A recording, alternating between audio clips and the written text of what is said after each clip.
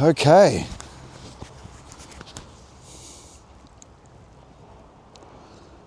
That looks to be coming through. Let's just double check it. Should be coming through. Oh, I can hear it, I can see it. All right. Okay.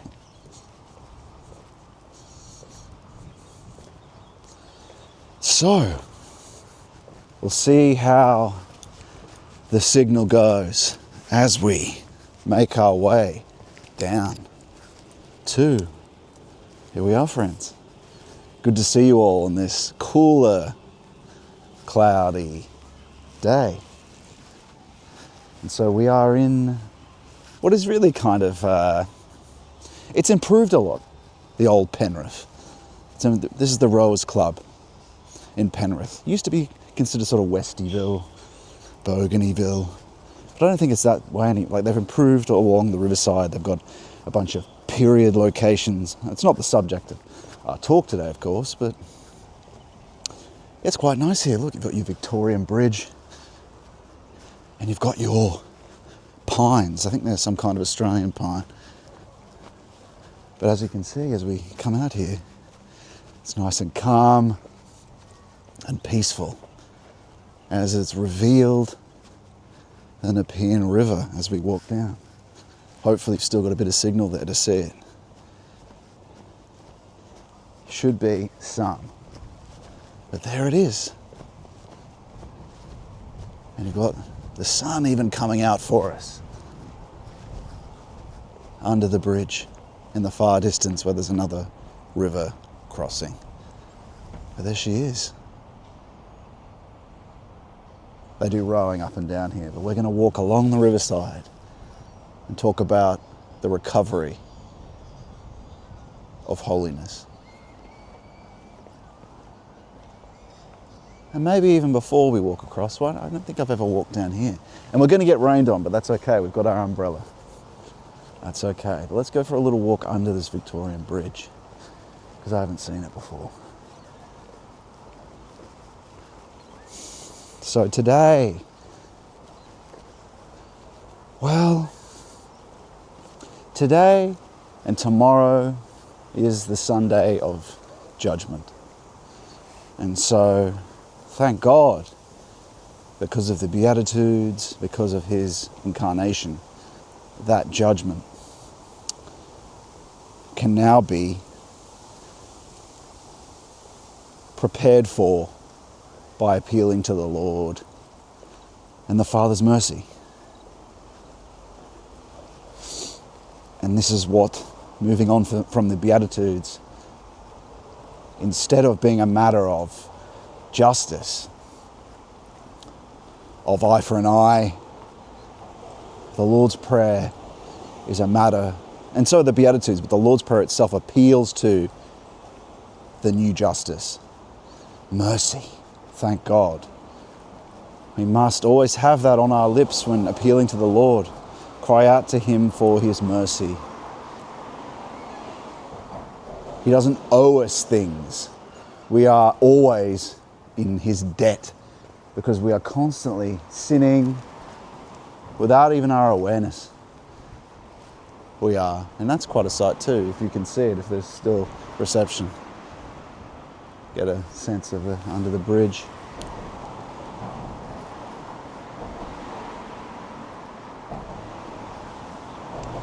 Not only are we constantly ungrateful for all the wondrous, as St. Maximus talks of, the 7 spirits that are sent to us, even without our awareness, if we're not practicing hesychism, we fail to thank him for it. So there's a whole structure above our heads of virtue. And what are they? One of them is the impulse to do good. The other, the spirit of impulse to do good. The other is the spirit of rejecting evil. Another is the spirit of, speaking of technical things, as the train roars past, as we say the spirit of evil rejected. The other is the spirit of cognitive insight. The other is the spirit of spiritual knowledge. Another is the spirit of spiritual counsel. Yes, we can be guided by him. We can ask questions through intuition. We can.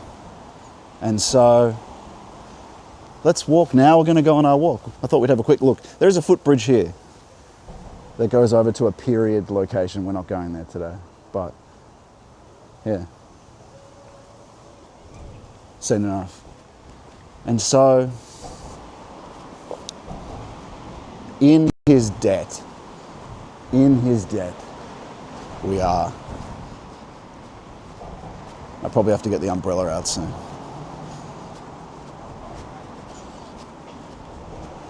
But how do we see holiness, let alone be granted holiness ourselves? We see it through, as the rain starts here. Well, the first petition of the Lord's Prayer, and each part of the Lord's Prayer is a petition.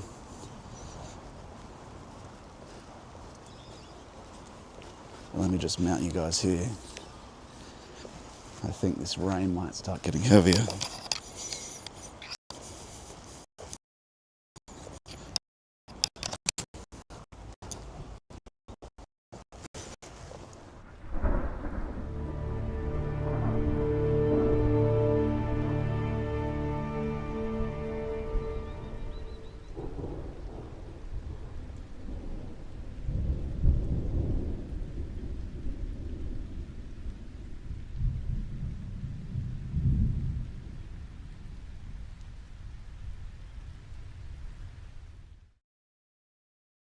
Is all about seeing holiness. But we have to recognize what each petition relates to. The first three relate to let me just put you back on here, the rain is getting heavier. The first three relate to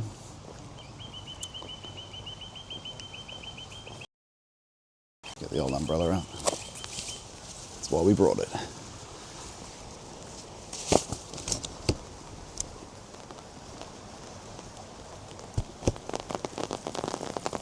Perfect timing. Okay. The first three are about the sacrifice of thought, feeling, and the will. Now, hallowed be thy name is a petition for something. It's asking the Lord something. The Father something. It's asking the Father something.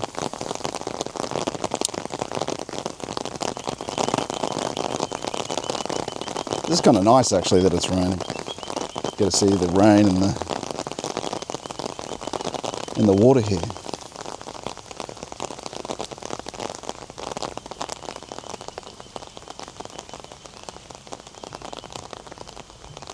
And so, isn't this, look at that, it's quite a misty looking, nice looking pathway ahead with these pines. And so the Lord's Prayer. Hallowed be your name. Asking the Father for his name to be hallowed. What is a name? A name is mission. Now this relates to thought. Thought. So hallowed be your mission. But what is a mission? Because thought is connected to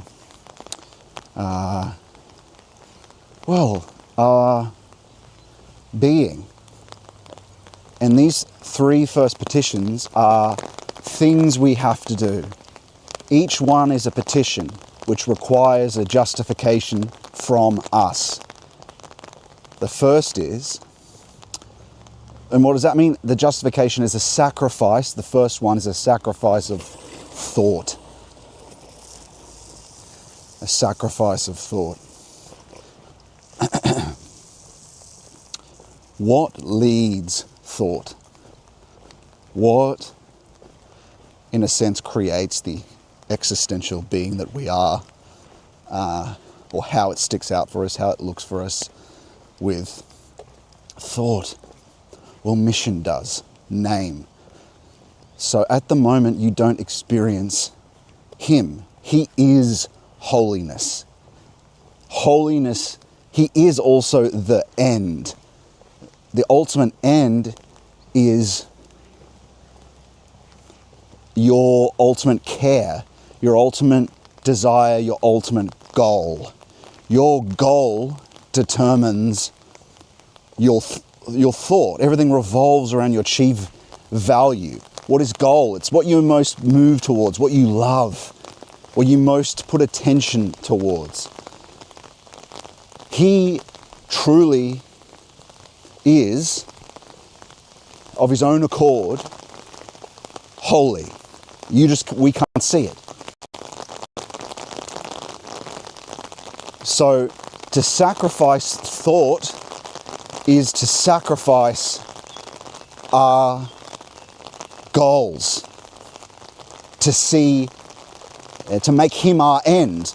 You know, like end. Well, the ends justify the means. Like the end, he being our end. That's what they mean when they talk about telos, purpose. So we're tied up with all these provokings of temporal world. This temporal world that generate and provoke in us desire and a goal later in life. So even Christians have assigned to themselves an arbitrary goal for the most part. So what helps with this, justifying this petition? Because by saying, hallowed be thy name, means I want to see you in your presence here with me. To like you hope, you pray, hope in faith that he'll be able to show himself as holy. And for everyone else too. So what helps with this? The sacrifice of all your ends, all your career desires. Abandon everything. Doesn't mean you stop acting. If you've got a job, you continue doing that, but you abandon everything you want and let go of it. Let go of it. And that helps sacrifice your thought, your intellect, to him. Because you're trying to follow and go towards him and make him your future. He actually is the future. So what we're doing when we're talking about this is helping us how to understand how to clear the fake future that we've put in the way. Interesting, you can see here. It's beautiful, isn't it, by the river here? You've got people fishing, fly fishing in the rapids.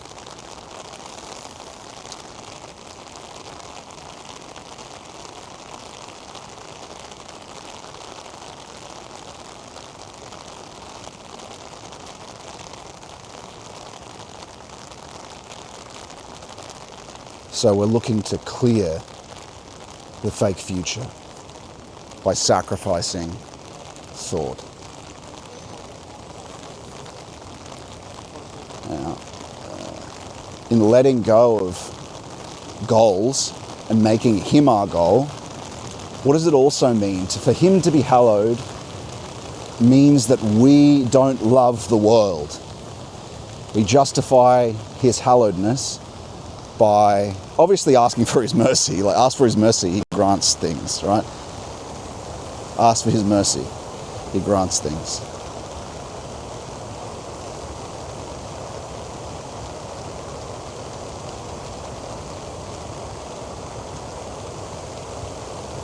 But his name, his mission, which is the end, his end, it all ends in him and begins in him. So if we direct and try and pray for him to grant us love of him, we're granted divine love. Eventually, over a long period of time. We're converting our chief goal to him by doing concentration without effort in prayer. We're practicing poverty of the intellect and thought by doing it. So we're also justifying this first petition of the Lord's Prayer.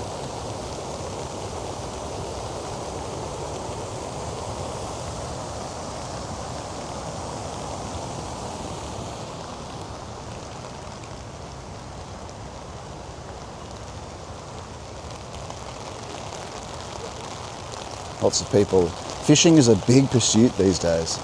Real big. Especially the young ones. They like it. It's good. I can't see it being a bad thing, right? Look at this. How good's that? Yeah, it's a good pastime. Promotes...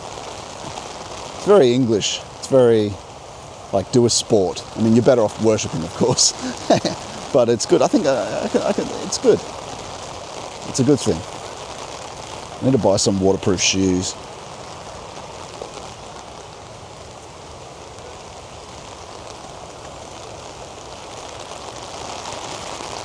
There's the rapids. There are some rapids.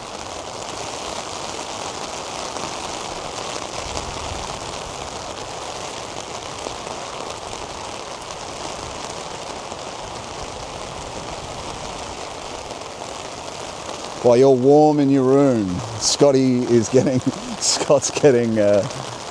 flooded, but that's okay. We expected this today. We even wanted it. It would be too hot otherwise, so very happy to be here. And we've tested it out. This is a good solution for wet weather version. We can operate in this weather, so.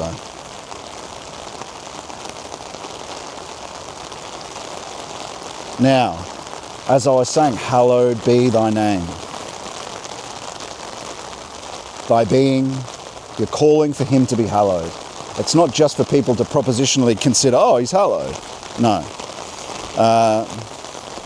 It's the things that I'm talking about.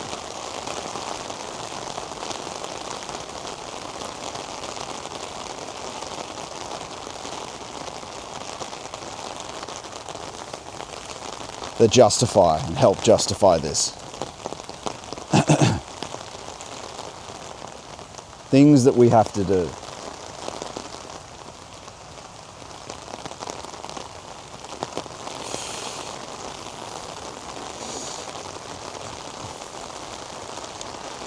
Now, another thing that can help with this and justify this. And so, essentially, let me just say, before I say that, through doing those things, through concentration without effort, through readjusting your chief love by praying for love of him, because he loves you and has loved you since before you were born, has only ever tried to bring you to him, to help, that allowed you your freedom, like the prodigal son story shows. He's only ever loved you. And we must realize, and we'll talk about this later, that the only true freedom is in him, because he is the only thing that is unbound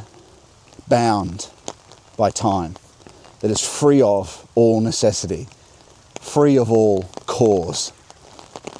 And so his plan for you, his providential plan for you, is the only thing. So when you are feeling like, oh, but I want that little cake here, I want that little cake, or when you're trying to, you've eaten a good moderate amount, all right, or some sort of lustful thing that's just not good for you. Understand that he is never oppressing you. He's only ever tried to help you. He just wants you to follow his commandments because they help you. They're designed to help us. Right? He's only ever loved you. He wants you to be free of the demons, which are they promise a fake freedom because they say, look, you can enjoy our food and degeneracy, right? But you're not making the choice. They are the people who provoke it from temporality. So the Übermensch, when he wants to self-will, doesn't get that everything that he is, that he desires, comes from here. It's only God that's outside of this. It's free, and knows what you could be. Incredible. There we are, a bit of a higher vista here over the river.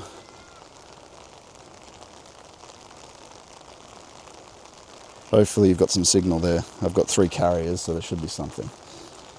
Give you a bit of a look here.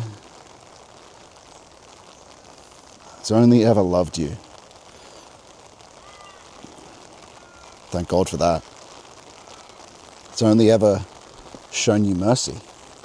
But you have to ask for it.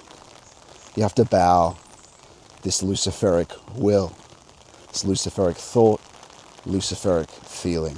And we'll get to what those mean and what petitions those are connected to.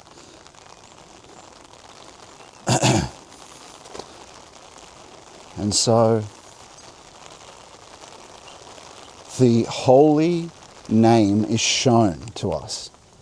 We pray for it. What that means is when holiness is present, well, it's in finality, he's present to you as a fact of experience, not as outside man, not as only in the ritual, deeper through hesychism, deeper than that. Deeper communion, where you commune almost unceasingly, but certainly during contemplation, certainly during beholding God, you behold God. And so we're praying for our love to be converted away from the missions, arbitrary, the names, the unholy names that we worship. So we are worshipping them and they're not holy and we don't see holiness. So we're praying for him to be revealed, and we're like, there's so much in this. We're praying for our love to be transformed to him, and that allows us to experience divine love, which is completely different from, as the saints in the Philokalia say, completely different from mortal love or love of the good. Higher divine feeling. And so that's the first petition. But another way we do that, that's the way of loving God that we should go first. We pray to love God. We change all our actions to prove, or to more. We change all our actions to move towards him in love, right? But what they do, look, we can't just we don't just do the Jesus prayer to make our life go better. We start doing all these things because we're trying to birth in ourselves and pray for an authentic, loving heart of God. And he'll grant us a divine feeling of a divine love. He'll grant it eventually. That's what we're trying to get, not make our lives go better. We're changing our mission to his mission, our end to him. And his mission is to bring us back to his end. Right? So when we talk about name and mission, hallowed be my name, it's our mission on earth needs to become helping others to, and we'll get to that in the last petition. Helping others to get to him. And so another way though, remember the Lord says love our neighbor.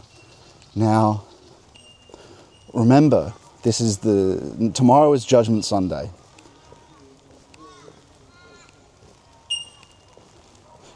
Tomorrow is Judgment Sunday. The Lord says, when you deny him, you denied me. More or less, I'm just very badly paraphrasing him here, but when you denied him, you denied me. When you were uncharitable to him, you're uncharitable to me. What does that mean? The Lord's name is in the ground of every human being. The root of every human being's psyche, unconscious, is below,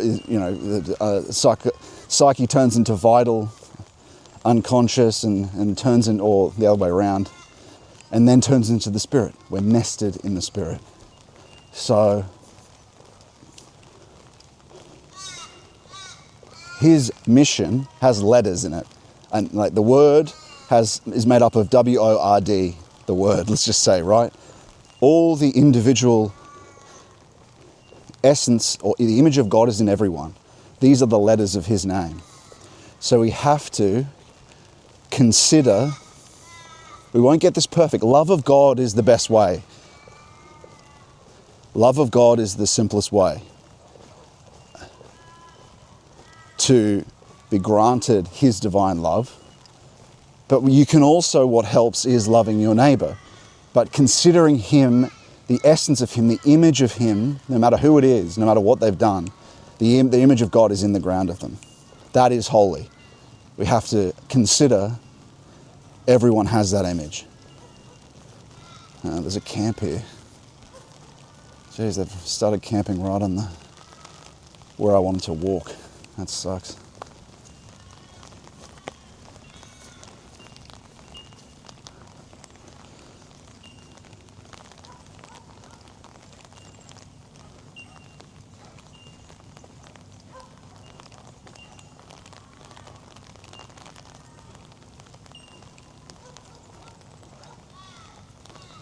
We can just go back where we were and go across the footbridge though, if we must.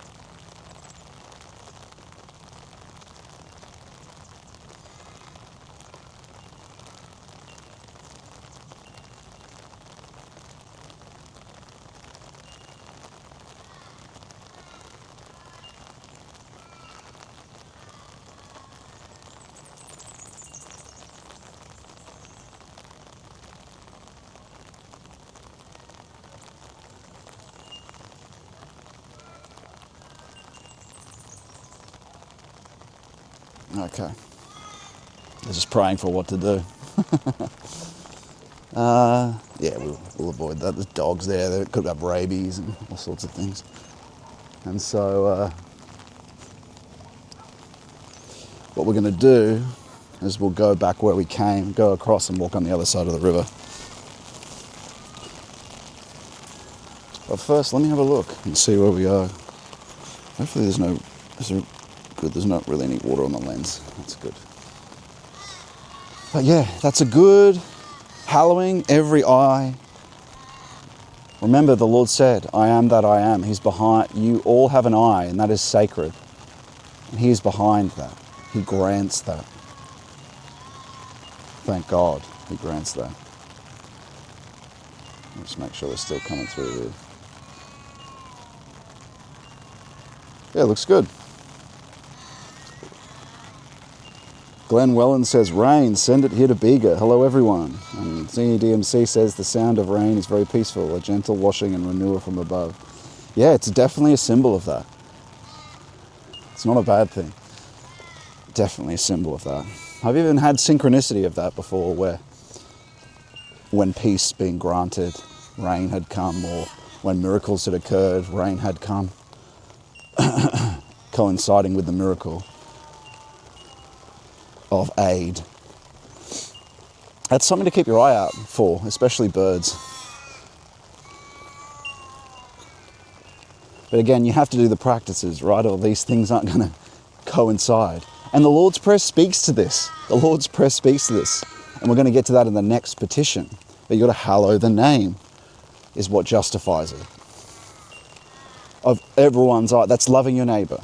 But, again, don't worry. You don't have to go to soup kitchens. If you have talents. The Lord says this. So you don't have to worry about just doing a generalized thing. He's got a plan for you. The main thing is that you learn and pray for love of Him. The reward of divine love, of His love of you and your love of Him, is the biggest gift He can give you. It's not, and I know it from because I felt it and experienced it at the ground of the heart. It's the greatest gift He can give you, and it's divine. It's not like any mortal love. The saints of the Father Clear say this, so it's not just me saying it. Now, that's the trouble, is that we go to a sermon and the sermon says love your neighbour and stuff, and it just seems like, oh, okay, we just apply this. Yeah, that helps. We just apply this mortal love. No, it's through concentration without effort, which eventually the Lord develops into contemplation over a year, a long time, right? A year. But just see where you are in 6 months, man, and total transformation will occur. So the key thing to get right is pray for faith, hope, and love. And the love is chiefly of our beloved Jesus. He's loved us always and just wants to help us be slightly better than what we currently are over and over and over and over again, right? Be better than our current best is what He wants.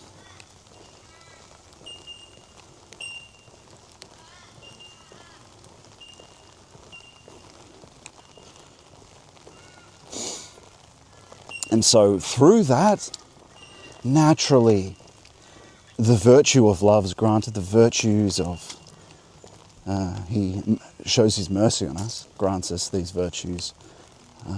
And we also have to put a little bit of effort in too, but grants us these virtues.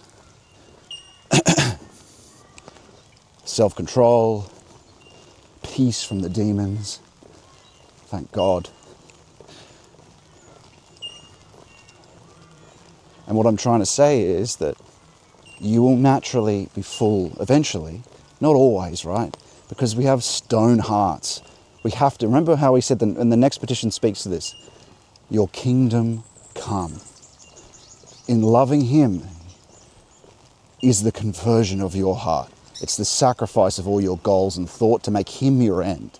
Make His love your end. Don't worry, your talents will be put to good use. Abandon it all for a year, everything, doesn't matter if you're Christian. Abandon the goal itself. Keep up your duties, that's fine, but abandon these goals you have for yourself. These are the fake future. And He will take you in a direction you haven't expected. If you're doing the practice, you've got to do the practice though. And this is what brings Him to presence. I mean, well, it doesn't. His mercy does. But it's our participation. It's something He requires of us. It's always His requirement. These things are His requirements. They're not needs. We don't do it. He doesn't need us. He requires us in terms of His reality, how it is to be. Now, with the second petition of the Lord's Prayer, we talked about the sacrifice of our feeling. Your kingdom come. His kingdom and the future of this mortal kingdom is His end, which means it's a kingdom of love. Not a cosmos of wisdom, but a cosmos of love is to come. For His kingdom to come, that also means before you can be granted the comprehensive vision that allows you to notice and confirm His miracles because He is the new miraculous agent, right? Satan was the low magic agent. He is the new miraculous agent that now is in full control of Earth. Before he waited until to prepare the incarnation, now he is the miraculous being that ingresses everything towards us and frees us from the pagans and their low magics. And simply the torture of the groaning of nature and the magic of, sort of like will magic, right? Frees us from these egregores, demons that are charged up. They have effects on the world, right? Belief has an effect on, will has an effect on the world. But it's nothing compared to the Lord. The Lord can immediately free people from the demons. Immediately. They fear him. Just like he's... Of course, you have to stop sinning. The only thing they can do to you is tempt you. That's why, right? He's got total power over them since the incarnation. And so... it's justified by this petition. Remember, we're petitioning him. Lord, allow your kingdom to come. What does that mean? It means you're asking for his miraculous intervention to be happen here for you. It's got to happen for you first before it can happen for other people. And so it begins internally. The harmony, as we talked about last week, the harmony that has to occur has to happen for you first. And the Beatitudes speak to this through blessed are the poor in spirit. That's through concentration without effort in prayer practices poverty, spiritual poverty. Even the saints of the Philokalia say this, is that Jerusalem isn't a physical place, it's the holy soul, it's the virtues, it's the faith, hope and charity of the children of Mary Sophia. That's preparing Jerusalem through growing towards the Lord, right? So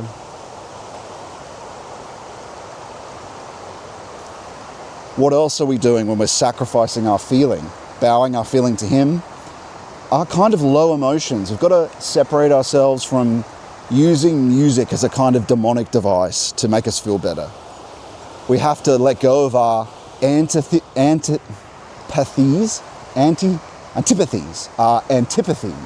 We must, our antipathies. We must let go of our antipathies and sympathies for divine.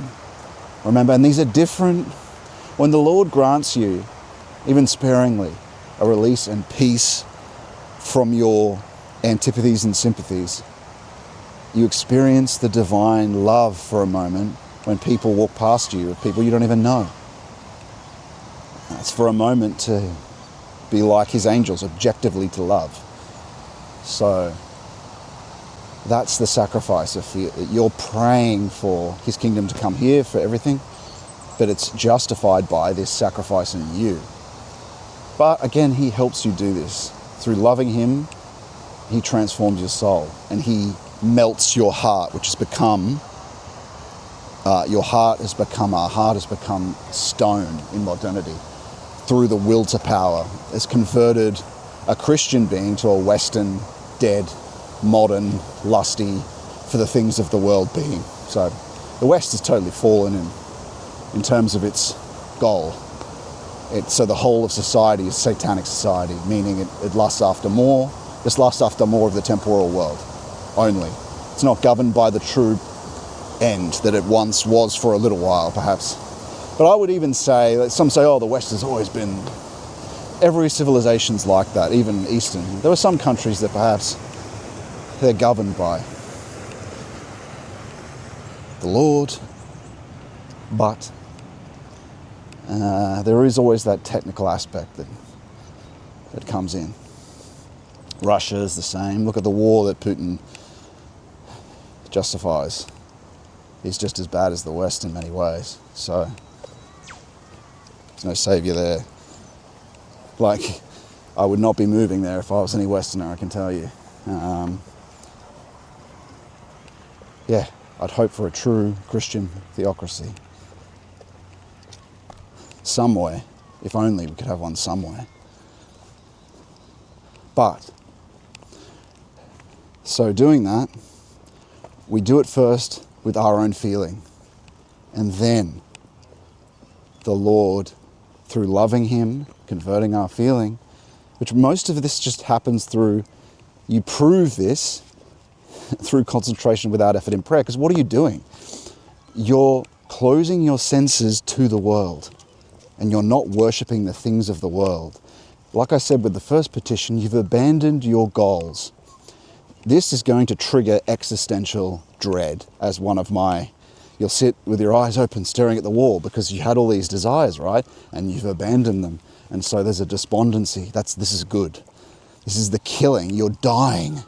Your will's being withdrawn from this technical being in the world, tied up with the things of the world, even when it desires to bring Christianity to this or that.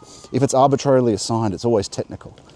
It's only later, once we've made the proper conversion, when we can actually ask the Lord if he approves our plans.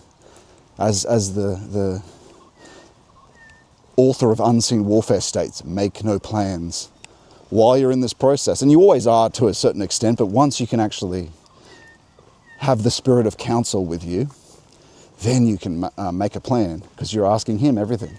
Should I do this? Should I do that? And so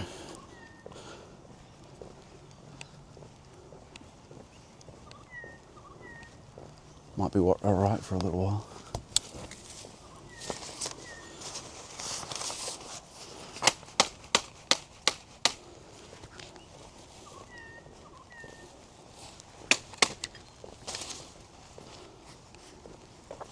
Yeah, there's a homeless problem here too. There are actually tents on this other side as well. I don't know where exactly they are, but there's a caravan park here too. But this is good. This is great, friends, this subject. Your kingdom come, the conversion of all feeling. Through the love of God, this becomes possible. So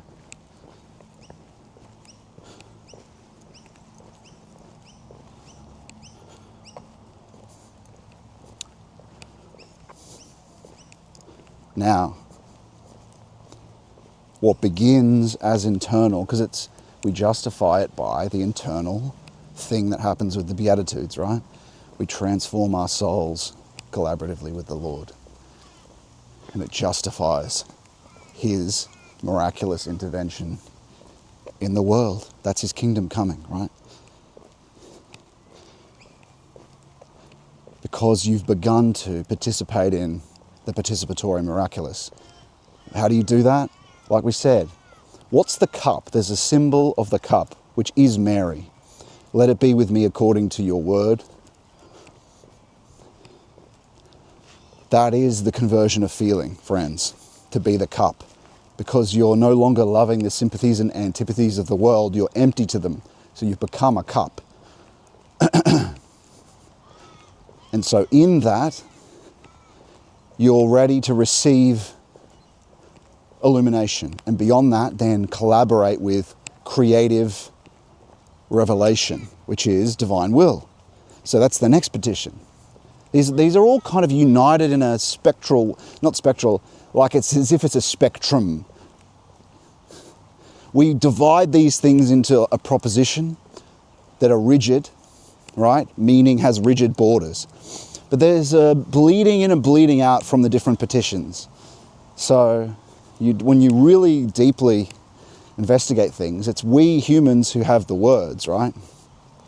The Lord spoke in the language he spoke in for our sake. His language is all at once. It's this knowledge. The Logos is not a human word. It's divine word. We can also experience it though, as it is, as he is, but that's what spiritual knowledge is. It's only through our study of more mortal work articulated by mortal tongue in collaboration with the Lord and with the hierarchies and Mary in genuine inspiration, then we can articulate the spiritual knowledge that's granted to us, the actual Logos that's granted to us. Thank God. or else we couldn't help anyone with it. We must also know the mysticism we're granted. We must also know what we're going through. Not only do we experience, we're going to go over here, friends. So we'll cross this nice bridge, which is good. I wanted to kind of go over here anyway. So, and as you can see, there's more people sort of, I don't know if they're just fishing, probably just fishing, but it's quite beautiful in there, but we'll go in. And so the kingdom come, justified by the harmony of inner soul first that the Beatitudes speaks to. That's what, like, you got to, like, and of course there's this much in it. Of course, it's the Lord. And it's the one prayer he grants us in the gospel. Of course, naturally, he has granted us many other prayers through his saints. We mustn't forget the tradition is genuinely him. It's the Holy Spirit. And so the Jesus prayer, man, incredible work is done, just like I'm unpacking some of the Lord's Prayer. And this won't extinguish it either. Every time I've thought about it, there's more that comes out of it. But, good, there we are. You can see me for a bit. How are we doing there? Looks good. Look at that. We've already shown this when we walked up the first part, but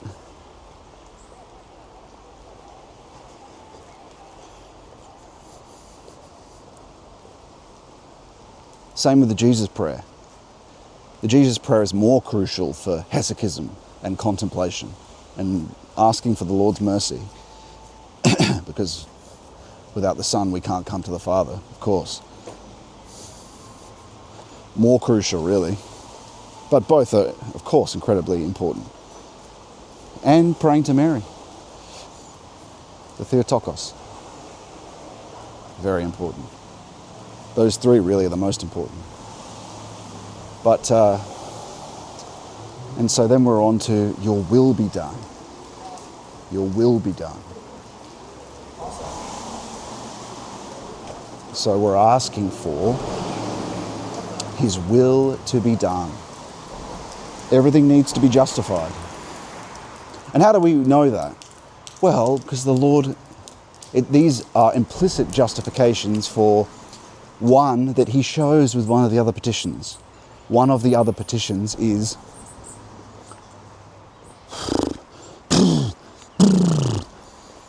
just loosening my, it's an old drama trick to loosen your face if you stop being able to pronounce words properly.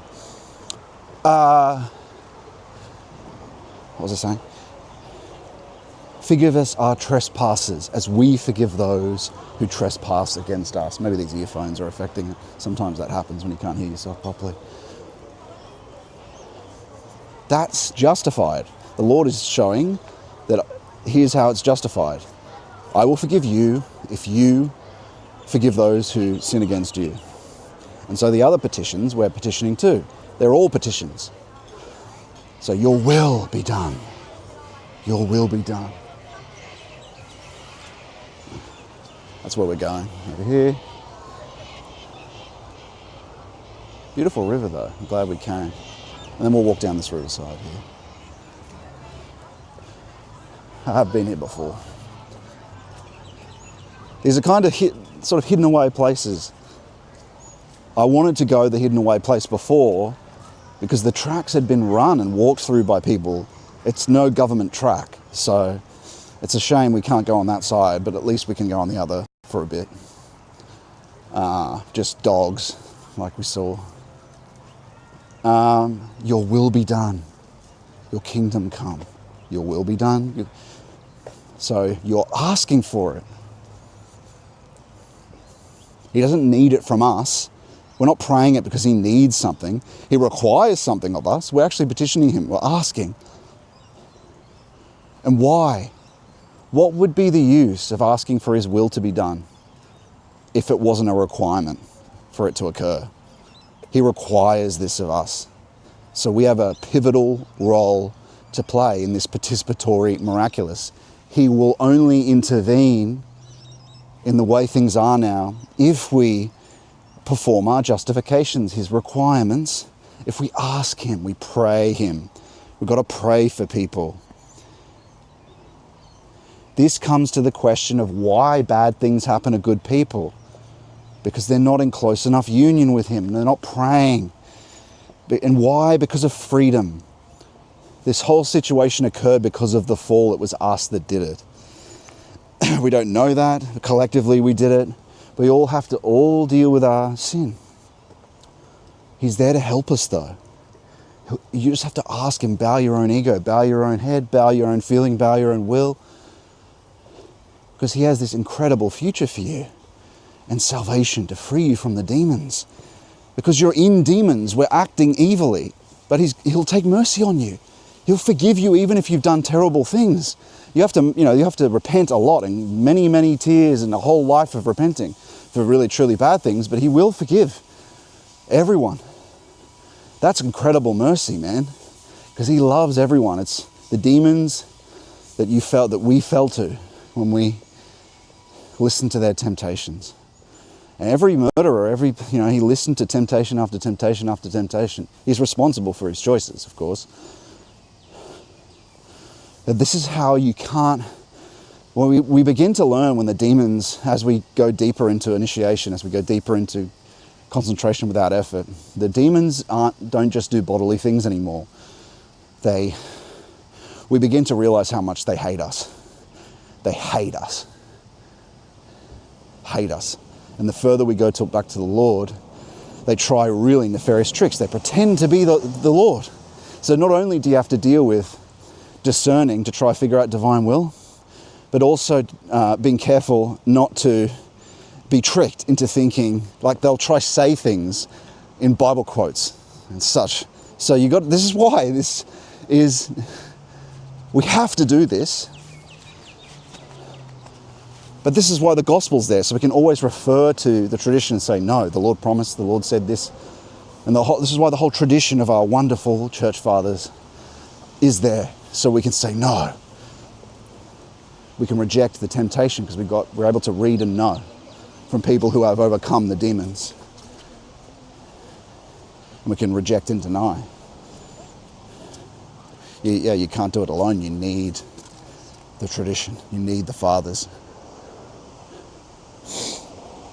And so, they get more. The point I was simply making is that the devil, Lucifer, I know there are some prominent black occultists, I'm not going to name them, who don't name themselves as such, but they dally with these things. I talked about this last week. It's said that Aleister Crowley said when he was dying, I'm perplexed in much anguish. And this is because the demon of pride allows for the withdrawing of the lesser demons, because he's waited the whole life of that person and puffed them up and made them feel like they control the demons with their black magics. And then when they die, they immediately withdraw all the control, and Satan's right there to take his victim for slavery. And that's why he's perplexed. Anyway, if that's true and he said that, and it does seem right, what's that? It does seem right.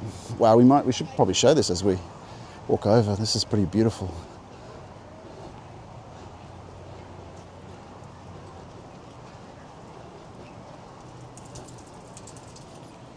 And so, your will be done.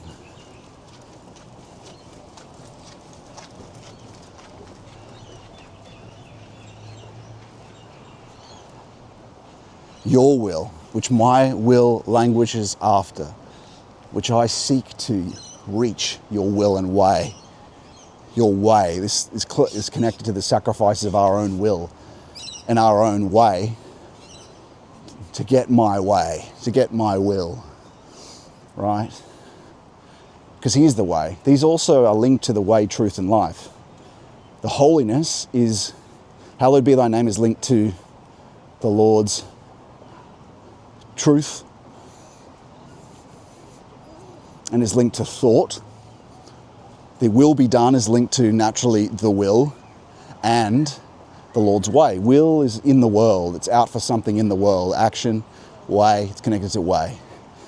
And life is connected to, naturally, feeling. We just mentioned earlier. And the kingdom is about love. The kingdom of love, not the cosmos of love, not the cosmos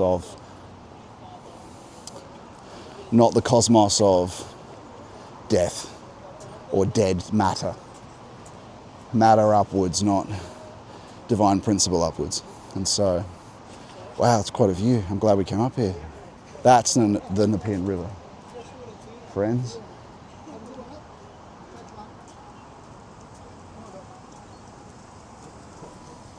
Decent Riverside properties.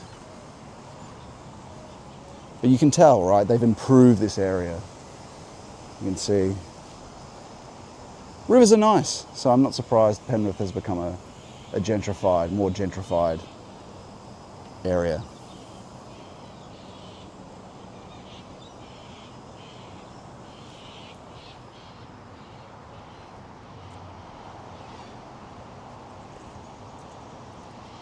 Wow, looks good on camera from what I can see.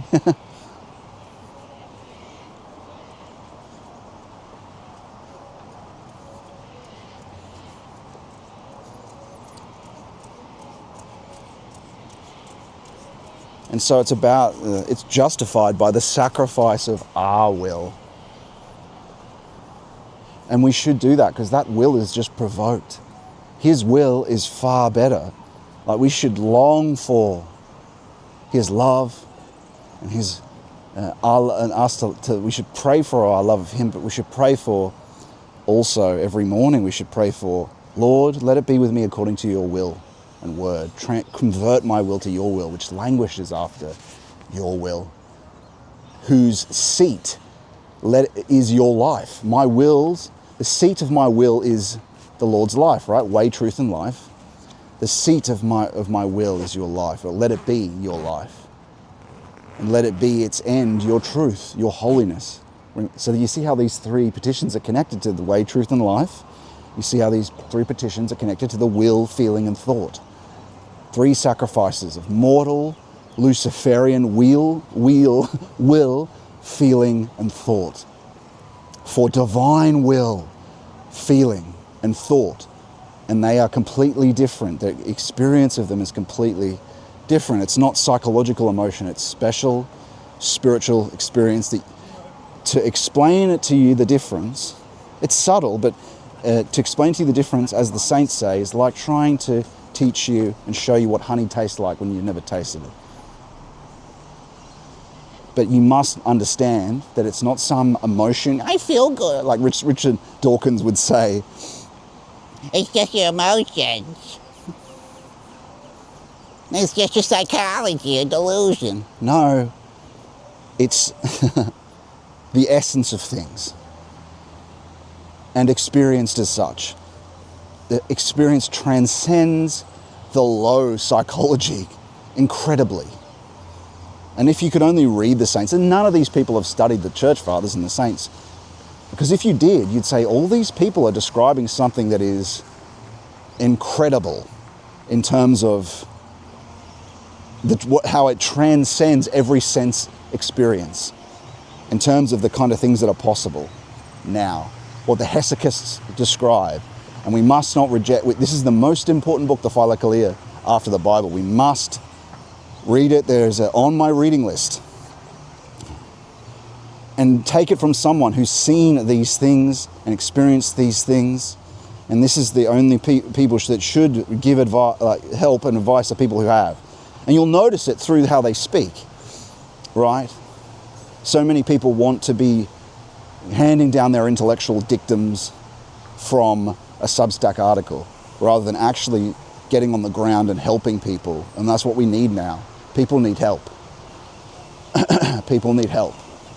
Not another Substack article. Some of that's necessary. Sorry, I'm getting a bit competitive and I'm feeling that that's wrong. So we'll stop there. That's the spirit of combativeness. I'm tempted too, my friends. The spirit of combativeness. And so we might as well walk through here and then down under the bridge. And you can see, look, they've gentrified a lot of it, right? There's people turn up well-dressed and in their nice garments and makeup.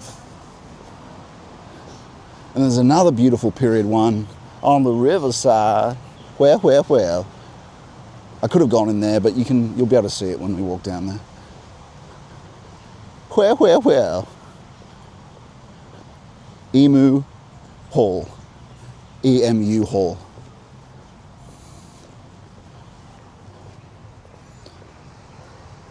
And so bless all those people that I was combative towards just then. And that's true in the sense that the closer one comes to Christ as a fact of experience and the ground of reality, as a contemplative beholding of God. I'm trying to use these words to show you it's not an abstract or even an extrasensory closeness, as in it's not like an apparition, which would be at a distance. It's the intimate root of the soul. Christ joins one's being, enters one's heart. The closer that comes, one realizes that one can't really even judge without Christ, and shouldn't. He's the only true judge. We do the best we can, of course. And so you've got to be super careful, right? Because in incompetitiveness, what I've learned over this process is that he doesn't want for us to be, oh my gosh, my feet are going to get drenched if I walk this way. I don't know if there's a path through that's, I might have to try go through the building bit and then walk down the other side or through the caravan park. Yeah, I can't walk. I mean, I'm just showing you here where I was thinking of walking through here. Oh, unless there's something just there. Ooh. Okay. No, doesn't look like it. Unless this is a path, and I don't think it is. Oh, it might be. Hang on. It might be. It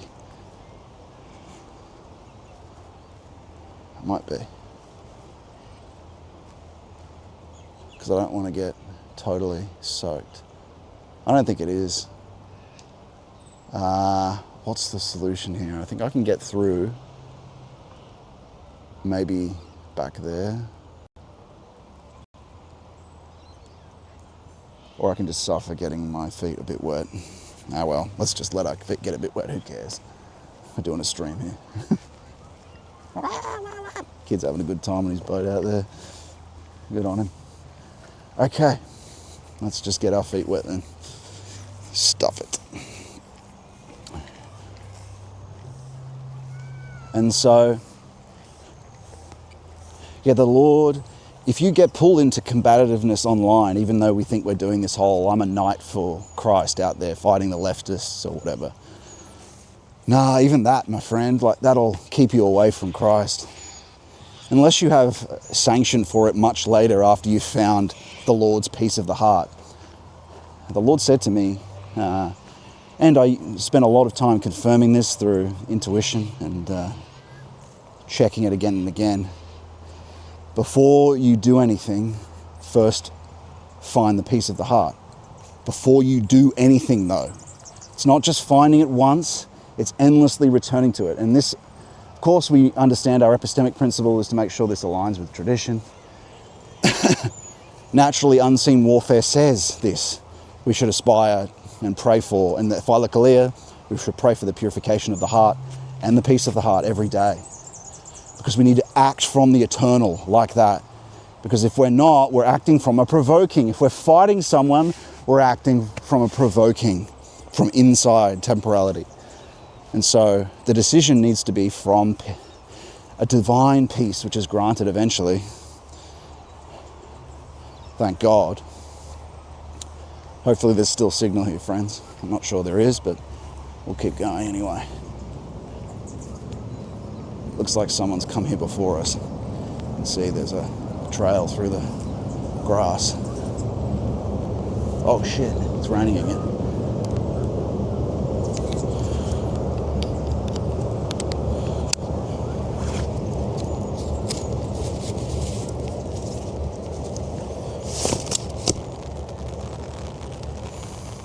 Bit of water on the lens, I think, isn't there?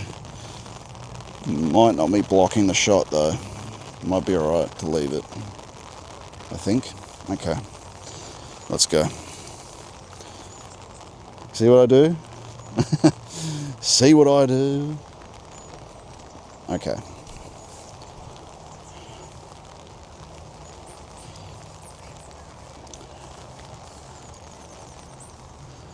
And so, when we're combative, we get provoked, it enters our will to get revenge, right? We have to sacrifice that continuously to him, to return to his peace and act from there.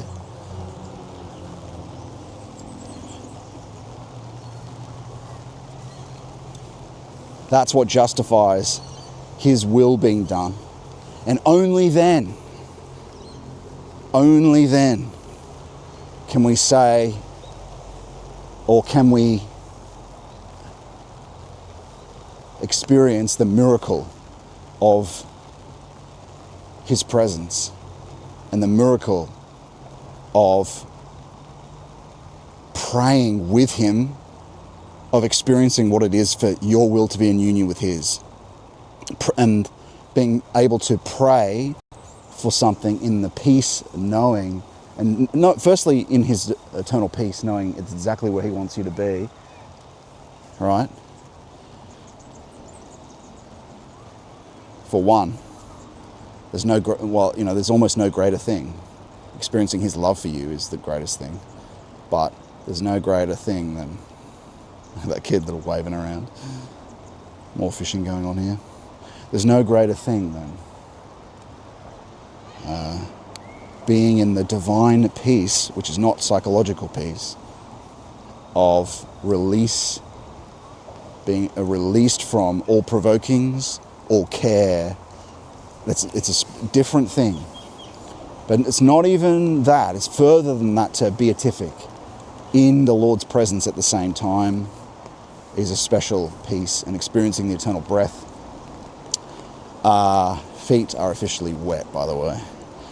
And so, here we are. We'll go onward. Hopefully it's still coming through. Probably not a good place to check, because there won't be any signal down here, but I might just see if I can have a look. Yeah, I'm not getting anything on my phone, but I bet one of the transmitters is, so you guys are getting the signal, I think, probably still. So let's continue on here. This might be a bit difficult. I might end up stepping in the water, but let's push that back.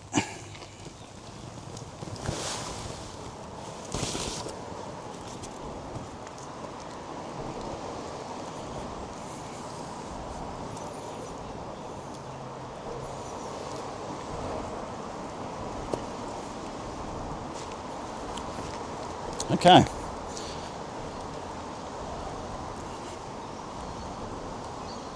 Now we're in a place that is not a footpath. This is locals area that I discovered once when I came out here. Not on Google. Now, and the other gift is seeing the things we pray for, especially when it relates to the Spirit, having the Lord speak through us, having it help other people, answering our prayers, showing, because we've aspired to his will, followed his commandments to help bring ourselves into alignment with his will. Because we've done that, it's a bit of a mess in here, isn't it?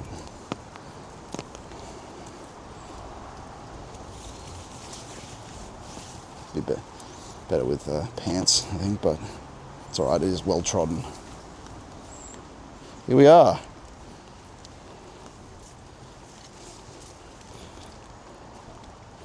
All right, step one complete. How thick is it going to be?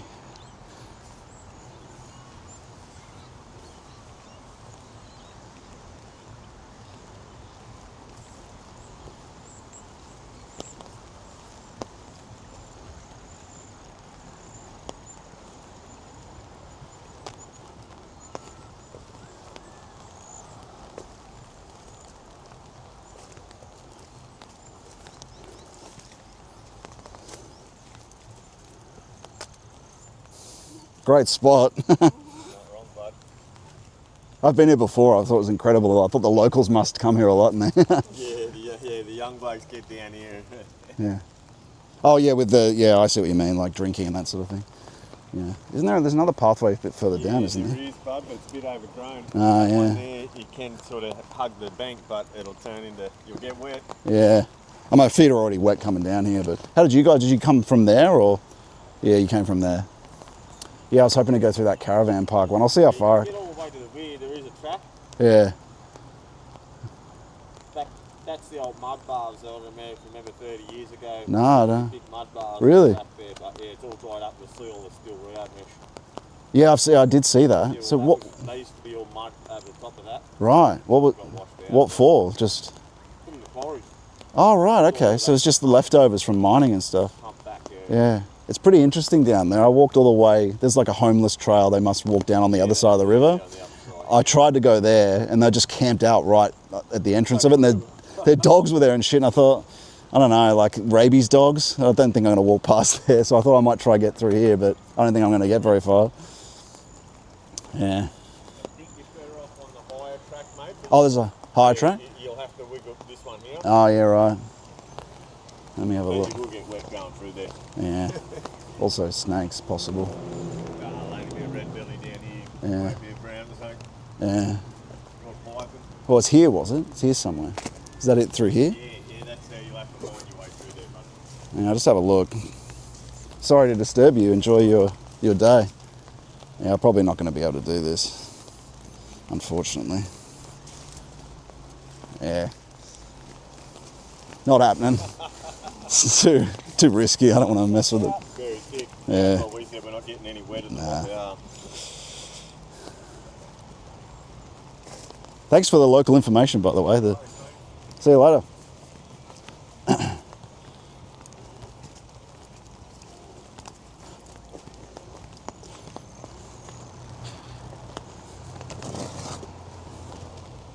Fucking thanks for the local information. Sound like some tech person, like who's categorized locals, you know what I mean, under some term, some Google.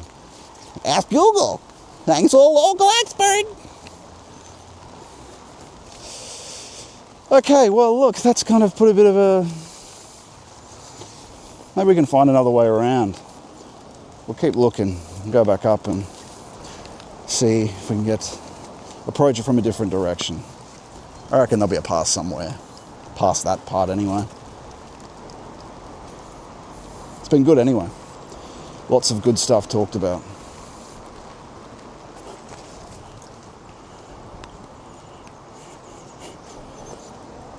See, it's the simple things too, right? People don't realise what they have. They got a lovely little spot there, obviously disturbed by me, but, people don't realise what's around them. The gifts.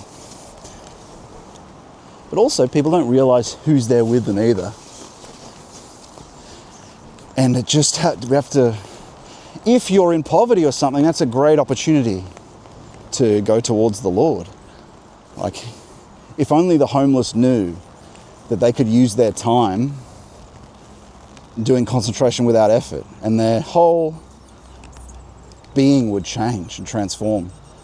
If only they knew. Not in the sense of evangelizing, handing out Bibles to them. I mean, that helps, and that's a really good thing to do, but if they just knew that they could just concentrate and pray the Jesus prayer, and the Lord would reveal himself to them. That's the greatest gift, friends. Nothing of the world. But that's what the petition of the will is about. It's about letting go of the temporal desires for another will. And the gift that comes from letting go of the passions and the provokings of a will by surrendering all the worldly goals to experience the death, a bit of existential dread and emptiness is good. Because that is the death of this false energy. Because that's what a goal is, right? A Jordan Peterson of goal is a false demon energy. It's a provoking desire from something that you might want as the liberal subject in the world in the first half of your life. I want this, I want that. Only very rarely may we take an influence from our angel, even as people who go to church. It's so difficult to know if something is our whim rather than the Lord's will. You got to put this time in. That's why the hesychasts put all this time into it. Do the concentration without effort in prayer, so you really can be certain. Otherwise, you're really just most of the time following an arbitrary desire provoking from temporality, even if it's in the Christian hierarchy, right? There's such a worldly part of the church that exists. So, something to think about. The only true way to experience it is by understanding these things deeper and doing things deeper through what the Lord directs us to do, through concentration without effort in prayer, through hesychism. The reason why the Orthodox Church is actually so incredible, with its right before the Byzantine Empire fell, these incredible hesychasts, most of their theology came from the ground of mysticism. Their leadership are actually these monks who are practicing mystic prayer, are practicing and experiencing true contemplation. Thomas Aquinas is beloved by many, but he only achieved that after doing his work. Whereas Palamas and the hesychasts, they experience theology as it's supposed to be, as a fact of experience, and then from that ground do they ask the Lord, for one, but for two, they speculate based on what they've seen and felt, because they're in union with it, in perfection. So that's what a lot of that Byzantine orthodoxy is based on. It's not that there are no Catholic mystics. I'm pretty sure that their theology is not based on that. Like John of the Cross, of course, is experiencing the same thing. But I wouldn't say that, I think it was Leo who said that Aquinas is this is the church, this is the theology of the church. But he's it's Aristotelian, it's, again, beloved, again, a lot of truth, but what it actually allowed for him, it was the speculation and the careful love of God. It was that proved a preparation to open him to, near the end of his life, the experience of salvation and the experience of mysticism and gnosis. So it proved a preparation, whereas the hesychasts do it the other way around. They go to the ground and then from the ground. I'm not contesting Aquinas and, built an incredible cathedral. It just must be an icon, and the hesychasts know that better than anyone. That these things must be only an icon, and they should be an icon, not an idol. And they will become an idol unless you go the way of St. Dionysius and St. Maximus. And these are shared saints of both churches. Apophatic annihilation of all knowing of God. It's the concepts that we think we build up when we examine, and St. Maximus talks about this, I think, when he talks about examining creation can only get us so far. Examining, even looking to the essence of created things can only get us so far. Yes, the Lord's seen in that. Yes, we can speculate and see the Lord's work in it, but it's only through looking to the ground of things, through contemplation, that we actually experience him. And that's where the theology must come from. We experience divine theology as a knowing of the divine. Theology.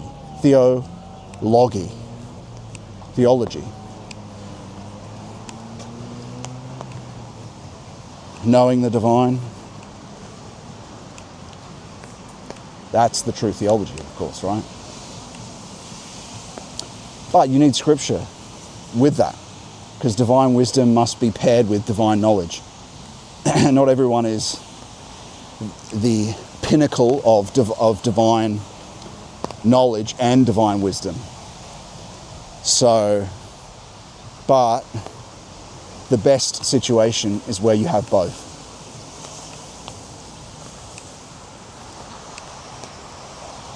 So I could try crossing the road.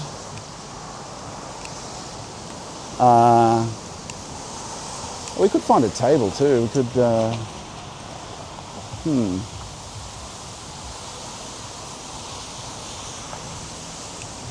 That was the end of my plans, really. I don't know where to go. Let me have a look.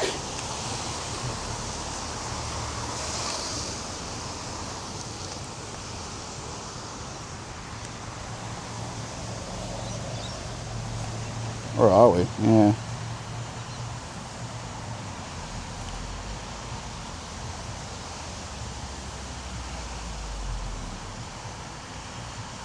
Okay, it's almost 2. We've been talking for quite some time. We could try get around that, or we could go up to the regatta centre, or let me have a look here. Or we could simply, we might sit down here. No one's going to come outside because of the rain. The umbrella might be enough to get a decent view. Yeah, this will be good, I think. We're going to do that, I think. Read our book and then choose somewhere else to go after that.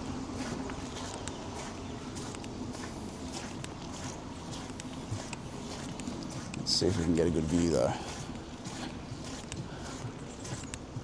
I'm not sure I want... Ooh, the music might get it. Oh, no, it's going to get banned on Twitter. I have to run away from that. Sorry, the stream will get... The music will get the stream taken out. That sucks, doesn't it? The stupid copyright filters. I have to flee because of it. I mean, we don't like music anyway, do we, friends?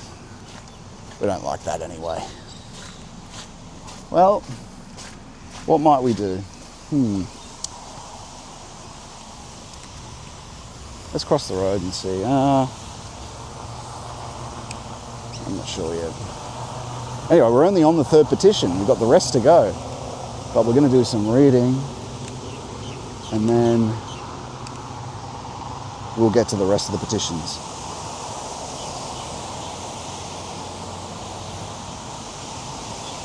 Road, caravan park. Yeah, I think we might just cross the bridge again. And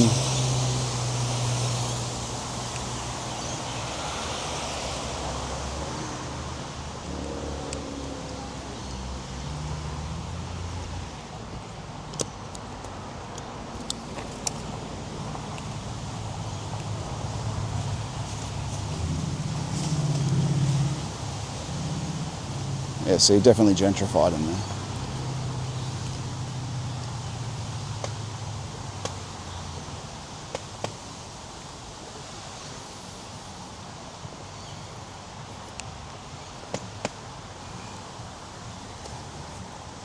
And the rain's starting again. Right as I put my umbrella away. There we go. All right, how's that lens? Looks good to me. Yep. All right, we'll find a seat over the other side of the river. And so we were talking about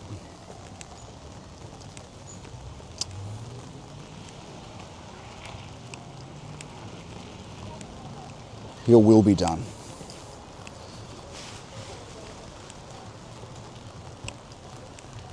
And like we said, it's a sacrifice, justified by the sacrifice of our will. And that's what we're after throughout this whole thing. That's what Jesus Christ was. The Son of Man and the Son of God. 2 wills. Being careful not to get the theology wrong here, but 2 natures in union.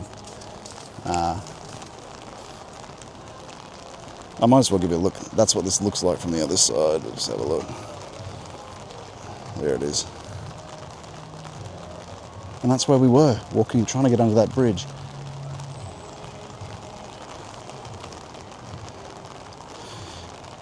You know you're in a Luciferic age when you just can't escape music anywhere. It's this fake spirit, along with the DMT, the Summer of Love, Eastern spirituality. It's all a Luciferic band-aid. Even at its quote-unquote highest, where you abandon the empirical self rather than ennobling it with virtues, you abandon your being here in the mission and name, and you abandon God to manifest the transcendent self. And this obliterates the person, right? For peace. That is also Luciferic, right? Because it abandons the mission, the first love of God. We don't get to experience the divine love and the beatific vision. And the rest of the divine beings, we walk away from it to try to escape from. Yeah, in a sense, escape from the demons, the woes of material being, kind of escaping from Satan, really. Trying to escape from Satan, but into the arms of a different type of demon, a different type of self-indulgence. Without virtue, without abandoning sin, without acknowledging and repenting to the one true God. That's what it avoids. They might have a certain scheme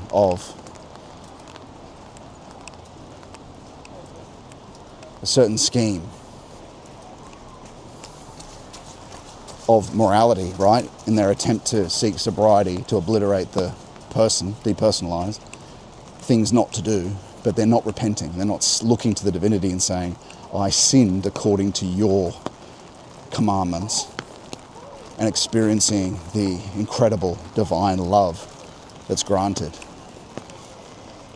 So, that they're given peace by the obliteration of this person. But again, like I said, it abandons the whole reason that we're here to make up. We have to come back to him through his mercy, through our collective sin through Adam. And it abandons that. I mean, that may have been appropriate in a pagan time, but the true master, the true initiate, the true initiator, you also abandon the possibility of collaborating with him.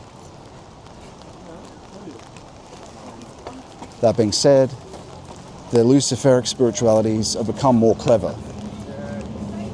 Either they mimic the criticisms that came from the 1900s and 1920s from the Western esotericists that showed, this Eastern is not, like, there's no perennialism, right? Steiner and Tomberg showed this. But there is and will be an Eastern response where they pretend that someone is acting in them, that grace acts in them, and they'll just, either it's a made-up thing, or if it has happened, the Lord, of course, is around the globe. Ever since he incarnated, it changes everything. He's trying to get Buddhists to realize. So you can't take later records on their face value, right? Especially since because they didn't know how to do this, right? But especially since they've taken on Christian values since, taken on Christian guise. But we know from the historical texts what their being is. That it's the world is sick and we will flee it. It's not the world is sick and there's a cure, who is Christ, who incarnated, who is God and the one and only begotten Son of God.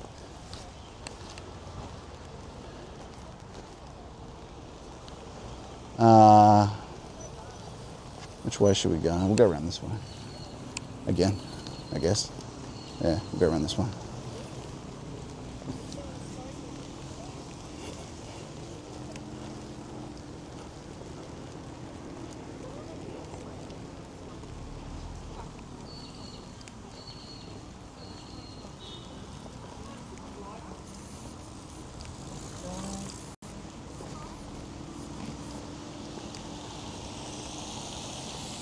Yeah, there's only one. There is only one religion, Everything else is not even a religion. There's one religion. There's one divine God. No one else is an ingression of a new value. Their avatars are liberations of their historical goods. Christ is no avatar. Christ doesn't liberate. He comes to transform the low demon values of a cosmos in woe with his treatment. He is the physician and the surgeon. Redeem you.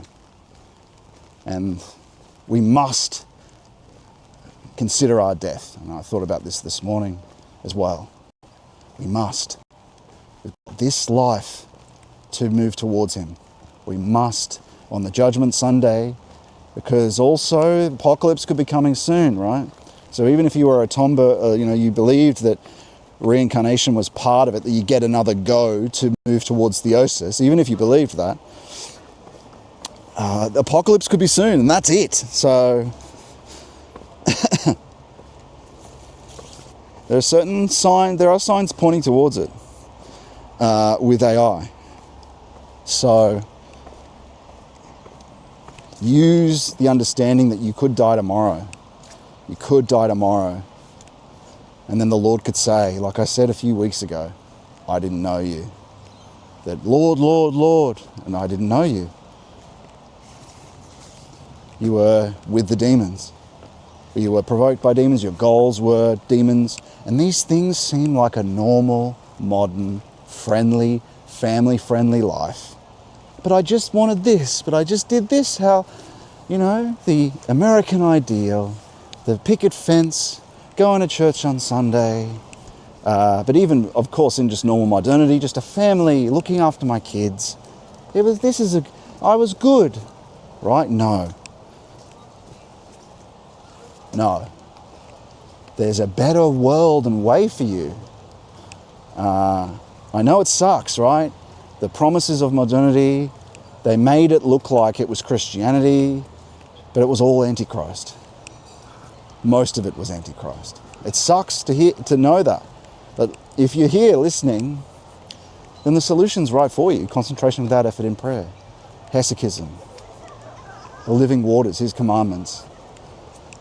Finding him as a fact of experience now before you die. So when you cross over, you've already crossed over before. You've already been crucified before. And that is a mystery that I can't talk of. I can talk about the mystery of the breath, but the mystery of the heart, of the depth of participating in revelatory grace through the breath and the influence of the breath. But beyond that, well, all I can say is what the hesychists say, is that eventually, through the Jesus prayer, through grace entering the breath, through changing the breath speed, then the last thing for you to do is to be crucified like Christ. And it can only ever be said as a symbol like that. It's something for Christ to share with each person. So, do it for a year, friends. Concentration without effort in prayer. Start with 6 months. See where you are after 6 months, guys. Abandon your goals. Obviously, keep where you are. The Lord doesn't want you to stop working or whatever. But just all these lusts after things of the world, walk away from a goal schema you had for yourself, and then see where the Lord leads you.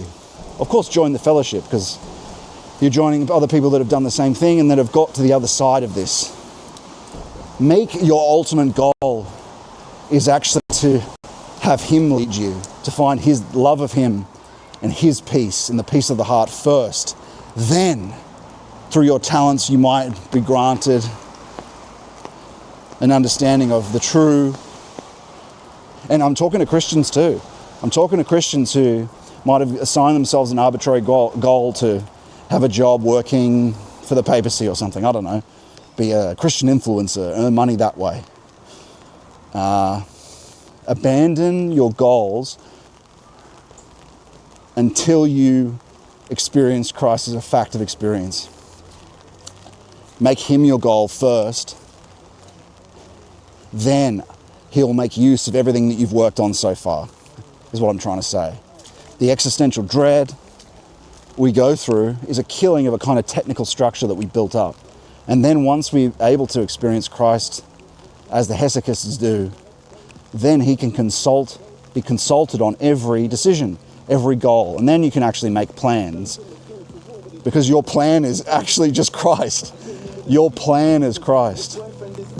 Because okay, here's another thing too, right? Is that this speaks to a kind of,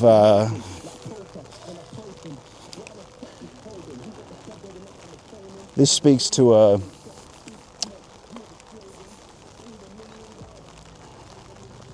the next petition. Give us this day our daily bread.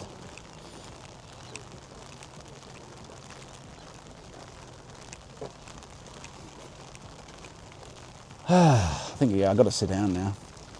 But we need to find somewhere maybe under a bit of cover. Which may be up here, we'll see.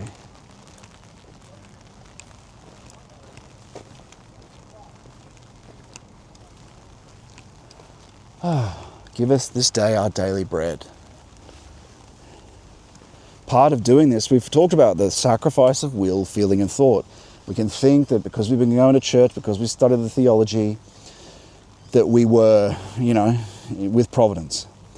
But it's so easy for that to just be a technical, another form, which is kind of antichrist in a way.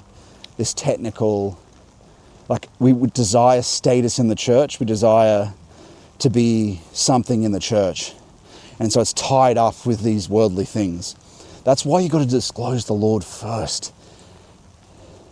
Abandon the technical structures you set up for yourself and goals, and then you experience a death. This is the first death, the first crucifixion of the will that must occur. I'm not making all these claims from just a pagan perspective. What do you think the hesychasts are talking about? They also went to church.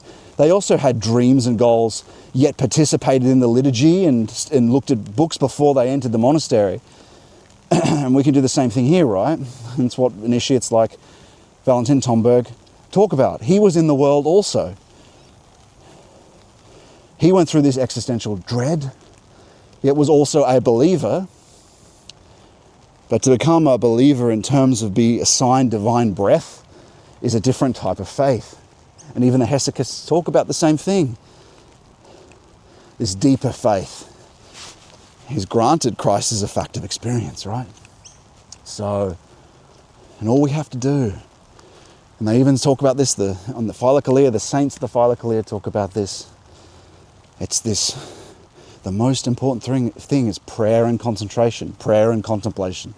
Concentration transforms eventually into meditation, which is thinking in the presence of God. It transforms into contemplation, beholding God through grace over a long period of time. It will transform into that. There's some other tables over here that might be good for our reading. So if you can, this is where turning stones into bread really does come in. We petition for the Lord to be our provider. Because the four temptations of Christ and the final temptation is a synthesis of the rest, to take yourself as master. Whoa, what's that? Listen to that, friends. That's high voltage sizzle. That's weird, isn't it? I mean, it's wet, I guess that's why.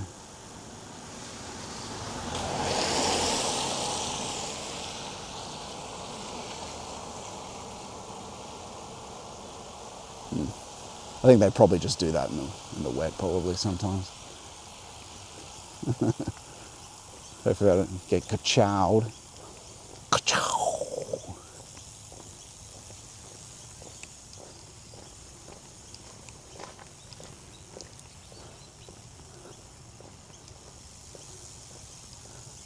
Anyway, we'll be past it in a moment. Keep going.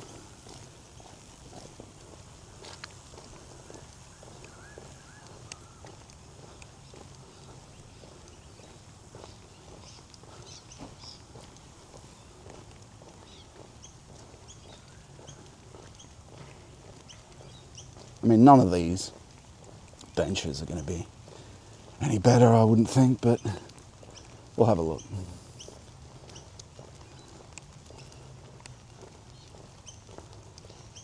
Have a look. What were we saying? This is key. Give us this day our daily bread. We have to come out of the temptation that we all have fallen to in modernity of turning our stone into bread. What does this mean? This is closely related to the sin of avarice. What we do when we set our goals and we use our intellect, we desire to have a retirement fund. That's going to provide for us. The money is going to provide for us. And look, this is all very normal in modernity. The money is going to provide for us.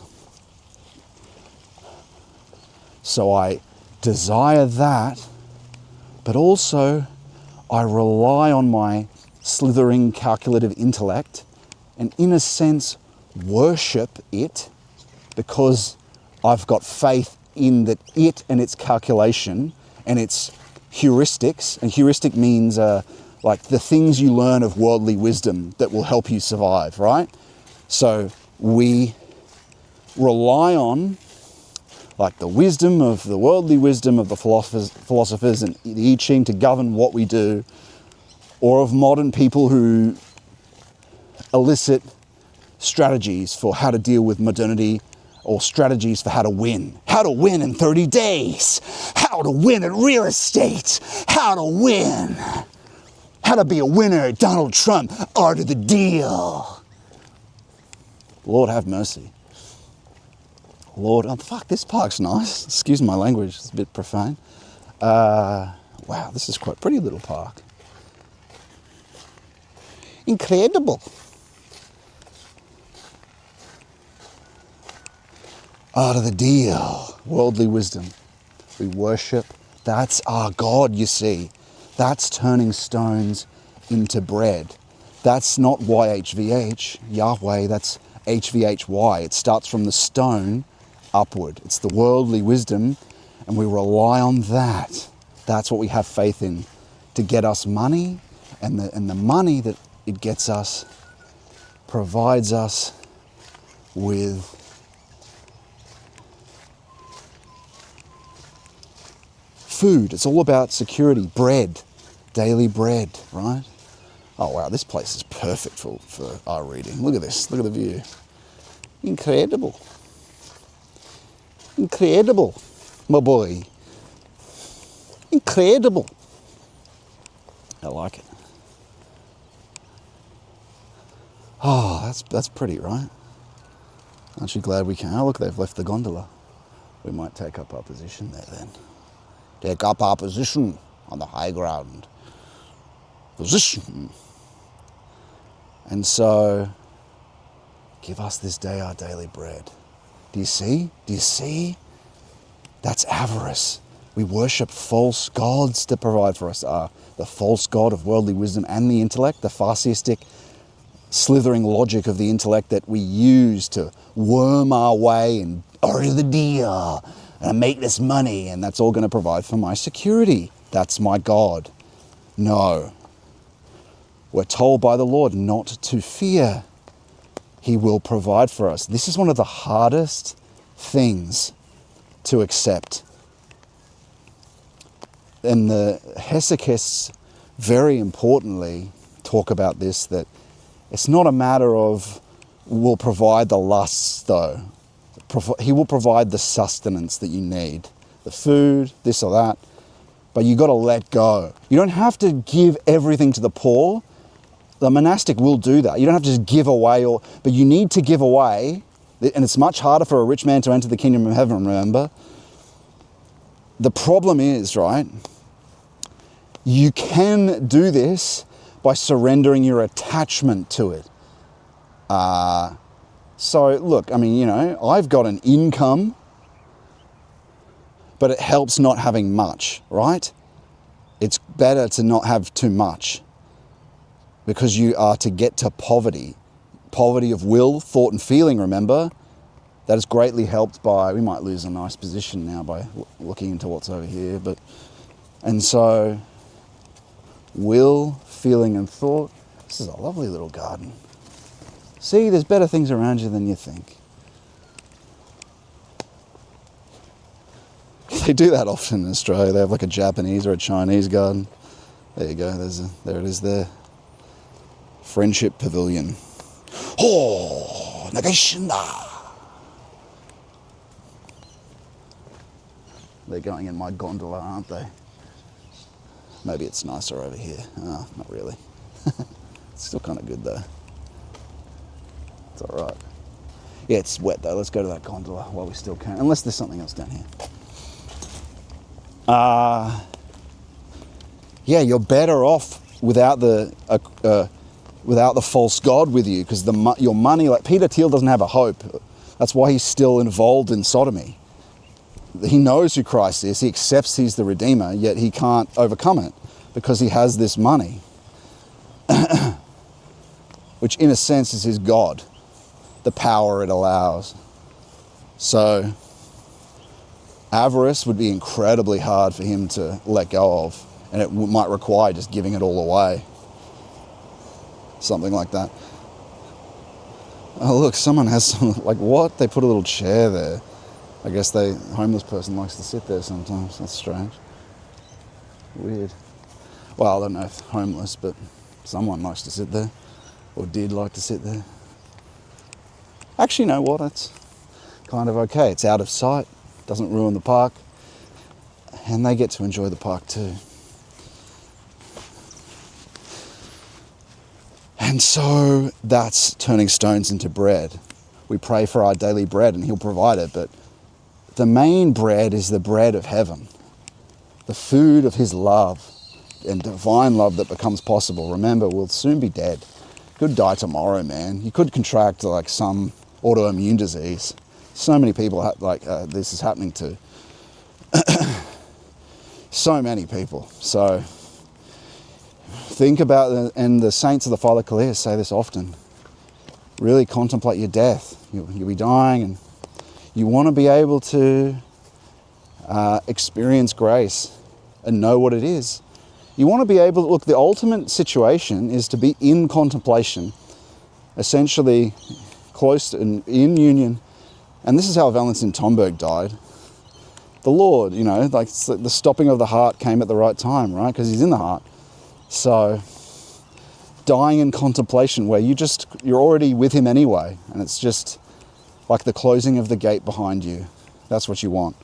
You want to be so used to being close to him that you want and long for. Back we go. Back we go to you. You were with us before birth. Back we go. Back we go to you. Long have we waited, and we get to return in full glory. Back we go. Back we go.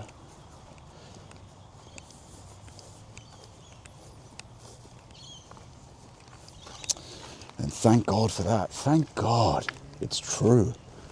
Thank God it's true. All right. Now let's find a view that's good for the background. Maybe that way will be good. Yes.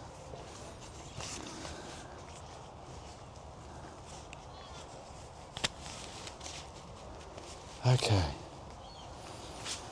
Thank God it's true.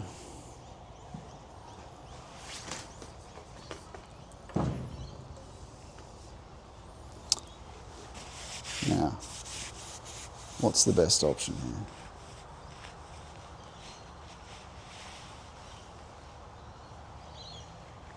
Well, we could do this.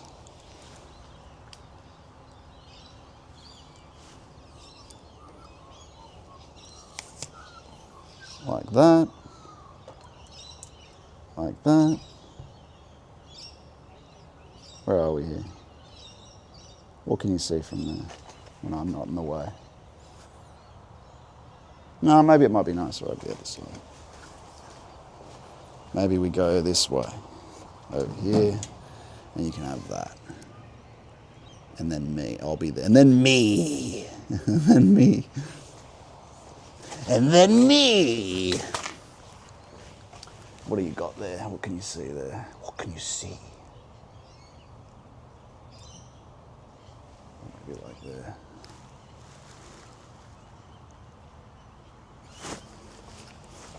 Or like here. And I'll sit over here. Maybe.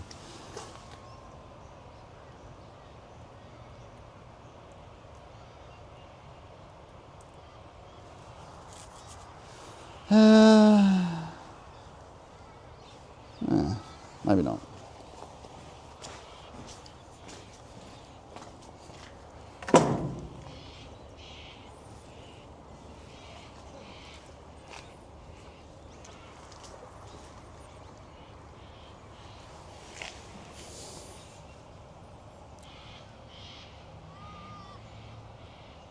I mean, that would be nice. This is a waste of time, I'm sorry.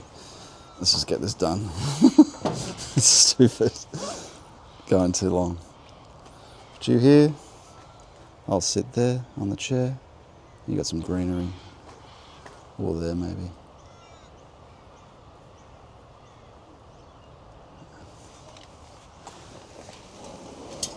And we'll sit here. How's that? And we'll have a book like that.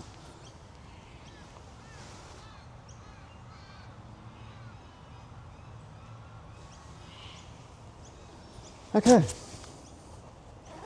Let's read our book for a while. I'll check the chats as well. My apologies. Everybody.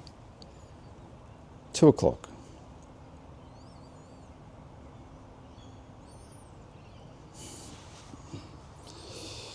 Okay.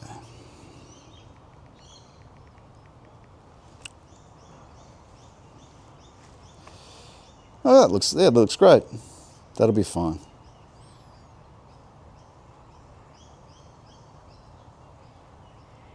Yeah, indecisive. When it comes to an angle on this stuff, it's hard to see the camera. So I don't really have the angle right. I can see it now though on the phone, so that's why. Peter Thiel relying on blood boys and false renewal and temporary life rather than the blood of the Lamb. Sad. May Christ save him from himself. Yes. It's such a shame. Someone who seems to know a little about this stuff, that he could have the life of Christ, yet what's going to happen if you just know him theoretically? You'll say, Lord, Lord, and he'll say, I don't know you. You have to know him. He has to know you. And as the Hesychists say in the Philokalia, he only knows you when you begin to experience him in the ground of things, when he begins to grant you the divine peace and divine love. That's when he knows you. And there is a wonderful magpie in response to our, well, we hope, truth.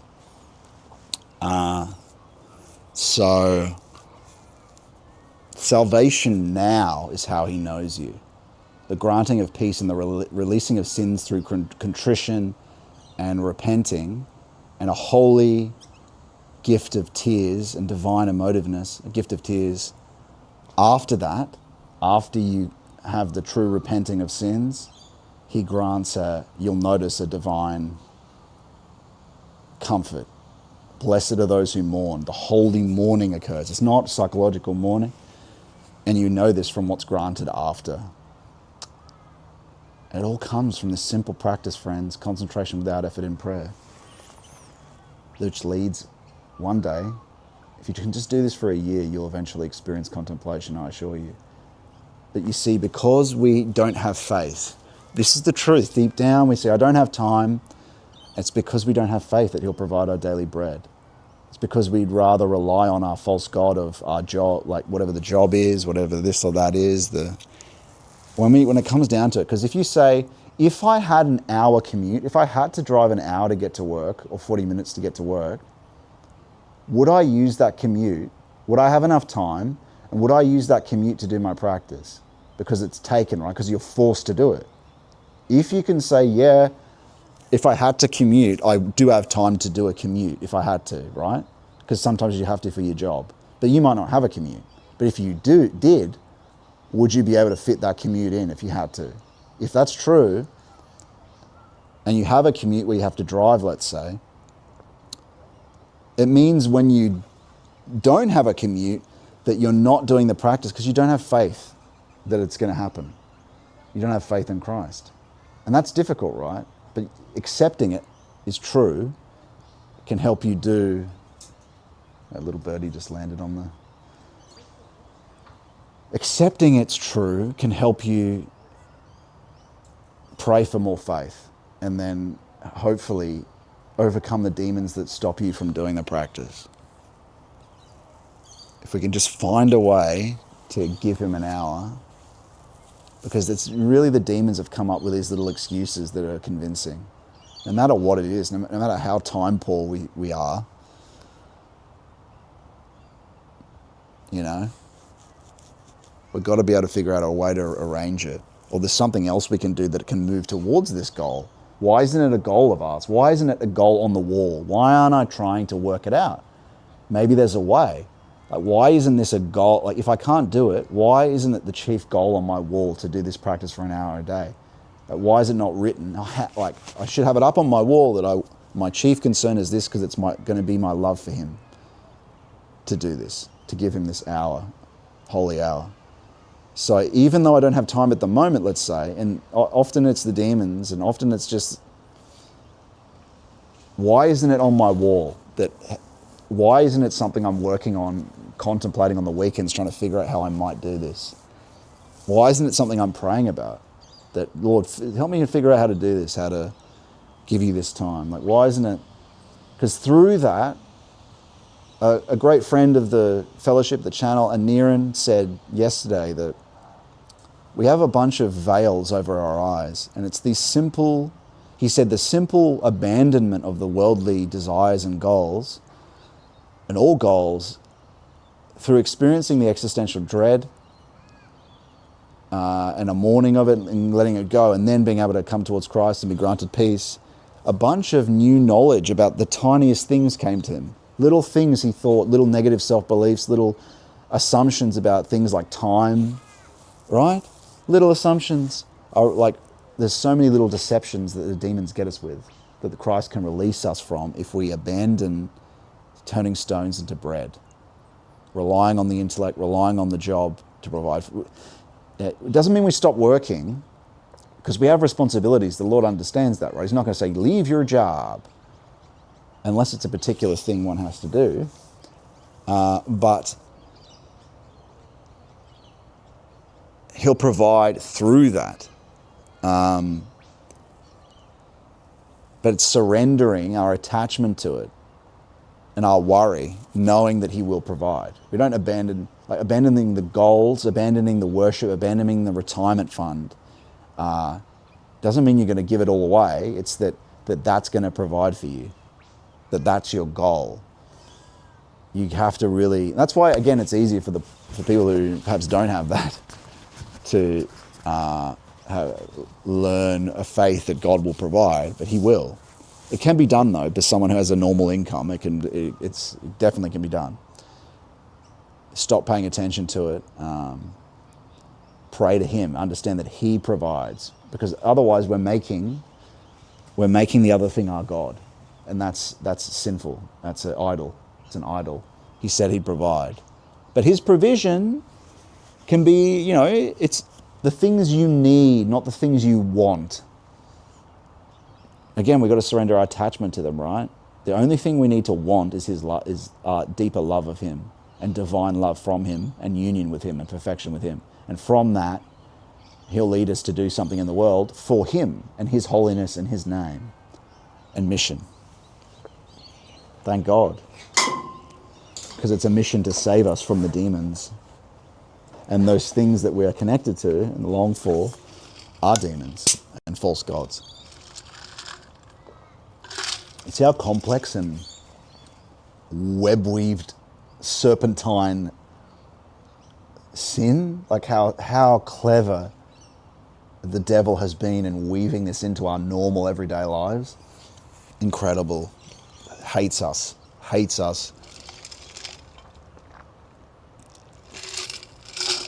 Incredible conniving will. Incredible. And that's why you got to learn to rely on him, because you can't overcome this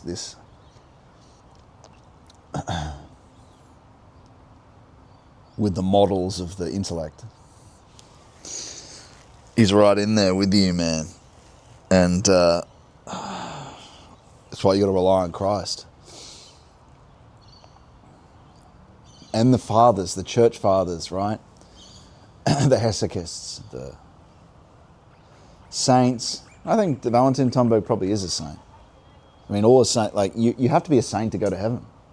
So, but that can be in a simple way, near the end of our life. But, yeah, I think he'll never be claimed as a saint, but he is one, I think.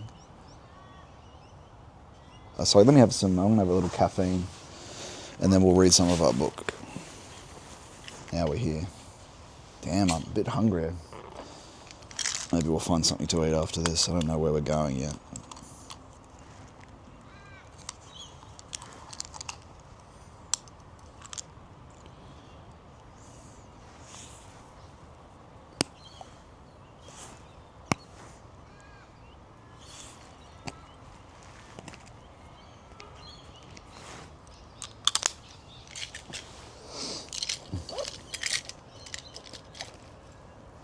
Okay.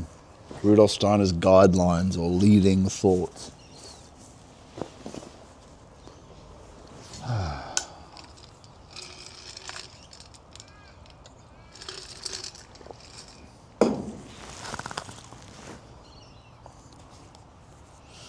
Okay.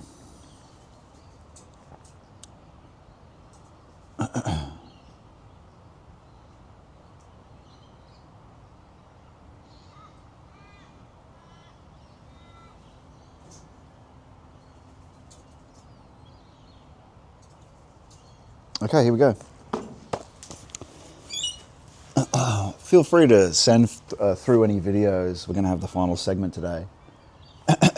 And join the fellowship at scottmanion.com/fellowship and join the Discord. And I see a lot of regulars, friends. Glenn, ZDMC, you guys should join. You'll get a lot out of it. You watch every week, so, you know. If you want to speak about something in the practices, I'm happy to do that as well. All the people that join, I say that to. But yeah, you should consider doing that. Those birds have found some bread. But I see, the regulars are listening every week. I think most of the time those people aren't actually members of the fellowship, right? So it doesn't cost much. Join up and participate. We have our monthly talk, and like I said, I can have a meeting with you as well to help with the practice. Because that's what it's all about. It's about getting practical. It's about actually doing the practice, not only listening. Though I know the natural impulsion of the Logos can speak through us and definitely helps a great deal. It has a kind of magic of its own, but it should impel us to act and move towards Christ as a fact of experience. Not only to read, not only to listen to content, but and look, there is a greater magic than this in reading the Philokalia, which is an audio book I have on the Substack. Subscribe to the Substack. And Tomberg's audiobook is there as well, for free. Two wonderful, miraculous books that will work their magic on you in a lesser way than the Gospel does, but especially the Philokalia. I'd say it's the most holy book after the Bible, is the Philokalia.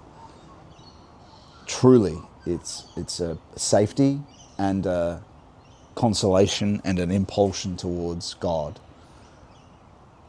And some of Rudolf Steiner's works are too. They're not only...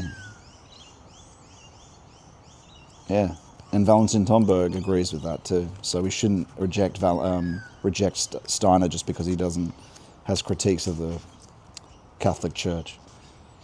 And for instance, wouldn't the Orthodox like that anyway? So they shouldn't, yeah. So yeah, on the Substack there's a post called Reading List, official Greenwood reading list.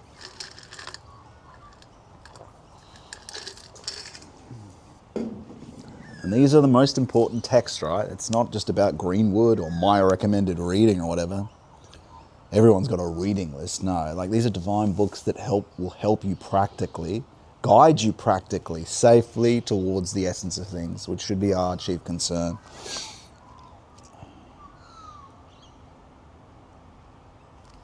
Now, have I read that part yet? Yes, I have. I'm glad I checked. Where were we? Now, what we're reading at the moment is, okay, this is called the Christmas Contemplation, the Logos Mystery. Let's continue.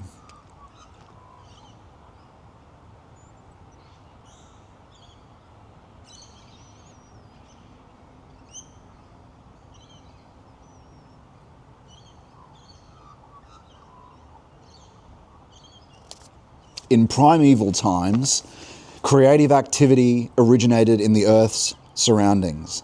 The Earth itself was still in the process of becoming. Now, when he talks about this, I think he's even talking about a time that is before it becomes physical. It's sort of proto-historical post-Adam's fall, but before it's been made material, which is like a proto-historical time. So let me just get that out of the way. Because when he talks about Atlantis, I think to some degree he thinks that's physical, but he's wrong about that. It's archetypal, so it's proto-historical Atlantis is, right? It's before the Earth manifests into its physicality, it pre-exists as form. I think that's accurate. That's probably true. So, the Earth itself was still in a process of becoming, which is from what's eternal into the sphere of creation, into the sphere of form, and then into the sphere of facticity. The fathers hint at this when they say, the Hesychists talk about, the Hesychists hint at this when they talk about the moon.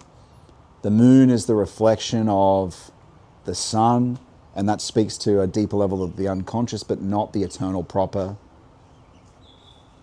and not Eden either, which is the sphere of creation. So deeper, you could also call this the vital unconscious and the psychological unconscious. This is where the imagination is. It's objective, like the world has a deeper level too. And so the becoming begins, from the eternal, then into the deeper levels. It's not as deep as the eternal, or emanation, you could call it, or uncreated. Then created, then archetypes, then, which is what the trees are in Eden, right? Archetypes. Then the sphere of form, which amounts to the imagination. And the Hesychists, like I said, describe this as the moon. Gregory of Palamas says imagination is the moon. So, aren't you leaving the Earth's surface when you go to the moon? Now, what is the moon? A reflection of the sun. So the imagistic is a reflection of the deeper, just as it is for the physical moon, so too is it for us, just as it is for the Earth. The Earth is a symbol or a metaphor for facticity, the universe, physical universe, right? The moon is one level deeper, a symbol for that. That moon reflects the light from the sun. The sun is a symbol for the eternal, the noetic sun, which comes from, noetic means the mind, intellectual, the human mind, intellect. The noetic sun is unseen, but we experience the rays of the Logos, the begotten Son of God. And so the imagistic, like I said, that's why it can't be trusted. That's why you've got to ignore the images that are beginning to be experienced in hesychism, in concentration without effort. Because these are the coins or the values that need to be dissolved are feeling, right? Remember what we said earlier today? our feeling needs to be sacrificed, and that's tied up with this imagistic unconscious. Our care, our value for things. And so it formed the earth, it formed its being in cosmic evolution from the activities of its surroundings. The divine spiritual beings of the cosmos crafted its being. When the earth was sufficiently developed, and when he talks about the earth, we should take this for physical facticity. When he's mentioning different epochs, and like the moon epoch and the sun epoch, what that means is, like I said, sphere of emanation or uncreated, sphere of creation, which is where the archetypes are, sphere of form, which is the imagistic unconscious, and then here, facticity, the universe, right? Beneath it, you're getting deeper into, eventually, and then to the spirit. So we understand this also when I say earlier that you've got hands because of a will to grasp. You don't have a will to grasp because of hands. It's around the other way. It's not HVHY, it's YHVH. It's from God downwards, not from physicality upwards. We're not our intellect is not an epiphenomena of this, of the physicality. Physicality is owned by the soul. The body, the soul is not the body is the soul's, you see. This is how it truly is. We've been convinced it's the other way around by the devil. That's why that's why the modernity is so despicable, is that it's convinced us that it's HVHY. It's the other way around, right? If you take YHVH, the divine name also speaks to that. It begins with the principle, then the reflective, like Y, Yod, of the divine name, the effective cause. Well, it's not the effective cause, it's the effective cause of the four causes of Aristotle's four causes is a mirror of the divine name, right? It's everything in potentiality is the eternal, right? Yod. Hey is the receptive principle. It's like Sophia rejoicing in his created world. V, YHV, V is the magical, the miraculous.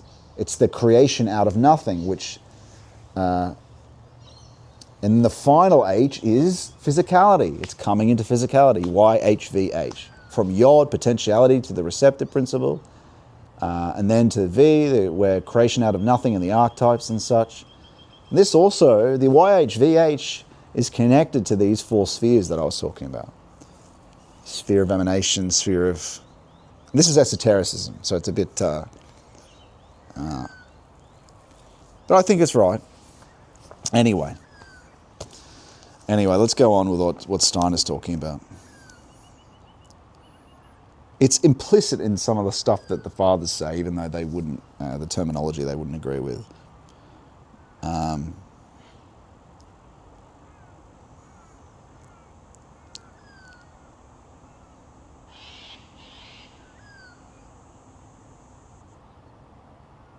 And I'm not saying we necessarily agree with everything that Steiner says either. I always say that when we read from this book. When the earth was sufficiently developed to be an independent cosmic body, divine spirituality came down to it.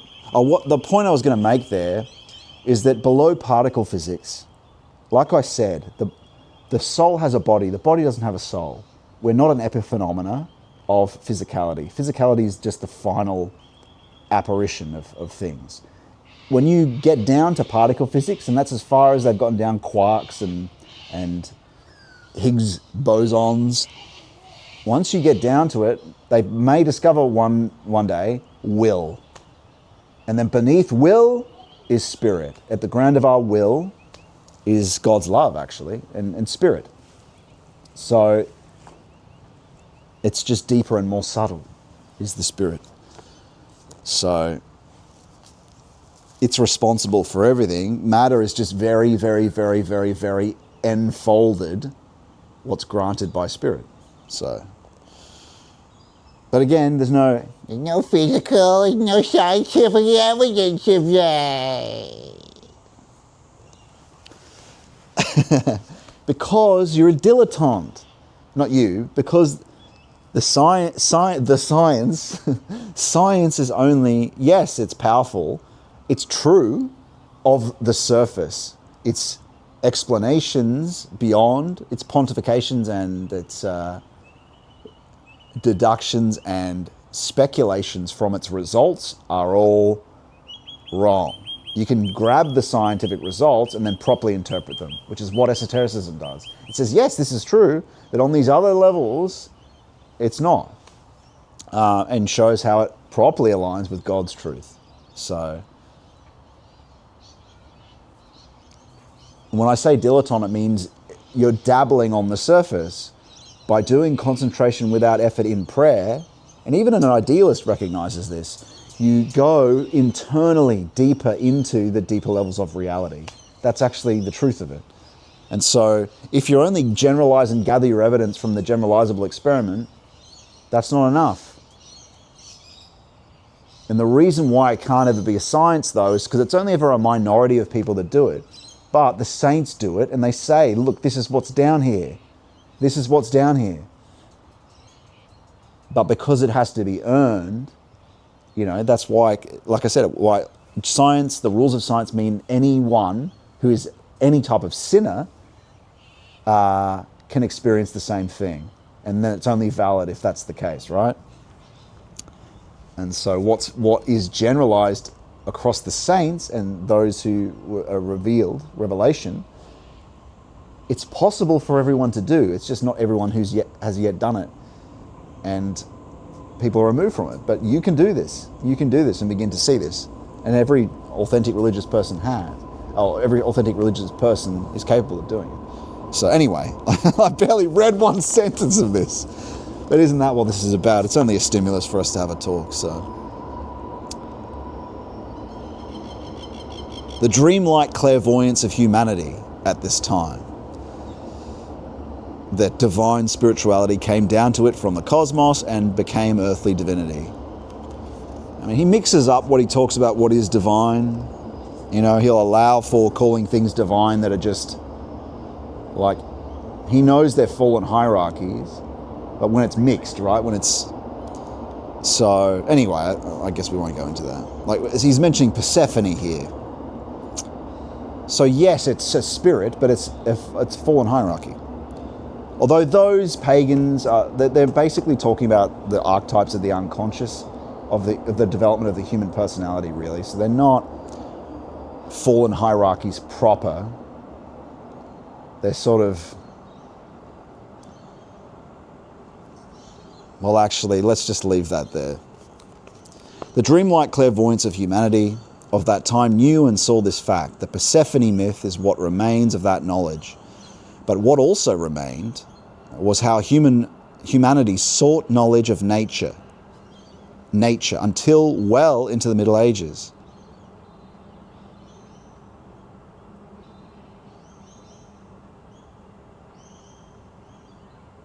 For one did not yet seek it by means of sense impressions, as was later the case. This is according to what appears on Earth's surface, but according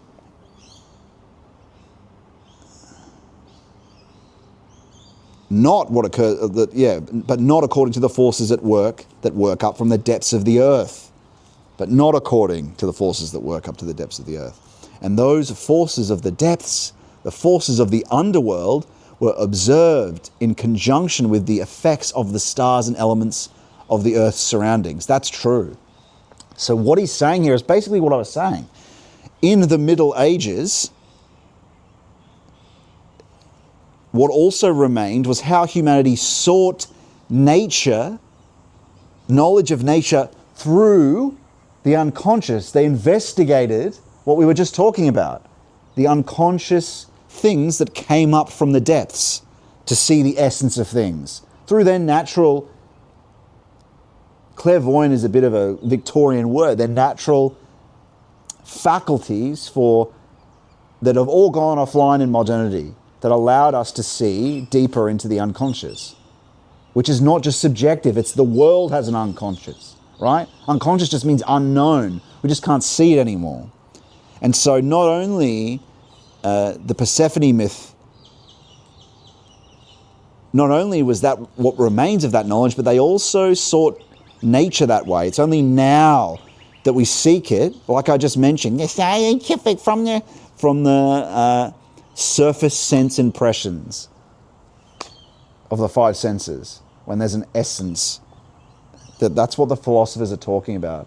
So you have to at least give it to them, Plato. They were investigating the essence of, or close to the essence of, created things. Not the uncreated, but created things of the world. And they learned things from that.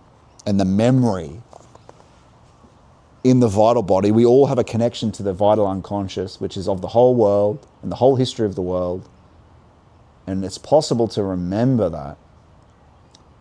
There's a deeper down in your being that you don't have access to, is a memory, like Plato says, that we don't acquire knowledge, we remember it.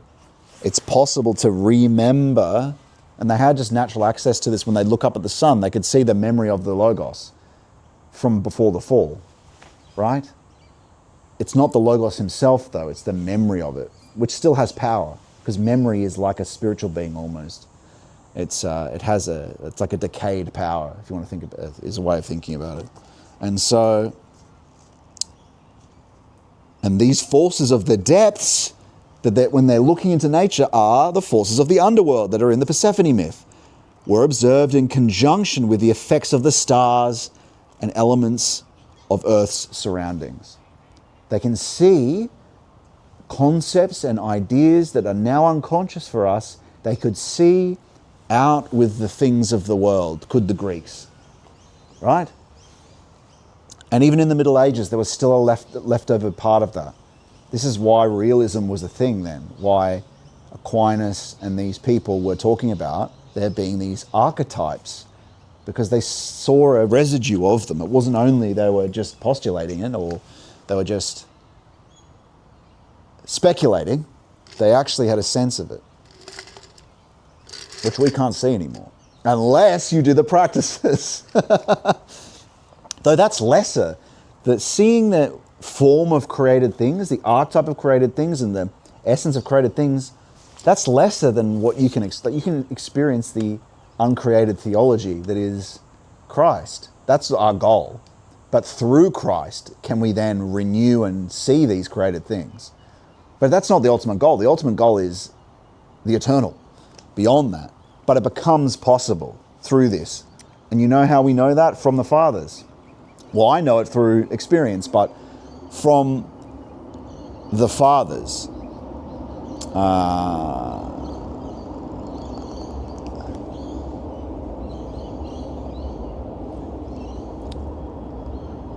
Though I must reiterate, I am nothing, and any grace that's granted to me is all the Lord.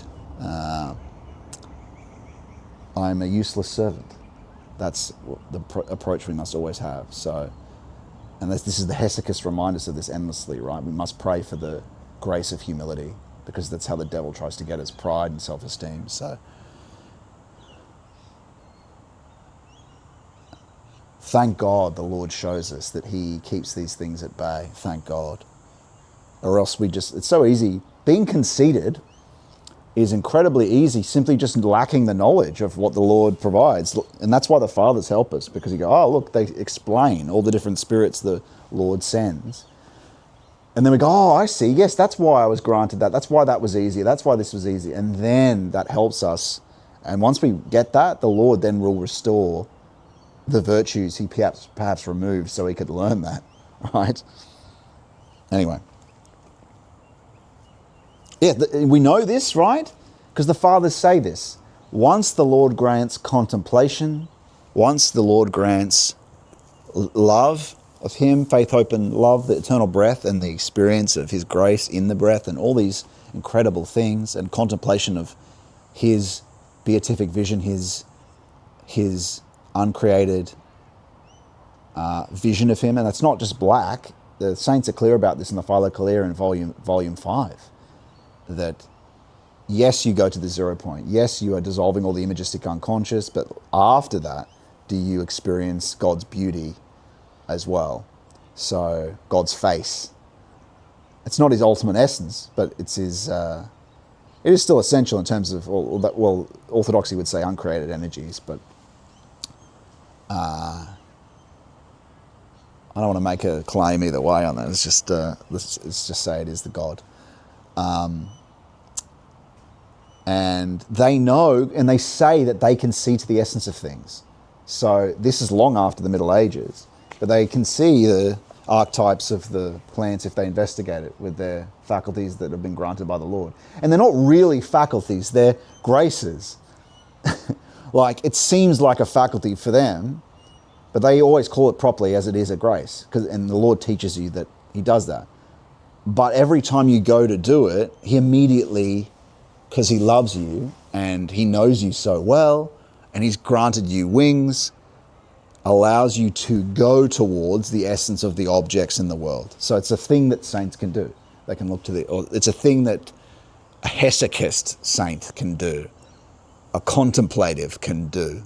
So, again, we've only read one paragraph. Okay. The plants grew there in a diversity of forms and revealed themselves in their many-coloured variety. The sun, moon, and star forces worked in them together with the forces of the earth's depths. And look, this speaks to, he could be talking about these different spheres. Like I said, the sphere of emanation, uncreated, the sphere of creation, or the sphere of the miraculous, where things are made from nothing, or the sphere of form, when he mentions sun, moon, and stars. But at the same time, the stars are just physical manifestations of spiritual beings and phenomena. I think that's probably true. I think one of the Philo-Kalia saints said that. Or was that, no, it was Father Lazarus, the Coptic guy who's up in, Father. They'll probably make him a saint one day. He's up in St. Andrews, St. Andrew's Cave, the father of monastics. I haven't contemplated that much, but I think I contemplated it once. It does seem like that's true. It's related to the dead and all individual eyes, right? The ideas of God, the outer stars are just physical manifestations of spiritual phenomena. This, like we are, like our body is an expression of our soul. Not just an expression, but our soul owns our body and our eye owns our soul. Same with the stars, right? But again, I need to get more quotes to back that up, so let's not go further into it.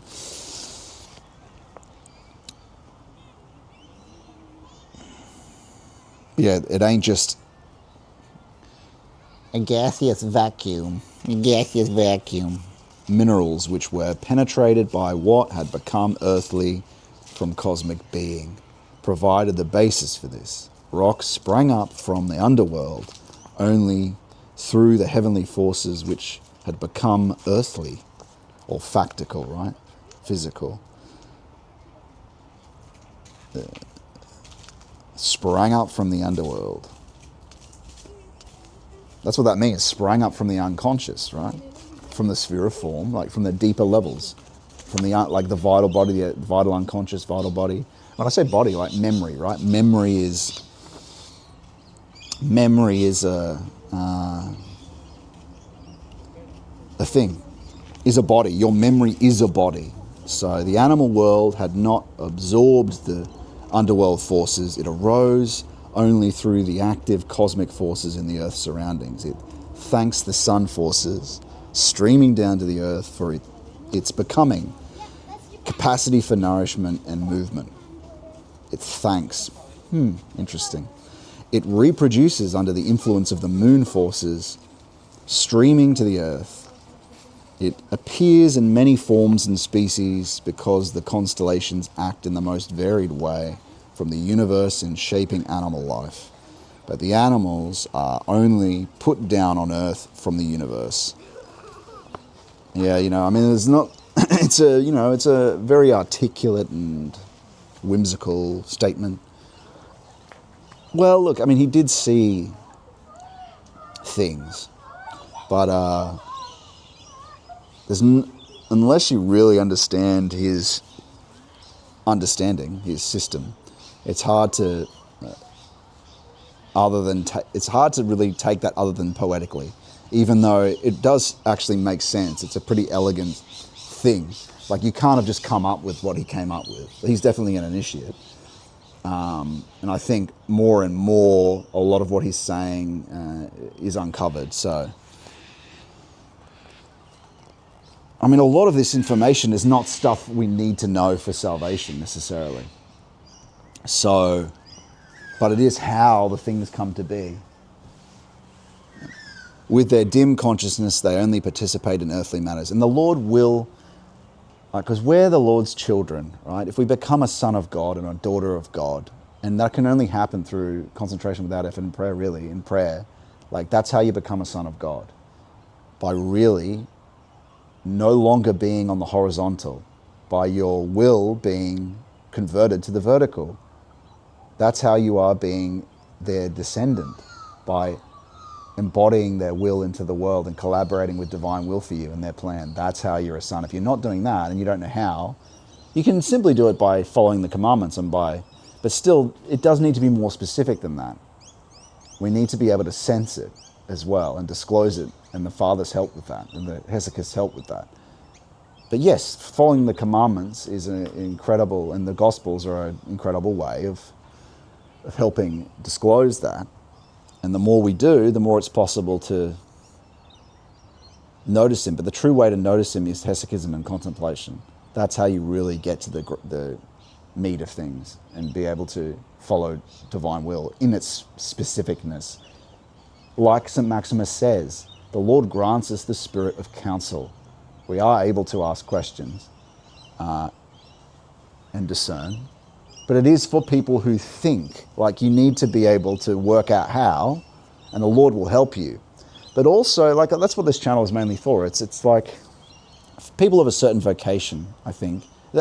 Anyone could do this, though, but it is people of a certain vocation that are... But the point I'm getting to here, though, is that the Lord, you're his children. A lot of these questions that Steiner's probably put to the Lord and investigated himself, like, these are presumptuous questions to ask, how's this made? How's that made? It's a bit, or how does this happen? Or to be shown it. But it's okay when you understand and are humble, when you fully recognize that you're just a child. Like, I'm a child. You've got to get that, learn that humility. And a child is presumptuous in their questions if you have the right attitude. A child can knock and ask. It's okay, and the Lord has mercy on us, and will, when we've developed in a long time of contemplation, will show us and answer our questions. So all those mysteries, if they're of great questions of importance, if they serve a purpose that could help, right? Because we do need to render into articulate human words what is the true spiritual knowledge of the Logos, which is far greater than human words could ever express, you see. And we have to render that. We do have to all participate in the tradition. Well, we don't all have to, but I mean, salvation is the most important thing. Theosis is the true purpose, but we need people who can articulate more to show why it explains everything. And it does explain everything. It makes account of everything. And that's what esotericism helps with, I think, right? That work needs to continue. And that's participating in the tradition. So, unfortunately, this was outside of the church, but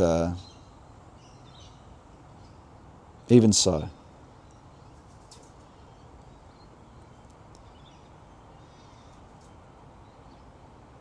Although, as someone like Tomberg would say, not outside the universal church. But anyway. It reproduces under the influence of the moon forces streaming to the earth. All right, what are we talking about here?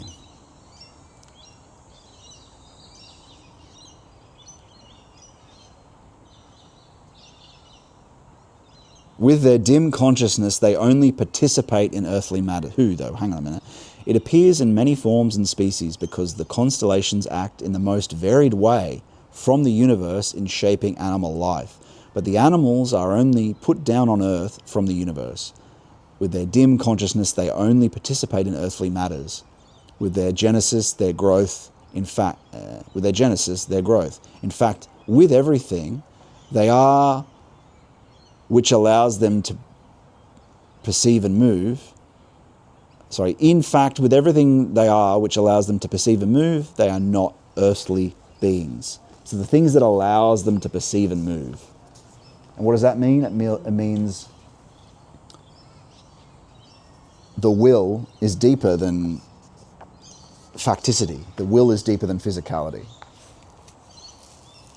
Even the senses, right? So this sublime concept of Earth's evolution. And look, this isn't too far-fetched from, we get that even the furthest star, the light it's not just light that's reaching your eye that took 1 million years. All the other fields are touching you, physical fields of the different types of forces touch you. It's just in such an insignificant way. The whole universe sends tiny signal carriers, tiny subatomic particles. Like a field is a sending of a tiny little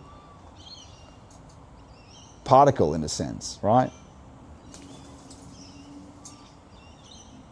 Although it's arguable whether an energy field can be a particle. But like if you're in a magnetic field, there is a tiny little thing that's sent to you. It's part of the pulling. Like it's a thing that's sent that travels no farther than the speed of light. So the influence is just incredibly weak, but the whole universe is touching you all the time, physically.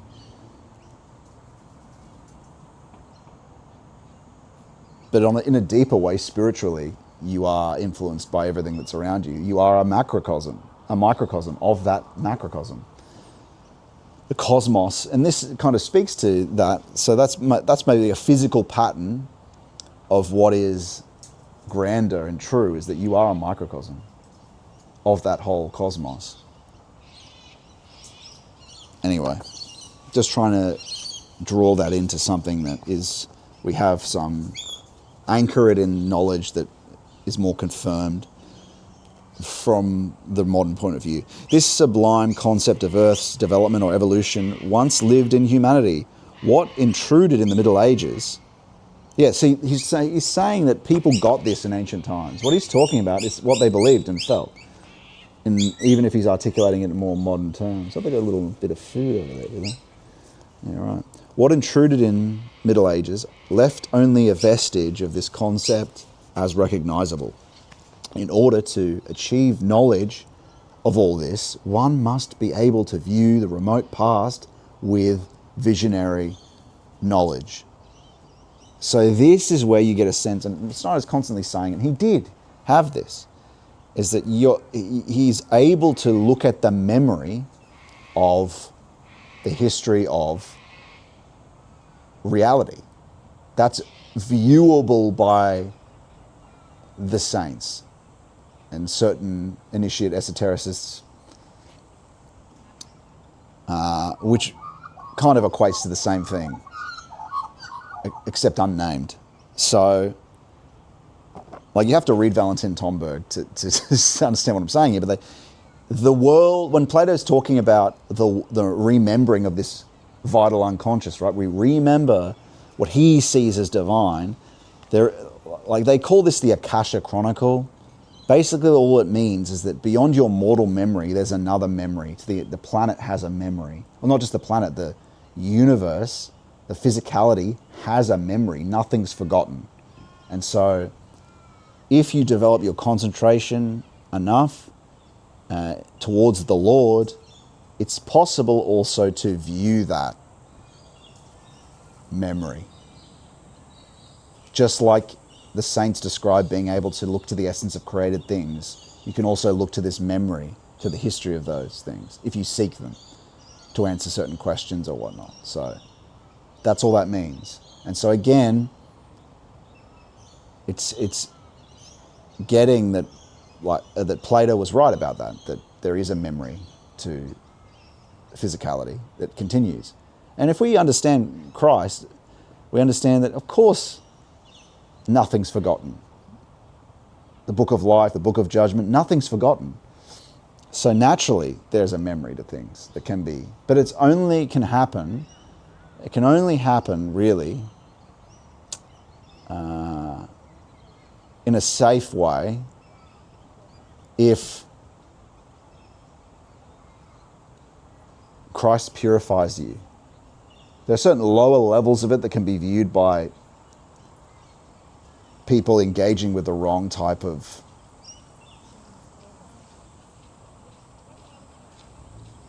satanic or Luciferic spiritualities. It can only be, someone might have booked this, I don't know why they're walking here, but maybe they are. And so humanity is not able to hold the earth at arm's length to the extent that animals do. In saying this, one approaches the mystery of humanity as well as that of the animal world. These mysteries were reflected in the animal cults of ancient peoples, especially those of the Egyptians. They saw in the animal beings, which are guests on earth, in which one can or could visualize the beings and activities of the spiritual world that surround the earth. Sorry, they saw in the animals beings which are guests on earth, in which one could visualize the beings.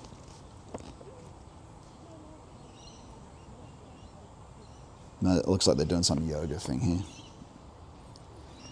There's so many Western women got confused by that Eastern spirituality. It's a shame. But we'll close that for now because we'll have to move. Although it's public, we probably don't have to. But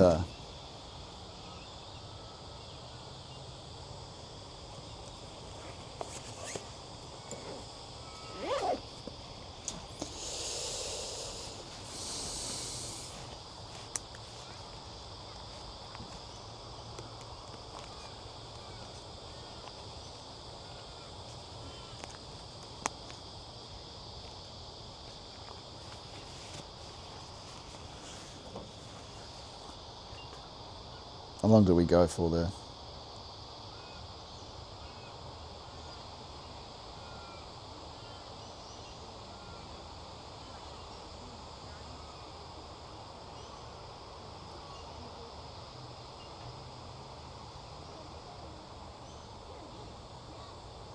All right, so I guess we'll I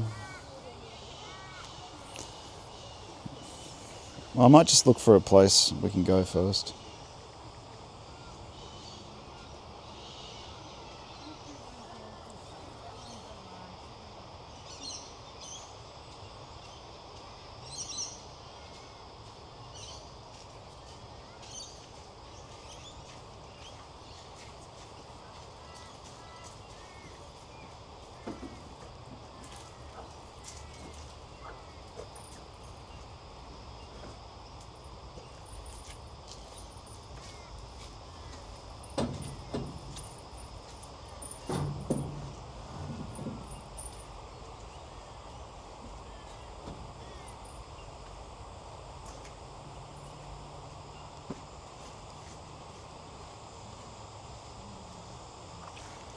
I think I found somewhere we can go. Now, let me just look again, just to find exactly where. If we can, maybe we can get through there.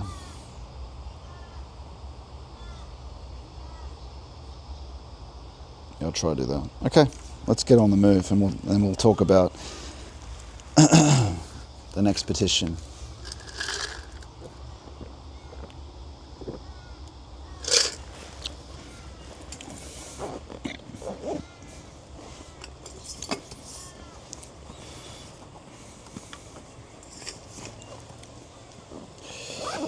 Yeah, I have to contemplate more whether we should move on from that book, because every time I read it, it doesn't seem like people enjoy the readings. Or maybe they just prefer walking around or moving around. Or it could be the text. Though I'm not going to just do what people like. It's just about what the Lord wants to be read, or to be finished. It's just a stimulus for other thoughts. So people hear esotericism and they get a bit... Anyway.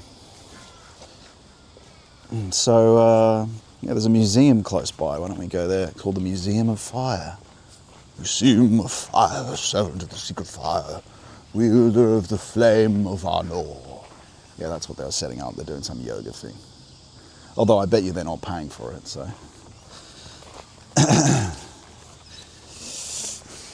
Some demon shit. Some demons. Well, it's true, it is. It's a sneaky way of getting it in there, unfortunately. Sad to say, pray for them. Pray for them. It ain't no joke. It ain't no joke. My friends. Okay, let's go.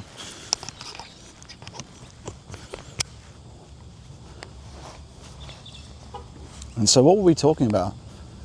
We were on turning stones into bread. And what's key with that? We might also get something to eat. What's key with that?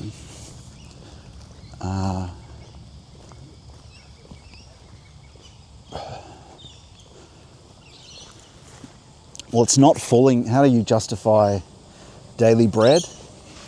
It's about the justification for daily bread is surrendering our worship of false gods, such as the retirement fund, surrendering our agility, like I mentioned before we started the reading, surrendering our calculative worship of our own calculative intellect and our own worldly wisdom is going to provide for us. Yes, we will work, but we'll put our faith in Christ and God first until we can disclose divine will and follow that instead. That's how the petition's justified to have daily bread provided by the Lord, because we want his spiritual bread. The bread of life is the Lord's love and the Lord's peace, his divine will, his clean, peaceful, eternal life forces granted, not a petty, juvenile vitalism, which seeks to soup up in a transhumanist way bioenergetics. No, from Christ. Purified though, you have to be purified. Granted the virtues, self-control, and then you'll be given virginal Zoe, virginal energy, clean, free, and the true bread, that true viscose, a true thick love of divine love entering the heart is the greatest gift that one can have. So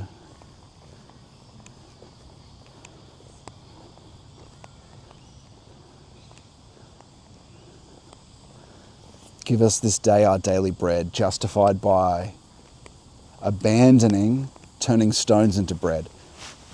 By not falling to that archetypal temptation means to not worship the wisdom of the world to provide for us, but fundamentally have faith, fundamentally rely on God to provide our daily bread, not our retirement fund, not our capital.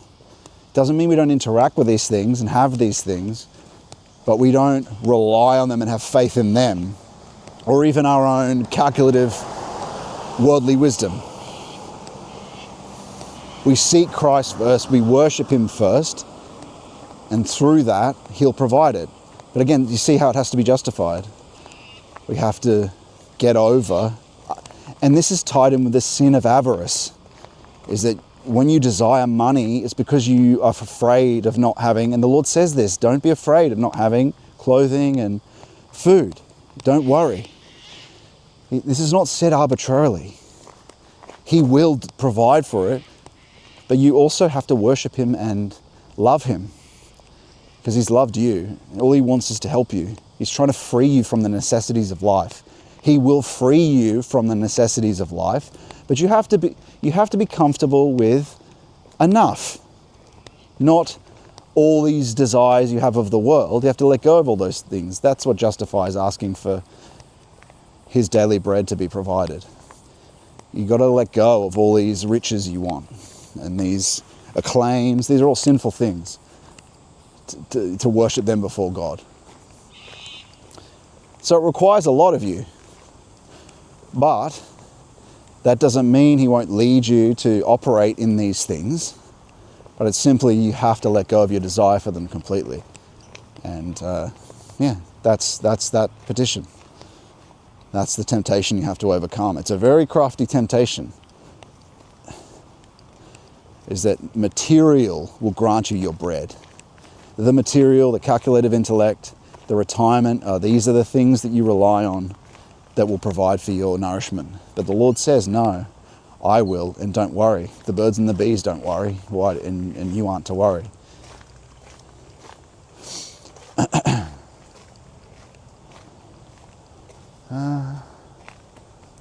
Yeah, well, we did say we'd go to this museum, didn't we? Yeah, okay. Well, not sure how we get there, actually. Don't know where we're going, really. Where are we going?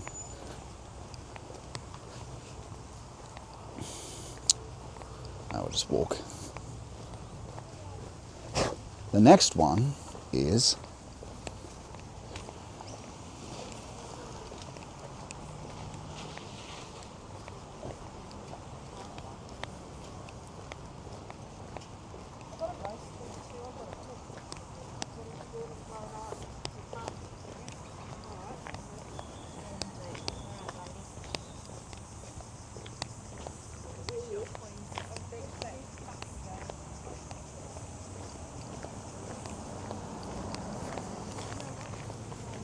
what are we saying? And then naturally after our daily bread, well, it's forgiving everyone justifies us being forgiven. But this helps us understand all the rest of the petitions. But then the next one after that is, and the name of this video is Recovering Holiness. And so all this contributes to that first petition. To recovering holiness is to be able to see it. Hallowed be his name. So it's really a sacrifice of the whole Luciferic self. Thought, feeling, and the will. Normal, human, modern, which we think is okay, I'm a good person in modernity. No, that's all Luciferic desire that has to be sacrificed. The Lord wants more of us, but in the sense of it's all good for you. These are he just wants to give you the ultimate rewards of reality. He just wants to give you contemplation, to be able to contemplate divine things and have divine things. Like, don't think about the virtue, think about what he wants to give you. He's trying to free you. It's all good for you. And so in modernity, we think, oh, it's hard or whatever. No, but he grants us the forces to do it as well. Thank God he's truly merciful. And we do nothing. He's truly merciful.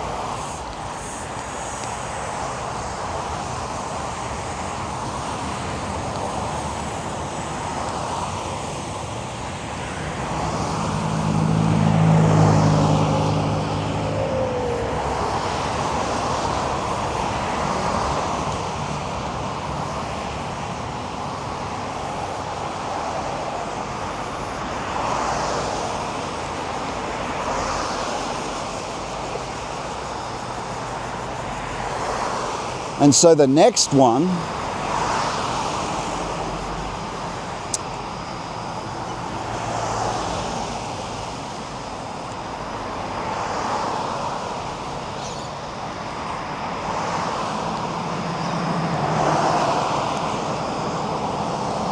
is lead us not into temptation. This is about, we're asking the Lord not to lead us, to test us with the temptation of expecting or wanting to or desiring he be forced to prove himself to us that he exists. Because naturally, if we love him out of desire to grant us mercies and comforts, he shows us all these things. But the reason that is, right, It's a petition and a justification that is, for that petition, it's justified by us not tempting him.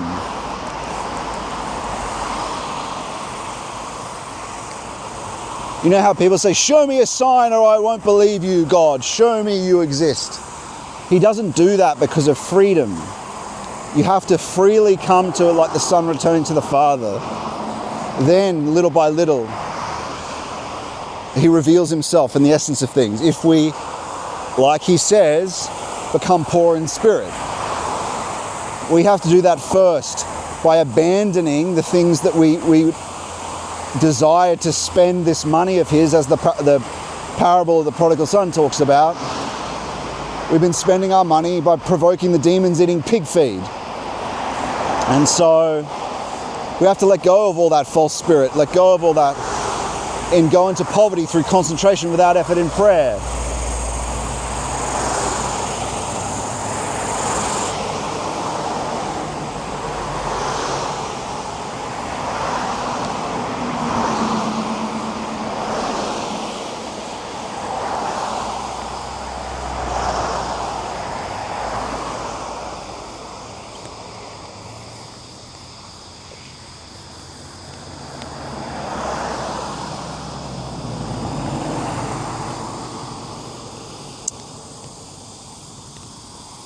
And so this is a really complicated one. It's tied up with the temptation in the wilderness of casting oneself off the temple to prove that the angels will pick you up, right? So it's not tempting. We ask him not to tempt us because the demons will try that temptation. We're asking him to, it's a mutual understanding of confidence. So we're petitioning that he not, it's a complicated one. It's petitioning that he not tempt us to tempt him. So there's a mutual confidence between us. Like these temptations are very deep in their archetypal representation, in the way they encompass so much, and they're very hard to unpack. I need to sit down and do a lecture on each one. But these last two are quite difficult petitions. But yeah, let's just say that it's about that. It's about, and the reason it is that that he won't tempt us. Because it's a mutual faith we want, right? Because the devil will try to tempt us, say, he hasn't shown himself to you, he doesn't exist. And then, call out, show me a sign, or whatever.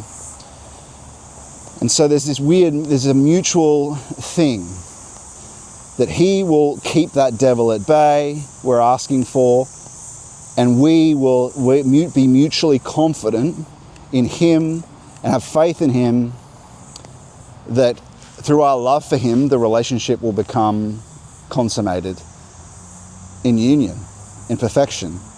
And he'll show himself that way, but not prove himself to us before we do something.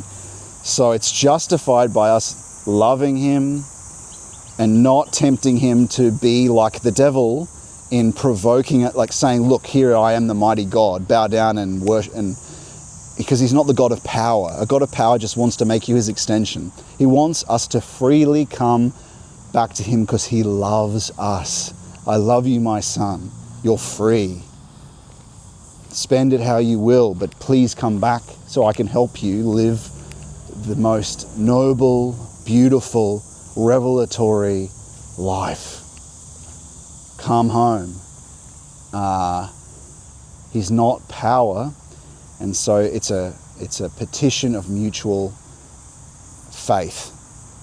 I won't tempt you, Lord. Please don't allow the demons to tempt me to tempt you, is what it means. And it's just a beautiful petition of mutual faith that is justified by us saying, I will wait and have faith, first as a as a asserted faith of one crying in the wilderness, then a faith that's granted as a substance that's higher than any eyewitness testimony of any belief in science, of which proves in a rational way, or even any eyewitness. We're granted a certainty from direct experience of the Lord, but also just an intrinsic certainty by Him, thank God. Faith, hope, and love. These are divine conditions and almost like substances of soul. And we know Him as a fact of experience, which is higher than any certainty that rationality and science can offer. But it's only in a personal, it's only an individual who can experience it. It's only a person that can go to the essence and depth of things, to go see, to come and see. Remember, the Lord says, come and see. Come and see. Follow the Gospels, have faith, and look to the essence of things, and it will be shown to you. But you have to have faith first. You have to do the practice first. And you'll be challenged. You try to do this hour practice and you go, oh, it's a waste of time. I want to go back to my worldly heuristics, I don't have the time. What else is worth it, right? Everything challenges this. The whole world and every desire in you tries to get you to stop because it's an hour of time. Can you not watch with me for an hour, the Lord says. But the world conspires, the destiny and the world conspires, and our unconscious and our worldly desires conspire against our aspiration. But thank God the Fathers, thank God the Gospels, thank God the Fathers all attest to where it's going and to what's possible, to where it's going, what's possible, what to expect, what to fear, how to do it. Thank God.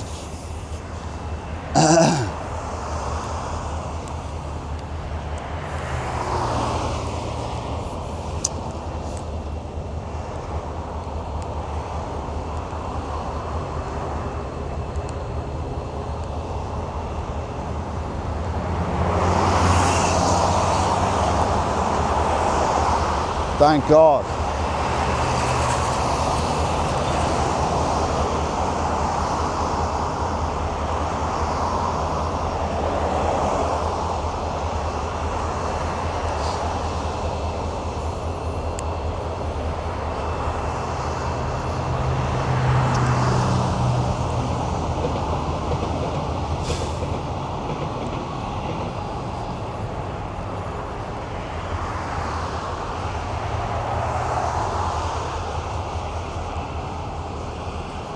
If there's anything to eat over here, I'll just pray for a while we go over to this area and see if there is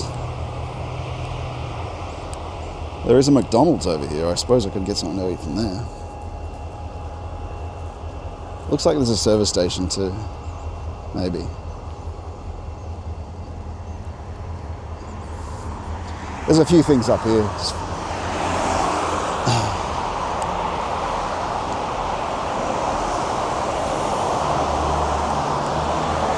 It's just urban, right? Since we left the river.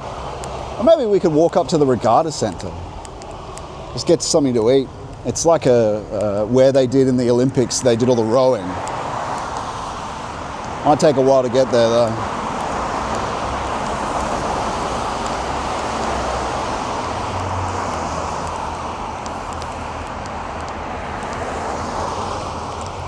And why don't we, I might pray for a while. So as we do, a key practice we can do when we're walking around is simply letting the automatic breath, don't control it, but bring your attention to it and allow it to determine the speed of the Jesus prayer in your head.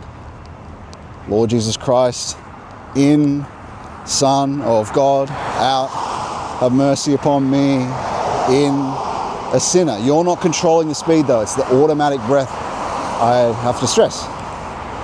And so that's what I'm going to do for a bit.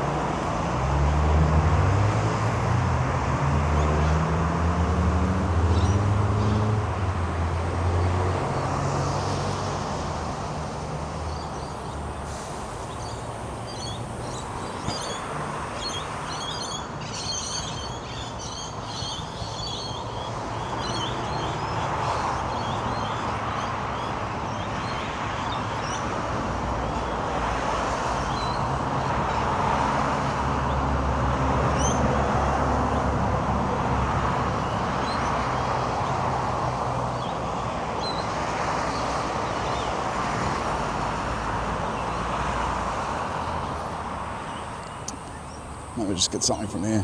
Might be quicker. See how many people are inside.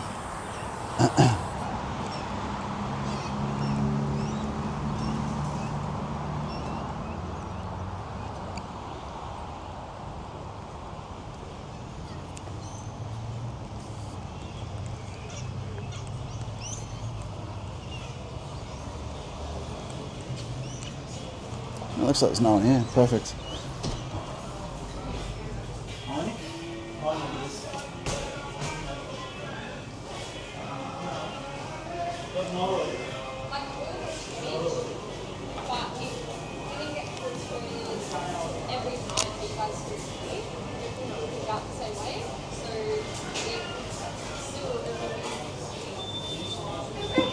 Hi, can I just get a double quarter pounder? Double quarter pounder just on its own? And a mocha frappe large.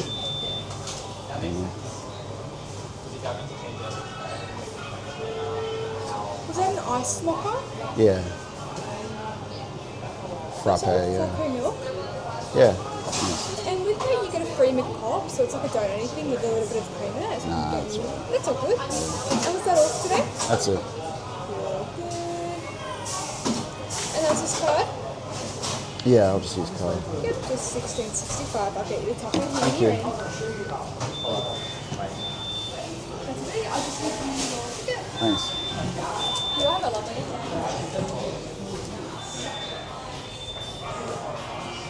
Oh, I'd have to get out of here. That music might get the stream taken down.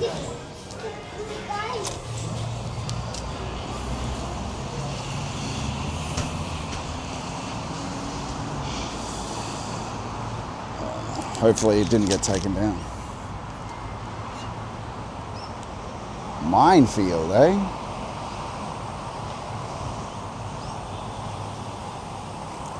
That might be a bit far going to the Regatta Centre, actually. I don't think we can get there in time.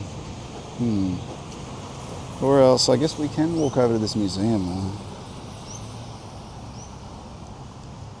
Don't know what else is here.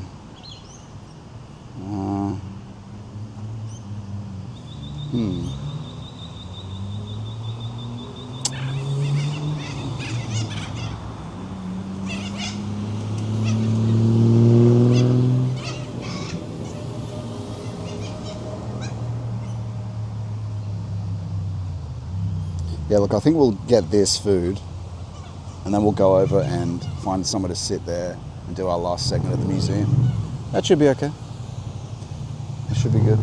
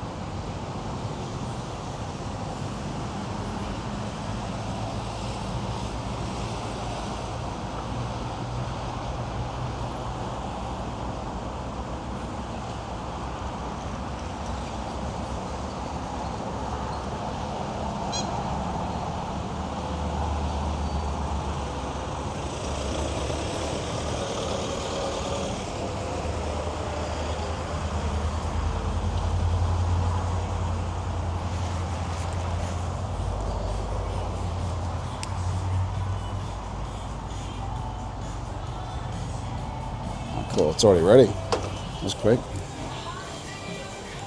Oh dear.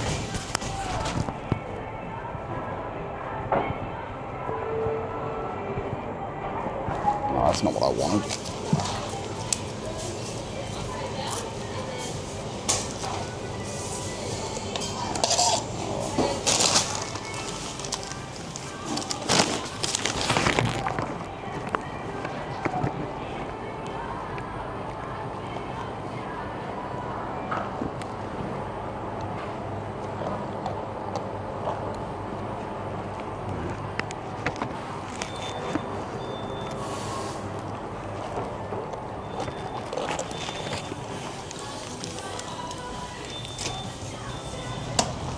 Okay.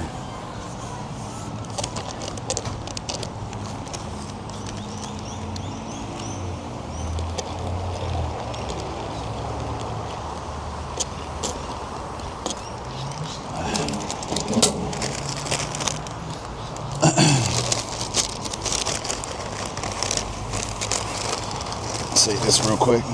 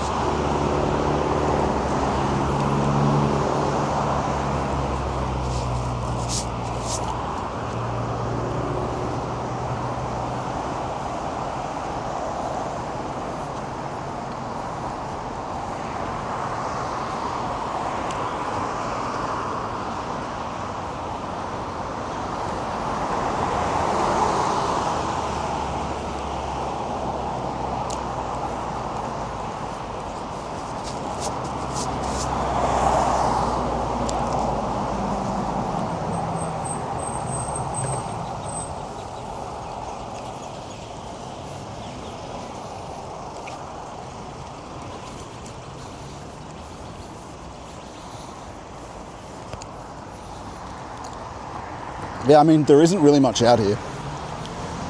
But we'll check out this museum for what it's worth.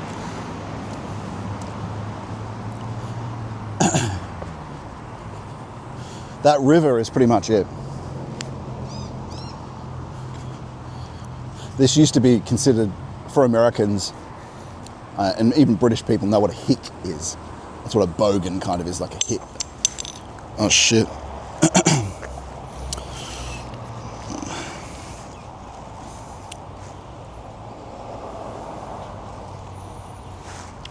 Shit.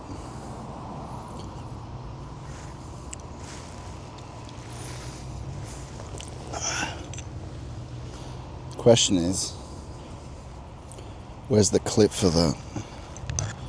So I just lost a part of my kit. Just came off. But did it come off before? I just don't know it. Where is it?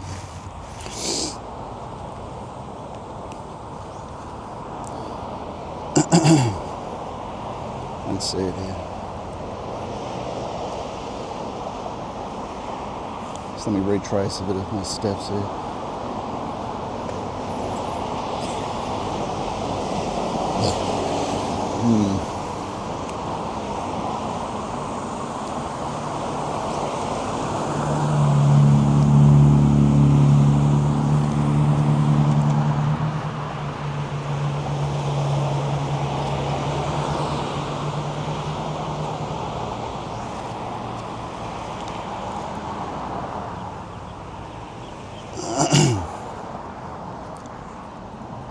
I don't see it.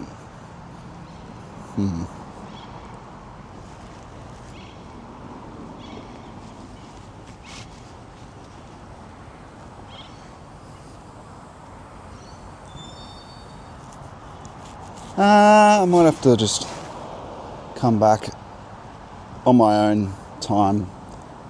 I'll look at it where it was around here. I didn't see anything fly off though. I just heard one little thing go ping.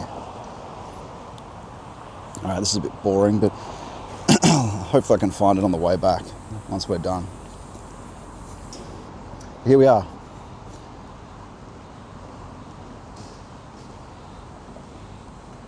If it's even open. But we're not really even going to go inside. I just thought somewhere on the ground I could sit down. They might have somewhere to sit. It's kind of a weird thing, isn't it? There's no other ones in this country I know about. But where were we? So, we're on... That's really all can be said of lead us not into temptation. It's really about this issue of not tempting him to show you a sign before you've made the sacrifice of your intellect, your will, and your feeling. He'll show you, but you have to come to him freely, abandoning the demons like the prodigal son, and he'll welcome you home. He'll heal you. And that's how you'll know. If you come to a poverty of intellect, if you become poor in spirit, you'll inherit the kingdom. Theirs will be the kingdom of heaven, as the meek will inherit the earth too, as all the Beatitudes talk about. The Beatitudes, rather. So this is what that's about, mutual confidence and faith. Because he has faith in you. Don't tempt him. So it doesn't really relate to the temptations that we have to face because of our own sin. It's really about this one temptation we're asking him not to tempt us with, which is tied up with the Spurg scientism that tries to get us to... that comes up with these isolated criticisms while we're trying to do our prayers and concentration without effort. Or in the shower, the devil tries to say, yeah, it's just psychological, or something like that. Then when you evaluate it with all the facts and details later, outside of the practice, of course it's very clear that that criticism doesn't make sense. With all the evidence, with all the Lord has showed you. But in the moment, it's just trying to disturb you from your prayers and practices. So that key temptation, I'd say, is tied up with this petition. Helping keep that at bay. Because the Lord will answer any questions in the sense of, after a long time and it's been earned. But it's more complicated than that. But yes, your questions will be answered. You've got to put the intellect to the side, sacrifice it, and its low version of knowledge. Because usually the problem is, when you're dealing with higher order phenomena, like an intellectual proposition is put forth contesting something, and it makes sense in its isolated criticism. But on a higher order, what's an example of this? Emergence. Things aren't the sum of their parts, right? How does life emerge? It's not the sum of its parts, is it? We can't see its emergence from its new faculties merely from the earlier level. From matter, raw matter. How does it happen? How does it happen? It's just a chemical reaction. A chemical reaction. No. Anyway.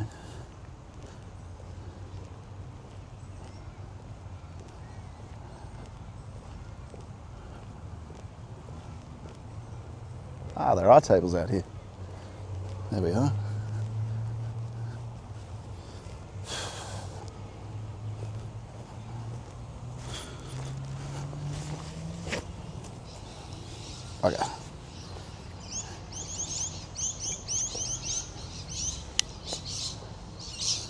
Okay.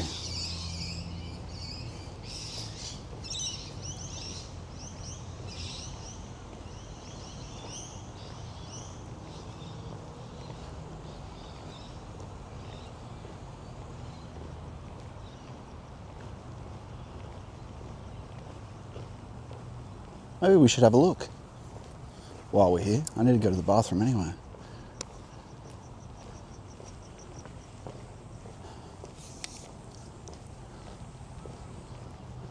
It'll cost something, but it's okay.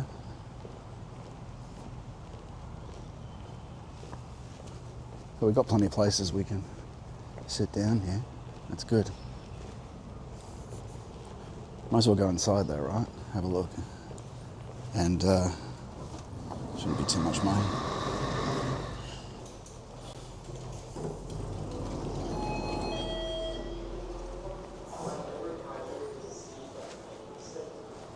Hi. Good, thanks. How much is it? For adults, it's $17. Okay, sounds good. There's a bathroom over somewhere, right? Yes. Good. There is a bathroom.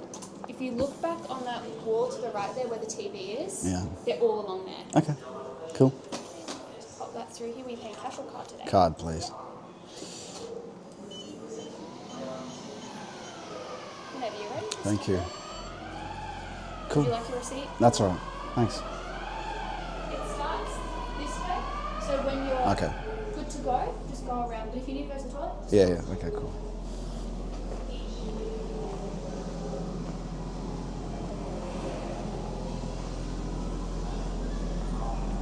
Where was it? What did she say it was? Don't know.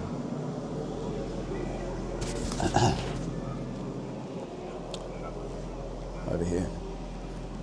All right, I'll be back in a moment, everyone. Everyone.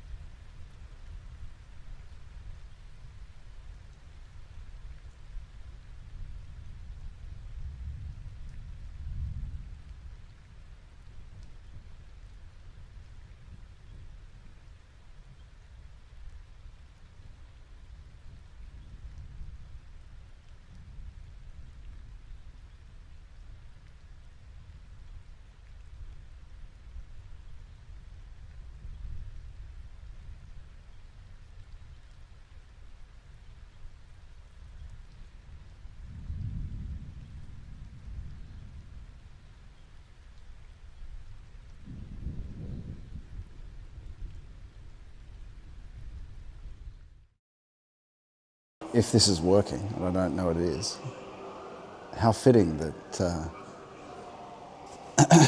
let me just check this before I get on a rant. Let's check this is working. Just make sure it's back online.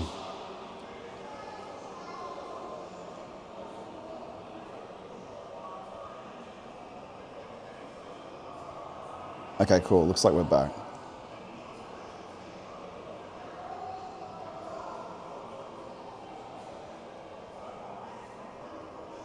Mathika says extending pauses with the breath. Nah, just don't control it at all. This is important for a lot later. We're trying to get used to the passive active, right?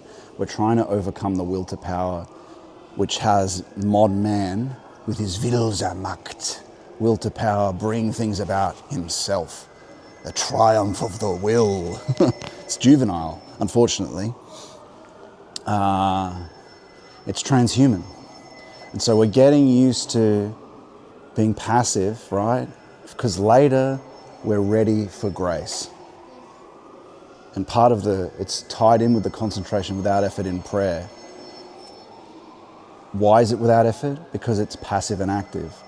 Why is this? Because we're getting used to collaborating with what is unconscious.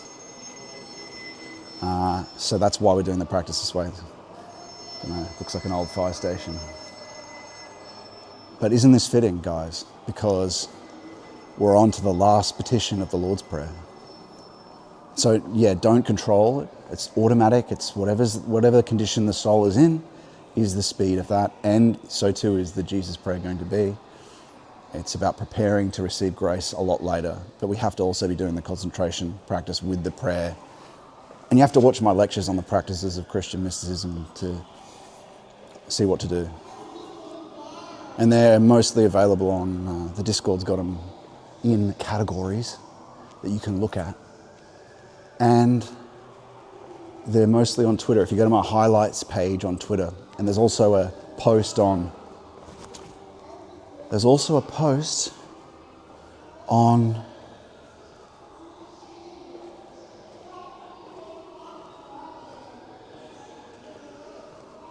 Substack that has the lectures in categories. It's all there. And, join the fellowship if you want to be in the Discord. Every month we have meetings, and I'll also meet with you personally to help you.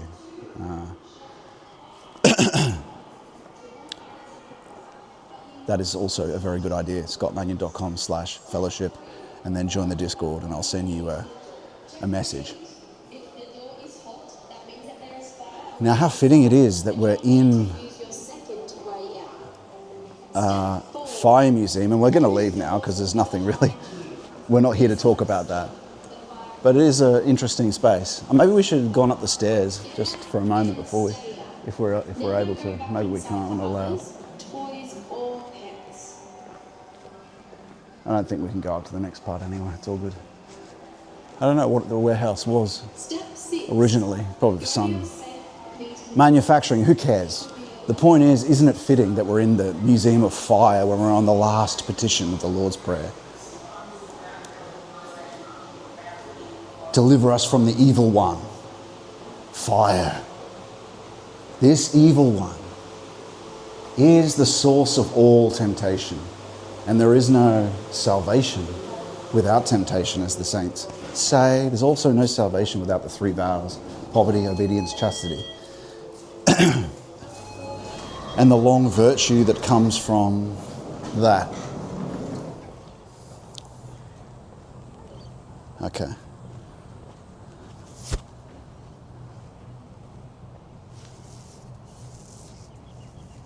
Great.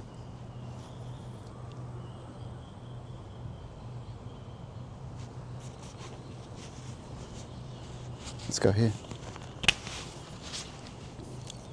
Lead us not into temptation and deliver us from the evil one. The final petition, deliver us from the evil one. What's this justified by? As we mentioned, there are justifications that help with this, what we ask for.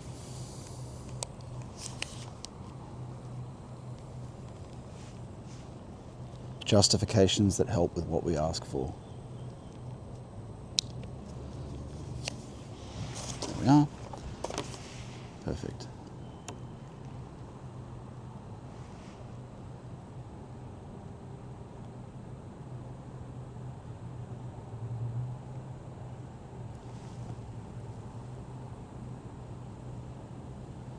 That'll do.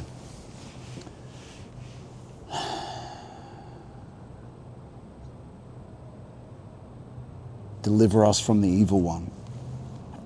We have to be... The evil one is the source of all temptation, the highest distance from God. It's related to the synthesis of all the temptations of Christ, the archetypal temptations of Christ. And what is that? The synthesis of all is coming in your own name, your own mission. Remember we said it's connected even to the first petition. Holiness, hallowed be thy name, and evil one. These are the opposites, aren't they? Hallowed be thy name. Holiness, protect us from the evil one, the opposite of holiness.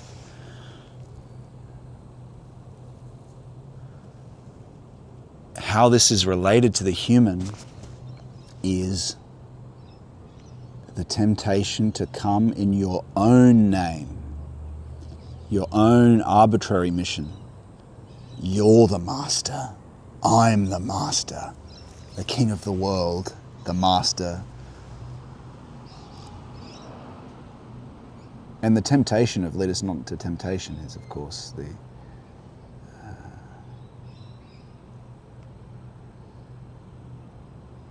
is tied up with to be king of the world, right? I think that's the one that is tied up with that, actually. Yeah. It is. Stones into bread, jumping up the pinnacle of the temple.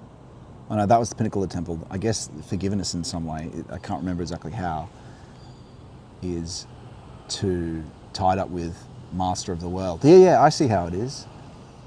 Because it's the morality of the Willmacht, will to power, with the feeling, the stone heart, unloving of anyone that's not his family,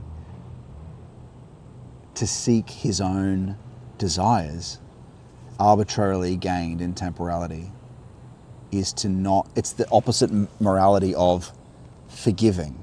It's to not forgive, it's to take Willmacht, to grasp at the expense of others, to advance at the expense of others, of the Nimrodic hunter and the trapper, hunter. It's not to forgive, to beforgive. It's not to have mercy. It's to be and seek the ultimate goal of the hegemonic victory, either as a collective species or as an individual, which can never be achieved. And in any time a goal is achieved, there's always something else, some other prodding of temporality. You achieve your, I want an Oscar. I want an Oscar. Who are you? I want an Oscar. It is to, it's empty. And so that's tied up with that particular temptation to worship him is to desire these things of the world, and he'll make you a king of the world. And so many of these different sins, avarice, they're all worships of different modes of demons and him. But this evil one is the true ground, the true distance from God. But like I said, what speaks to it is to come in your own name. That it's a temptation that can be fallen to. It's a trick too of someone who seeks the depth of things in hesychism, that the Lord grants them things and they make the error because they don't follow the fathers and they don't have a knowledge of the Father Kalia as well. And they make the error of conceit and delusion and thinking that they somehow achieved the divine knowledge and contemplation. You can even just come to this through ignorance. So you can be inflated and puffed up simply through ignorance. The Lord tries to teach you by withdrawing certain things. But the demons will also, the fathers of the saints of the Father Kalia talk about this, that like I've said earlier, the demons of pride, they're so nefarious and clever that they'll make you think you've been granted virtue or you did it yourself by withdrawing the other demons, because you have a hegemonic will to power and you worship yourself. And so, but they will possess you and you'll think that you're virtuous. And a lot of people that are in philosophy and aren't Christian are puffed up like this without realizing, right? It seems harmless. But yes, it's the ultimate distance from God to say that you are the master. When you worship yourself, you're actually provoked and prodded by Satan. You're worshiping him, and he's tricked you. When you're the master, I'm the initiate, I'm the master of the spiritual, I'm the yogi, the pagan, heathen yogi, community leader. I better not say that actually, it's like, I don't want to connect that with any particular person, but it is a subtle will to power. And that connects you with the evil one. And it casts you down from... It's a fake freedom, like we've said earlier. So you want to be the self-willed Übermensch. And in some sense, you will be granted like things. But in the end, it will all be taken away from you because the time's been spent. And you're puffed up and inflated only to be burst like the Tower of Babel collapsed, only to crumble. And so what's it justified by? Deliver us from the evil one of self-worship, which is satanic and luciferic. You're actually worshipping Lucifer by worshipping that. How do we justify it? It's justified by, instead of a will to power, a will to service. What that means is just as we fight evil in the world, so too, dear Lord, we pray for your mercy, and Father in heaven, we pray for your mercy to deliver us from the evil one himself. So we justify it by fighting evil, but we don't do that in a will to power way, because as we know,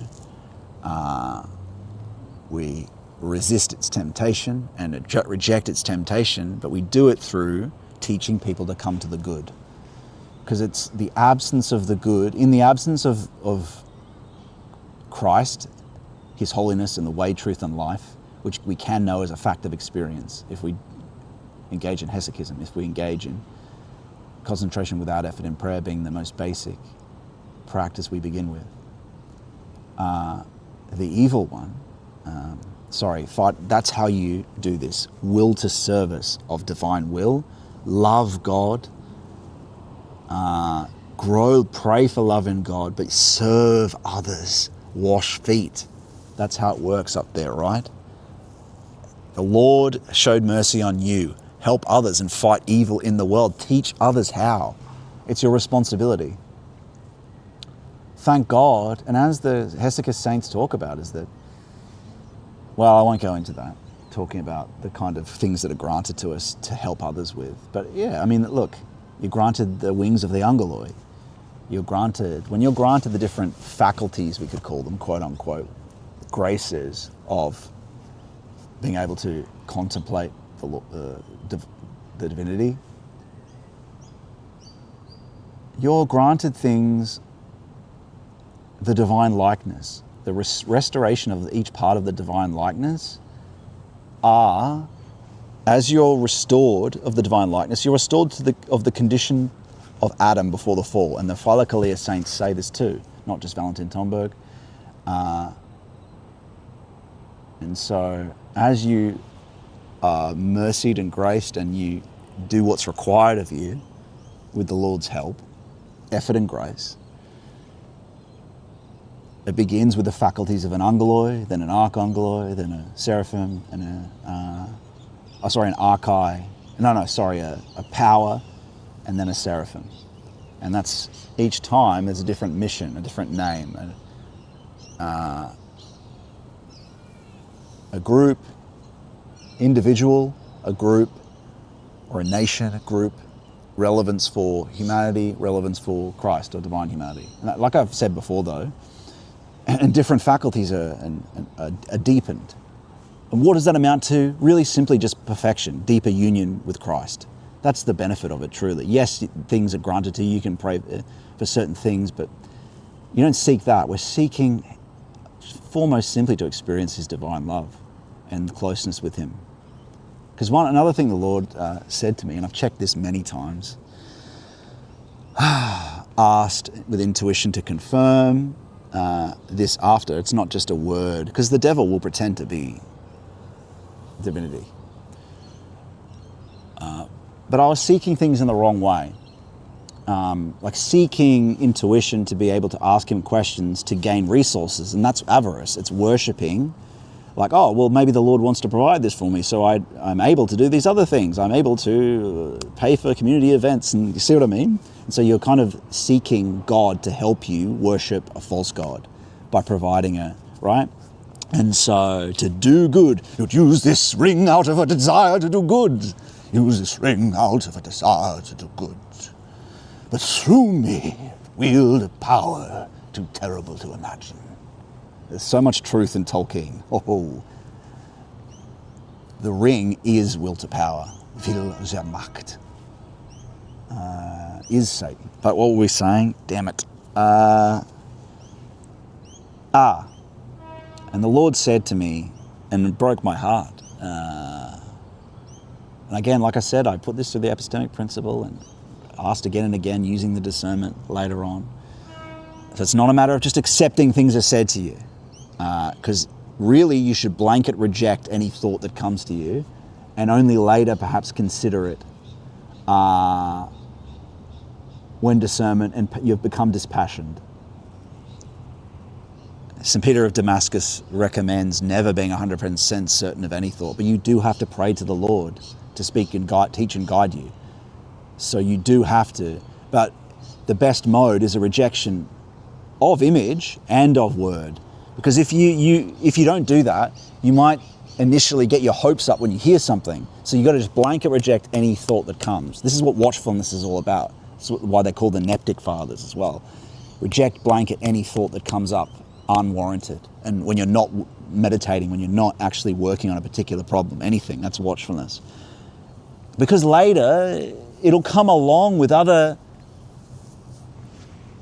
divine things like we've said before, when you're assessing something, as St. Teresa of Avila talks about, the intrinsic certainty, intrinsic value, things can come along with things and certainties can come along with things, and these different spiritual faculties collaborate together for certainty. And so the Lord will show you another way, right? And one of the Philokalia saints says that the Lord, what is more devout? To just accept the thought or to reject and consider it? Like, what's more devout? The Lord will reward you for being more careful, right?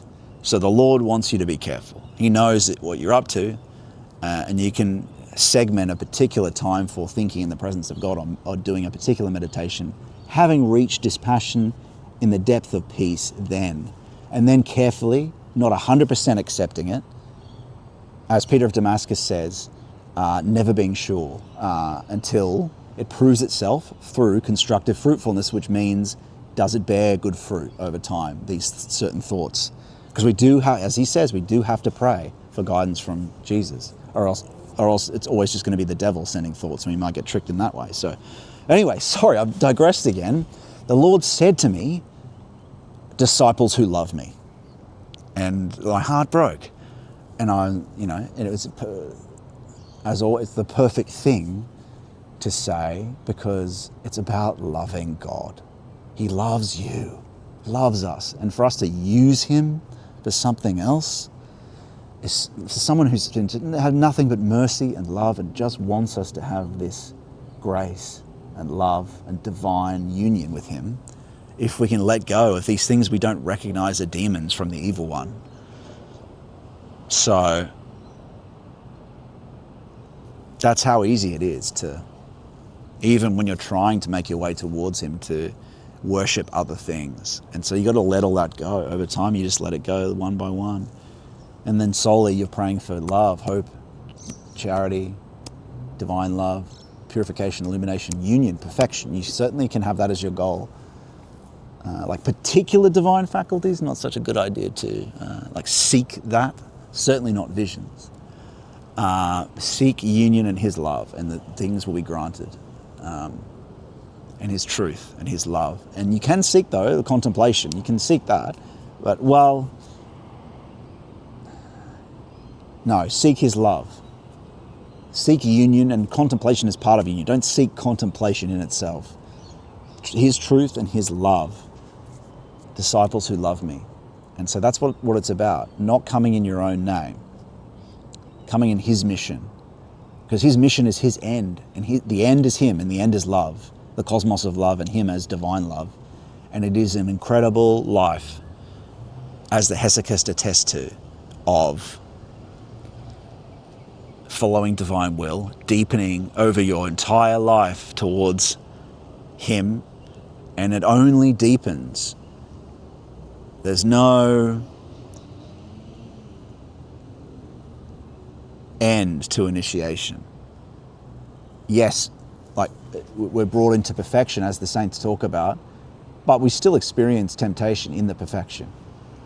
There's degrees of it as well. So that never ends. But the beautiful thing is the love and the contemplation and the essence of things just becomes deeper and deeper and deeper and deeper, and will never be extinguished in its growth, slowly, little by little, over time, which is helped greatly by our will to service. Because once you've been granted this, it can't just be for you. The mission is to save. The purpose of life is theosis, but the divinity came here to save. He's a physician to save the world, transform it, and he is a surgeon too, to cut away that which is demonic. But you have to be crucified with him, first in your will and in minor ways, and then in more literal ways. You have to die before you die and be crucified. But every morning you do your concentration without effort, you are being crucified in a small way by closing yourself off from the world that slowly withdraws and crucifies your will. And we'll just change shares to the undercover one.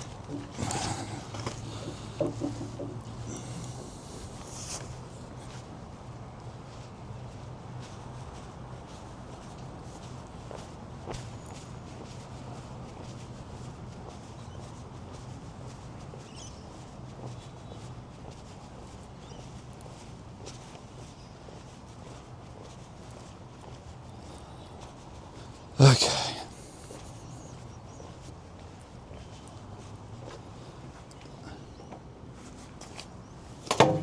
And the saints of the Philokalia talk about the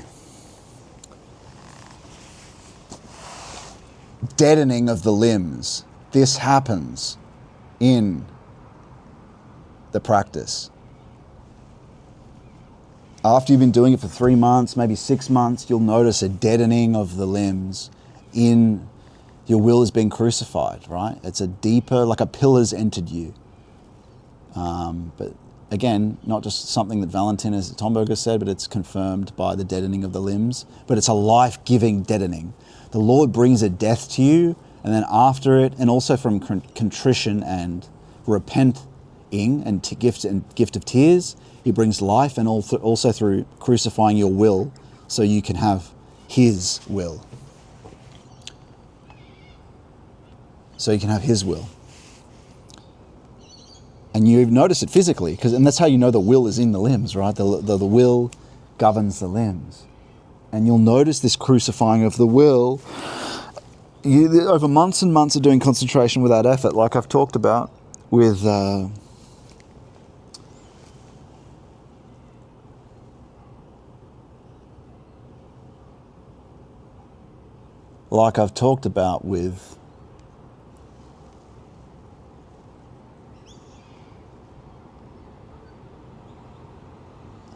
the practice just over months and a year.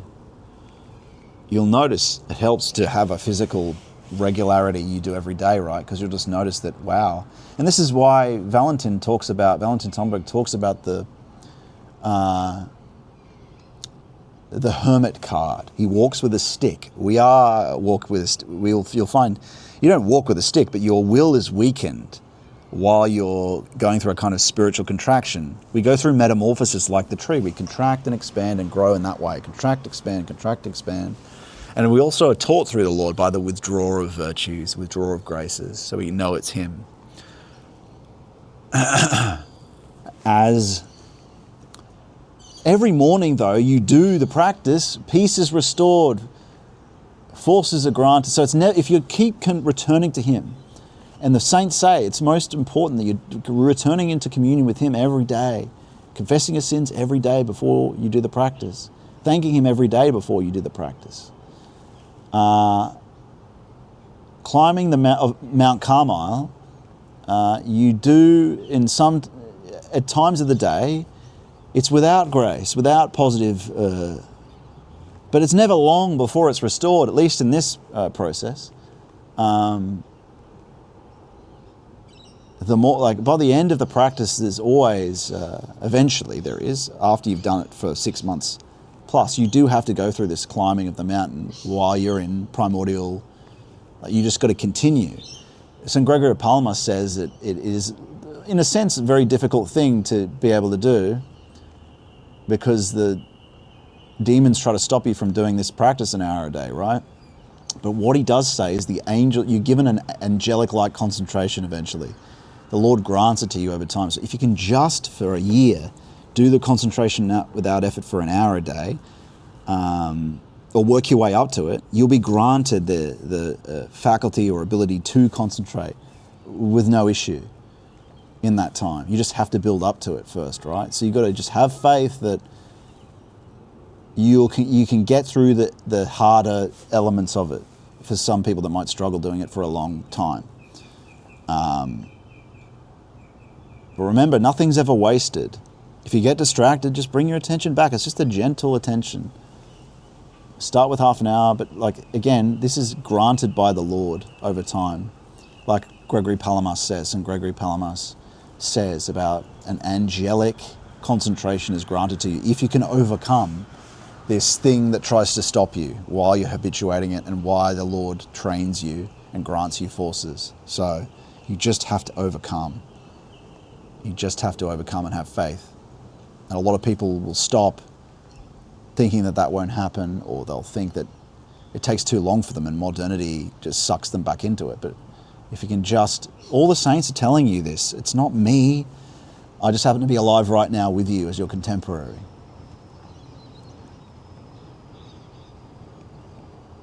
Can you not watch with me for an hour? Train your way up to it, or take it by force. Take it by force doesn't speak to forcing it while you're doing it, but it does mean force yourself to do it for an hour every day. You won't feel like, I don't feel like it. You won't feel like it because the demons will try make you not feel like it. You've got to reject the whim, recognizing all this stuff, they're all demons. All demons trying to hate, they hate you.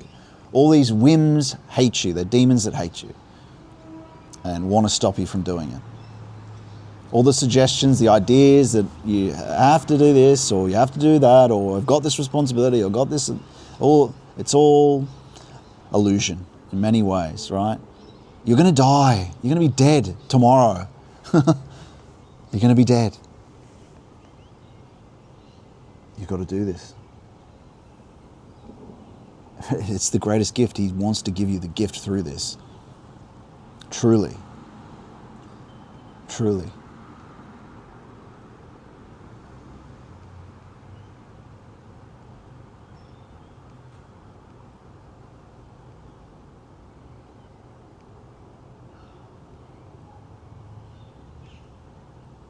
Yeah.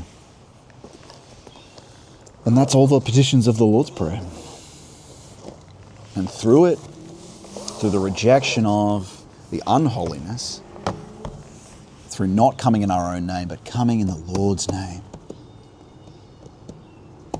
do we justify that last petition? By will to service, not will to power. And then you'll get to see holiness. Then holiness will come. Hallowed be thy name. His name will be holy. His mission will be holy. And his mission is him. His way is him. His way will be revealed to you. Holiness will be revealed to you and will make you holy over time by changing your functional structure. And what does that mean? It means by granting you the holy virtues. And what are they? Self-control is one of them. The church fathers talk about them.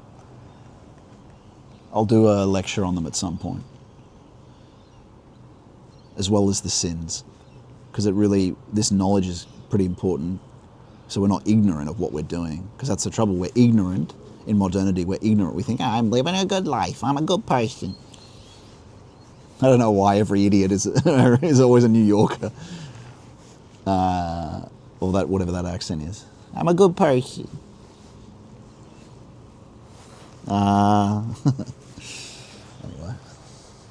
So, here we are.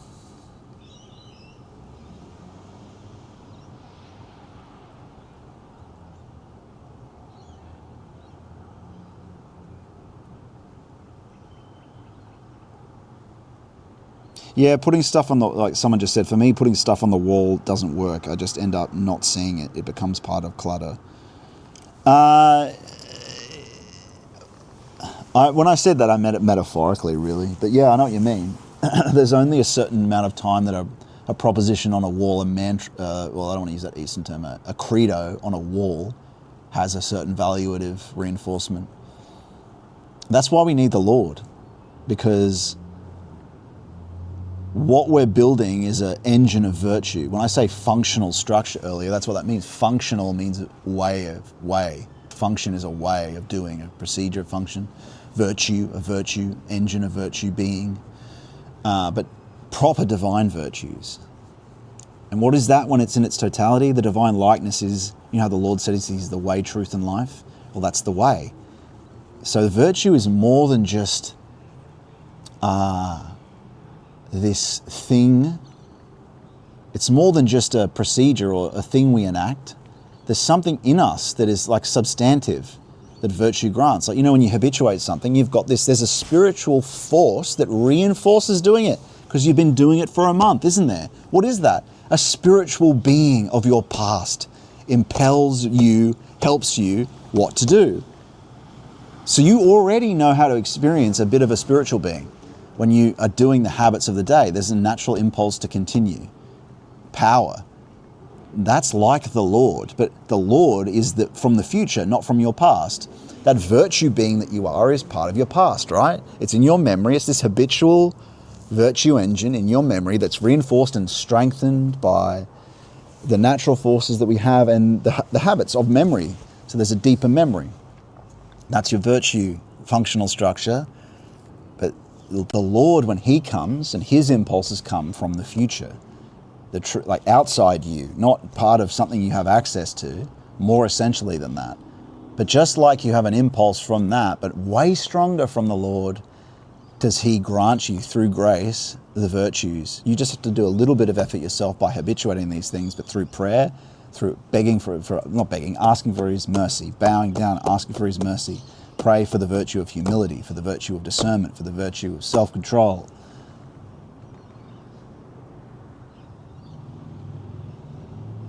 Have mercy, Lord. He loves you and he'll listen to asking for his mercy. So yeah, the things on the wall and they get you just get you the beginning, really.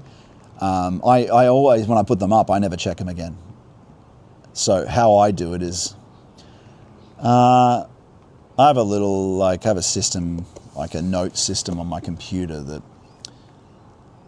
I do it by setting up a kind of habit structure. Like each week, I get the Lord. I contemplate and ask the Lord whether I should do every single new practice I do. I ask whether I should do it. But I do it one practice at a time, and I build up a functional structure, a group of habits, and just instead of having a goal, I just have habits. So, so once a week I need to do this, and then I'll say I'll do it at this time, and then I'll habituate that over a month, and I just do one thing at a time. The most important thing is the concentration without effort in prayer practice, and then praying to the Lord to help you with this stuff as well. But the most important practice you can ever do is that. And then after that is a sabbatical check or contemplation or meditation on Saturday or Sunday with the Lord. Well, it's the Lord's day, so the time is supposed to be spent with him, but it is him if you're consulting him about what to do with the week, right? And so that's just a review of how the Lord says, I did the week's work or the day's creative work, and then I assessed whether it was good. That's the other practice you do after concentration without effort. And then you can also do that every day, review what you've done. And so that's how you keep track of things rather than putting on the wall. You can have a list of goals or a plan, but it's the habits that having you return to it that actually keep you understanding it. But the forces all come from the Lord, really. That's what you're aiming at, and that's why you're doing this concentration without effort in prayer practice in the morning. And what can help with that is just, here's a practice, speaking with the fellowship once a month and checking in with me, as some of the gentlemen do. And then I can help you review things and make suggestions for how you can improve that. And so join it at scottmanion.com/fellowship. And so one little practice of other people doing the same thing, that's a monthly practice, right? So it's habits, it's loops, it's habits at loops. But not in a technical way, in that the key thing is to do the concentration without effort in prayer. Habituate that. Before anything, like if you can't get yourself to do anything, I've got a video on that, like how to start when you're at rock bottom. The first thing that I'm recommending to begin with is simply to review once a week, and that's all you have to do. It's like building it up one thing at a time. But very soon, the next practice is the concentration without effort in prayer in the morning, along with the other things that are connected with it. Giving thanks before you start the practice, and confession before you start the practice is another thing, and the kissing of the icons and glorifying the Lord and saying you love him in your head, and the veneration of the saints that you might have icons of. But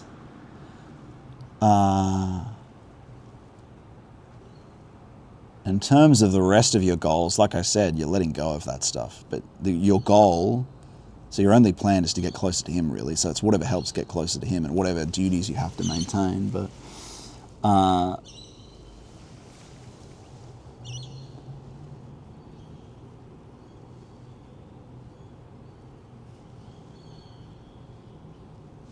yeah, checking in. That's we've got a nice group in the European Americans. If you're there listening, there was only one of you last week and there's at least 6 of you, I think, that are doing the practice in the fellowship. Please all turn up next week so you have a regular, habitual check-in of what's going on, and I can help impel you to keep up, because we've got a great thing going in the EU thing where the regulars are turning up every week. So make sure to, in the Discord, be there at the same time every 4 weeks at 5 p.m.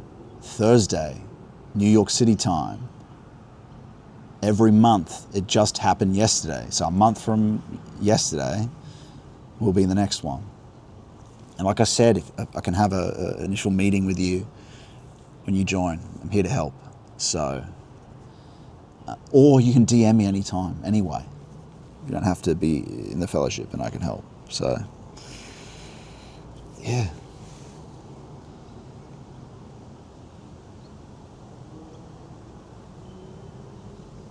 But let's have a look at this bit dusty old computer and do this final segment, hey?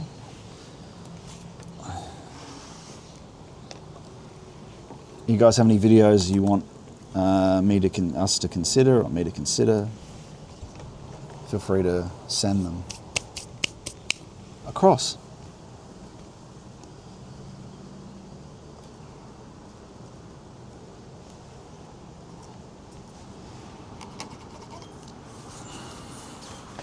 Let's clean this monitor a bit.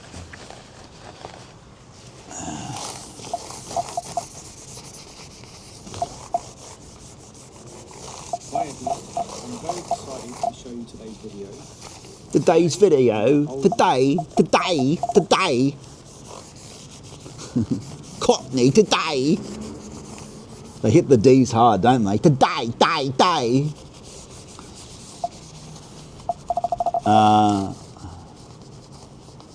Let's clean that up a bit. It's a bit dusty.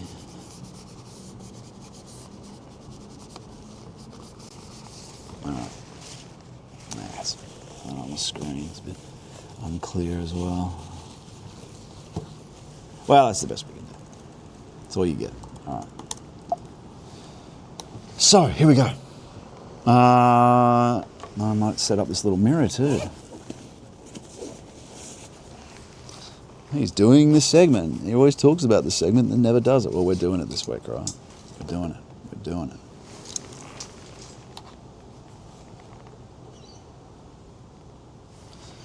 Hopefully you can see me in the mirror of this when we've got a little way of doing this. A little cheeky way.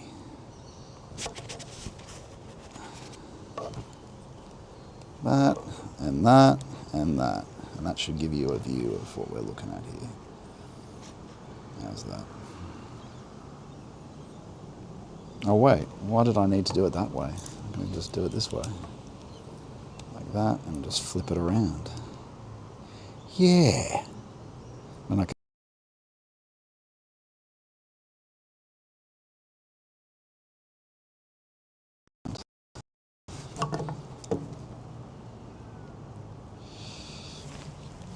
okay.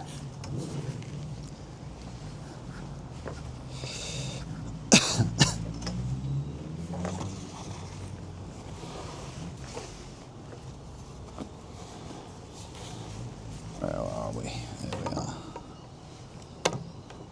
Oh, it's oh dear. Maybe that isn't going to work. Oh wait, no, it should. Hang on. There we go. Is that, no, that's no better.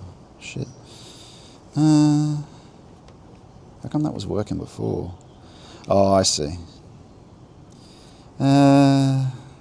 Dear, sorry everyone.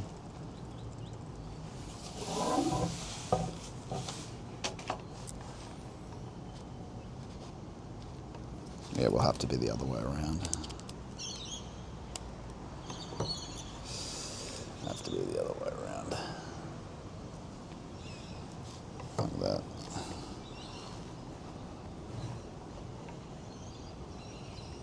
Okay.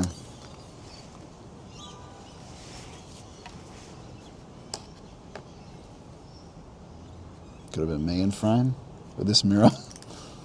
Just trying to... What do we got there? Can't see.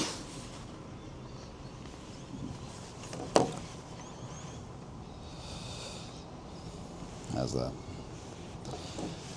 Okay.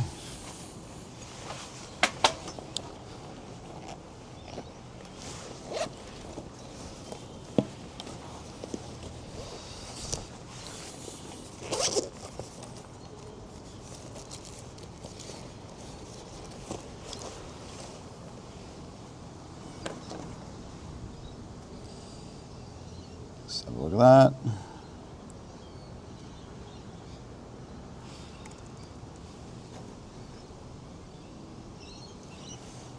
Let's go to YouTube and go to our video watch list. And jump in the Discord if you want to participate in the conversation. Or you can send chats, I'll also read those out.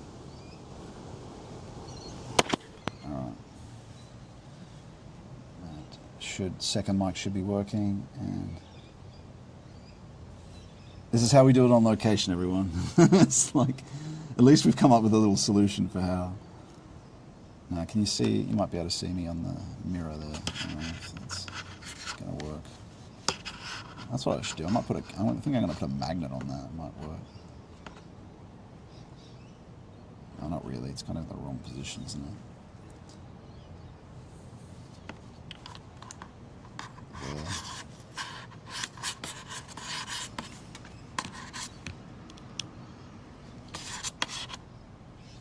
How's that? It's a bit cracked, this mirror too. Sorry, I guess we're still figuring this out. We will do that. You should be able to see me.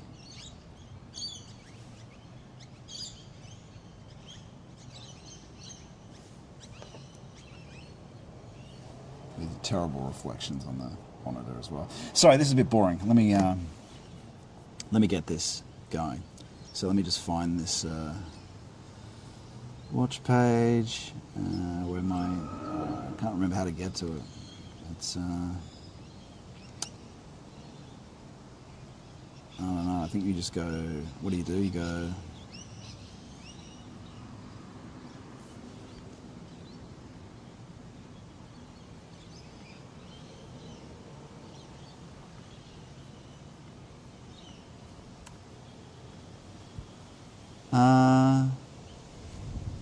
Community, content or something. Settings.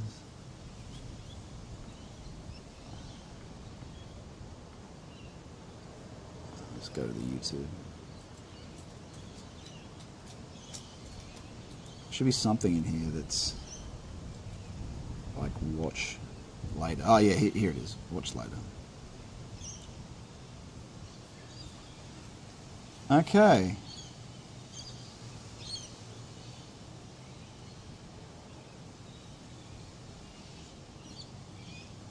I thought this was quite good, this Spirinden video on deeper union with Christ. I didn't really pick videos in advance today, but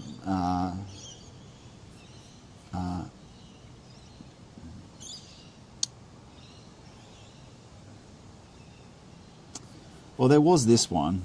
I don't know how much of it we can watch, but there's that one and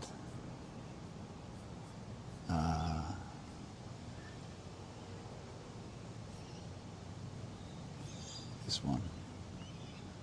And we did talk a little bit about this Bear Grylls thing, but no one really had an opinion on it. Maybe we didn't really get to watch much of it either, so you can see me there in that mirror. Let me look. Come on. Yeah, you can see me. That's fine. It works. It works, friends. It works. Maybe a bit to the left.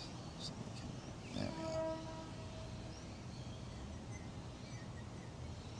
go. Okay, so I don't know if you guys were all here last week. We're going to and that's very symbolic. I do feel this again. that all of us have So made here mistakes, screwed up, messed up. Is his treatment Can't of earn in the life of Jesus for about a murderous king. After is that, this, his family friends? And I think you've got the mic on the thing there too, so you should be able to hear it as well as a secondary mic, right? Maybe not. Let me look. Yeah, it's there. Good. Okay. Is this good, friends? Right? Is this good? This treatment of Christianity, is this good for people? Is this good for an essential? Because we're going to listen to that. Actually, yes, we're going to listen to this, and then we're going to have a listen to Father Spirinden, because he's talking about something more essential in his next description. So this is good. This is actually good. So we're going to watch this video, a bit of it, and then we're going to watch Spirinden, which is, and notice the complete difference between these two things. One, and even this, the treatment, and look, I used to be a filmmaker. I know all the bells and whistles and the tricks and how it's done. And look at the way we now do this program compared to what that would be. So, survived as refugees, living in Egypt among born. okay. To understand who a person is, you have to know where they came from. The Jesus story begins in the little town of Bethlehem, Yeah. with a baby born beneath the stars. By the age of 2, he'd been worshipped as think a it's that way. Messiah and targeted by a murderous king. Don't know. After That's that, the first time his I've been family here. survived as Sorry about that. refugees, living in Egypt amongst Yeah. the desert pyramids. For centuries, the great prophets had made wild predictions Wild about becoming predictions. Messiah. And yet the early years of Refugee, Jesus were surprisingly renegade. quiet. Is this a good And thing? then all of a sudden, Coming he shows up to the spirit in of the a big times. way Instead of being on the spirit of the banks a depths, famous river acting like in the spirit of the Israel. times. In the mode of the That's where I'm spirit of headed the now, times. to the Jordan Is River, this a good thing? where Jesus' mission on earth really begins. Okay, just head downriver for a few miles. And this river is just spectacular. You can see why it's given life to so many people, so many communities for thousands of years. Okay, there's our guy. Hey, Israel. Who better than a man named Israel to walk me through this major turning point in the life of Jesus? For about 30 years, Jesus is living a quiet life in Nazareth. But all that changes when he meets his cousin John in the Jordan River. The eyewitness accounts are pretty dramatic. John dips his cousin in the water, but when Jesus comes up, the entire atmosphere shifts. We're told the sky ripped open and people heard a voice booming from heaven, saying, "This is my son, in whom I am well pleased." And then a dove flew down and landed on Jesus like a sign of approval from God. Jesus was now a marked man. Man. I have man. said sorry Yes, for Son my of Man, but failings he's also the many times, Logos. every day. Marked man. And every day, still in my life, just quietly, I ask for help from the Almighty. So, I guess for like wherever For people what? are, The stuff you and can goals of show me modernity? what a baptism will go through. And Or people deeper can union take with it him. wherever they What are we in should their be life. wanting is his help with deeper union with him. I baptize First, you before anything. in the But name anyway. of the Father, the Son, and the Holy Spirit. Notice the music. Is it enough on its own? Like, aren't we getting sick of There's this something treatment of very music powerful everywhere? about that This- sense of water, you know, just before you go in, you're hot, This you're dusty, you're insertion of covered in all Luciferic, grime and the hyped up desert and emotional life and the road. psychology as a replacement for When you authentic go in, spirituality. it's cool and it's refreshing, and you come out and you shake all of that off. And that's very symbolic. I feel that. All of Symbolic. us have made mistakes, screwed up, messed up. Just symbolic. Can't earn that gift of And a connection with your notice with your the description Father of in all the heaven. surface senses, You just go right? in and Surface you ask sense. and you come out and you're given it.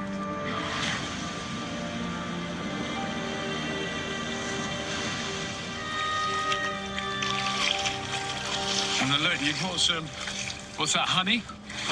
I brought some honey and locusts. And some locusts? Yeah. Yeah, so this is what John would. This is what John. They would live on. This is, you know, you go in the desert. This is plenty in the desert. This and that. Well, you're speaking my language. You're brother. speaking my. Should we try one? Yeah, go for it. Yeah, so locusts, come on, it's great survival food. Great protein. Locusts and honey might not sound like a gourmet meal, but these crunchy critters pack some serious protein. They're even a delicacy in many Eastern countries. Until John the Baptist emerged, they were better known as a pest or plague. But John took this threat and turned it into dinner. My kind of guy. But they're not that bad. They taste kind of like sunflower seeds, only with 6 legs and 5 eyes. You know, the thing about honey is it makes everything taste delicious. Yeah. Yeah. That was beautiful. Oh yeah. Well, you've given me so much. In the water and on the land, I appreciate it. Thank you. Thank you, brother. Jesus came out here by himself. No food, only water for 40 days. Talk about hardcore. But there's more. Towards the end of this trial, when Jesus was no doubt at his weakest, he'd come face to face with his greatest adversary. For Jesus, this wasn't just a test of his physical endurance, it was a test of spiritual endurance. Jesus would need this type of fortitude for the path that lay ahead of him. And I have a feeling I will too. Okay, that's enough of that. Is this a good thing? We can briefly comment on that, and if you have anything to say in the chat, feel free to participate in that conversation. I forgot to log in the Discord as well. If anyone wants to say anything there, feel free to be there in the conclave chat.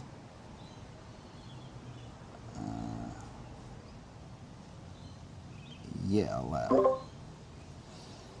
Okay, so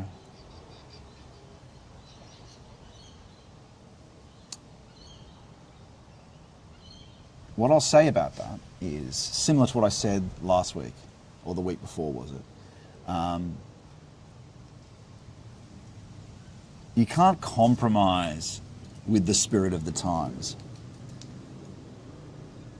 Like eating a too much chocolate, in modernity, we've become, it's been a good thing that people are getting to the point of oversaturation with the Luciferic half spirituality or the charismatic movement, or it's like a Tower of Babel that has just started to fall. People are sick of music in pubs. They're sick of, because you know when you eat too much chocolate, you're sort of drunk on it and you go, ugh, I'm over this now. Ugh, I'm full. I've eaten too much. I'm so gluttonous that it's no longer, it's diminishing returns. And so finally we're at a point where people are wanting to go back and to experience the asceticism and go to the liturgy and do the concentration without effort in prayer. And this treatment here, this half lukewarm Christianity, this lukewarm modern treatment is actually really unwelcome, because it keeps people in this halfway zone by negotiating with the spirit of times, by treating Jesus like a mere man when he's Son of Man and Son of God. And even when he is man, he's the perfect man. Don't forget about that. He's the perfect man and also the Son of God. So not only is he not only is the Son of Man a man, but it's the perfect man as well as being the Son of God. It's not just regular Joe and the Son of God. It's not just a regular carpenter you know down the street. It's the perfect man. But of course, he's thank God, he's God who's been through everything that we beat. It's why he has such mercy on us and loves us, because he's been human. Thank God for that. And he's the true high priest, because he's experienced everything we can experience. Now compare this treatment that people are people are getting sick of the Luciferic spirituality. To offer them this half-half is dangerous. That's my view. Maybe you can feel free to jump in with what you think too in the chat. But let's hear what's Spiritan and look at the difference between, even our live stream, look at the difference between what we're doing. I could put all the bells and whistles of a film production and and spend all this time.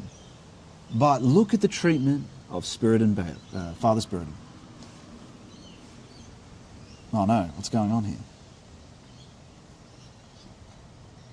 Oh good. What is going on here? Okay. Oh wait, what's going on? Oh no, that's good. Refugee, renegade, redeemer. Okay, in order to be united with someone, we must love them. Because it is love itself that unites. Love itself that binds. So let us think of our longing as Christians to be united with Christ.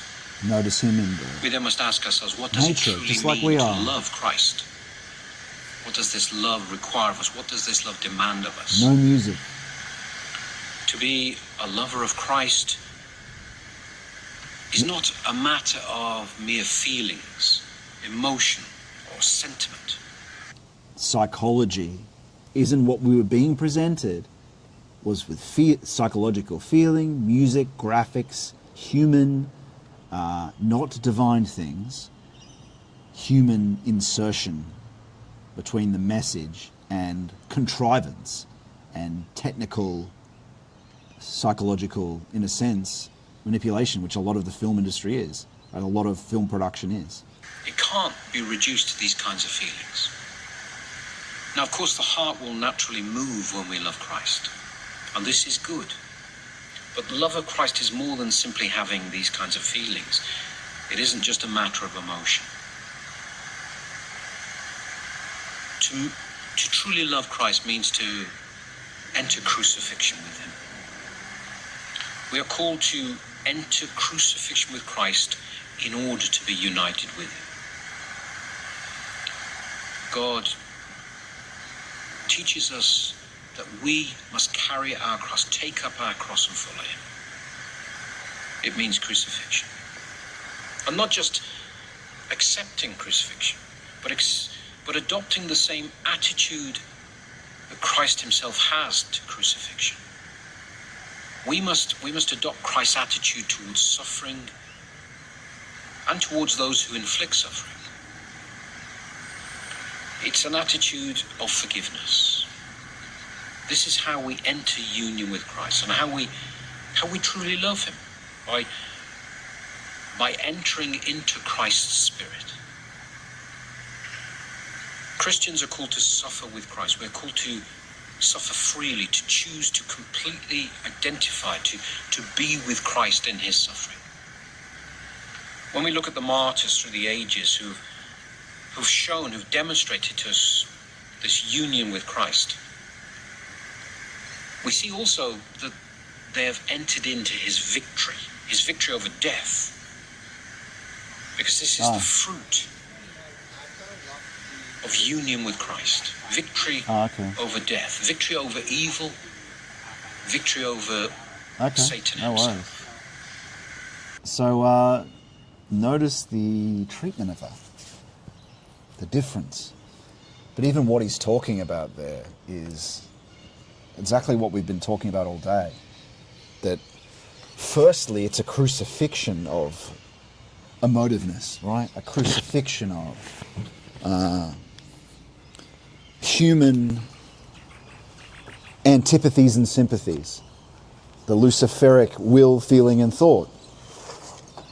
You know, it's not just looking for a positive emotion in singing, though St. Paul does say to sing songs and hymns. Yes, these things can grant us, in between our contemplative practice, can grant us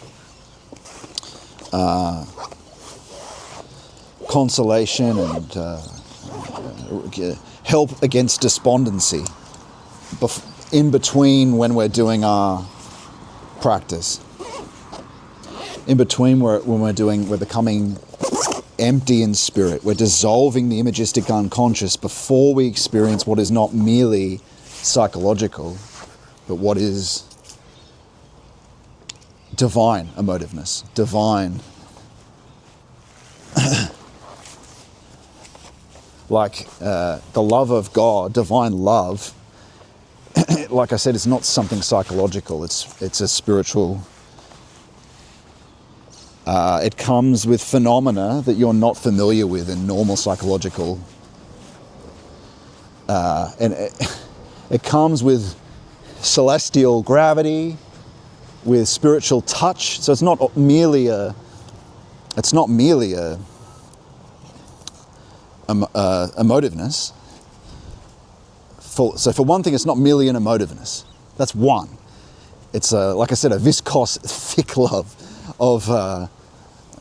of divine origin that you can't explain honey unless you've tasted honey before. Like I said before, the saints offer this as a teaching so you can get it. You'll know it when you experience it as being higher and spiritual as compared to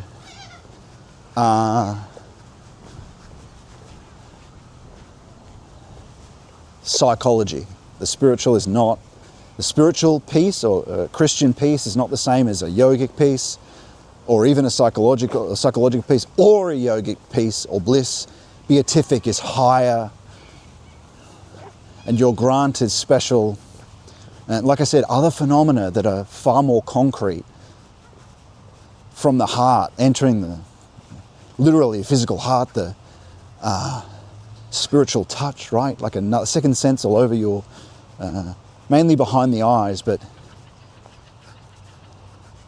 can be felt in other regions, but like a celestial gravity, an overshadowing of the soul, like a pillar entering you. These things coincide with it, so it's so much more certain, intimate, than any surface sense or surface emotion. Even the most profoundest of everyday experience across the planet, going to some grand awe-inspiring mountain or crater or being in love with the love of your life is nothing compared to this. It's nothing compared to this.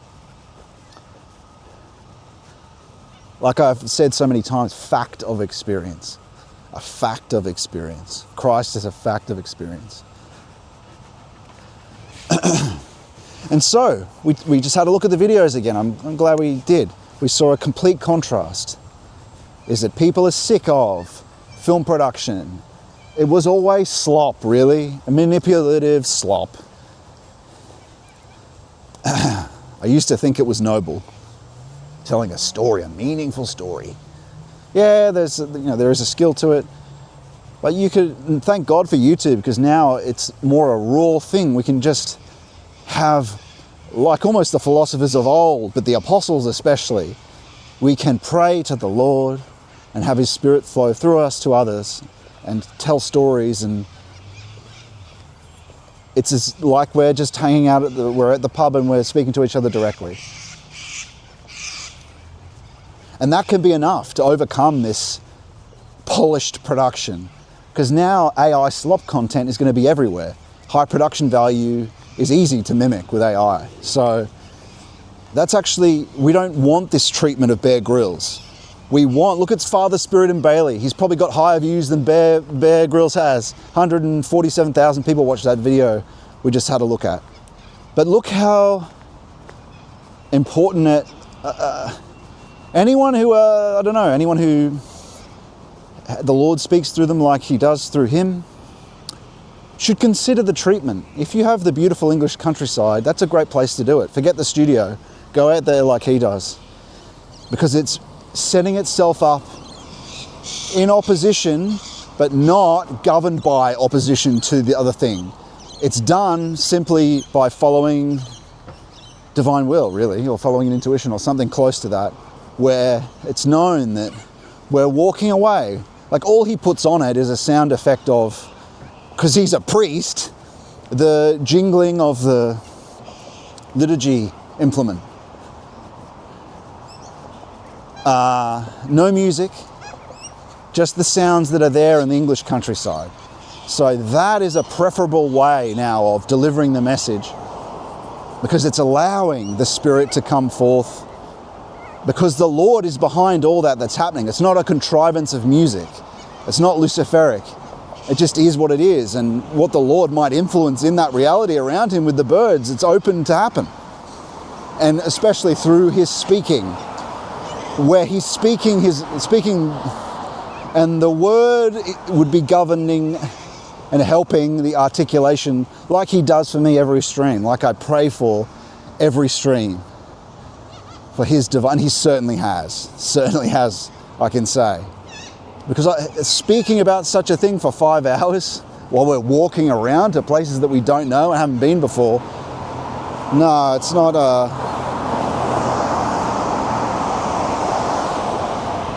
without checking notes, it's not something that's a normal skill, especially with such difficult. Look at these kookaburras. The cockatoos just swinging around on this cable. Can you see that?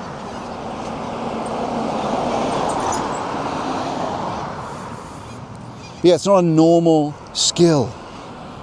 I don't think we'll find that little bit of kit, but we don't really need it. Oh wait, there they are. Now they're swinging around. There you go. See?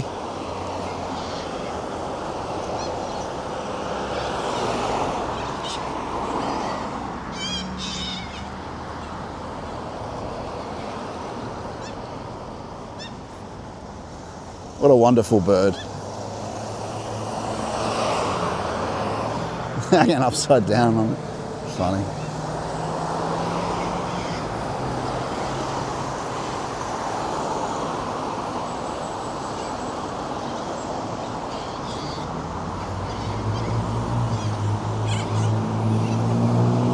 They wouldn't. There must be some element of play in that, right? Or why would they do it? Why would they stay there, messing around? I don't know. Perhaps. All right, friends. Look, we're coming to the end of our journey today. I think we got something out of this. I mean, this is essentially Hickville, more or less. It has been in the past considered that. It is becoming gentrified, we can see, from those river areas.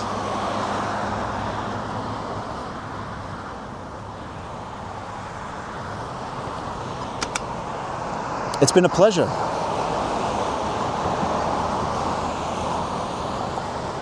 And we got through to that last segment. We'll do that every time now. We'll have a graphic come up saying what we're going to do and the different things we're going to go through.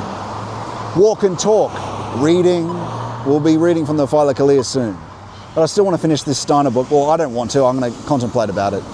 But we will continue if that's what we're going to do. And then we do that segment. So please send through videos that you might want to discuss as a group in that last segment. We're going to do this every week. I'll see you, my friends, next week. Same time. 12 p.m. Australian time. Every Saturday. Which is, I believe, what time is it? I think it's 8 p.m. New York City time on a Friday. I'll see you next week, friends. In another bright Australian location. God bless you. I hope you find that helpful. I found it helpful.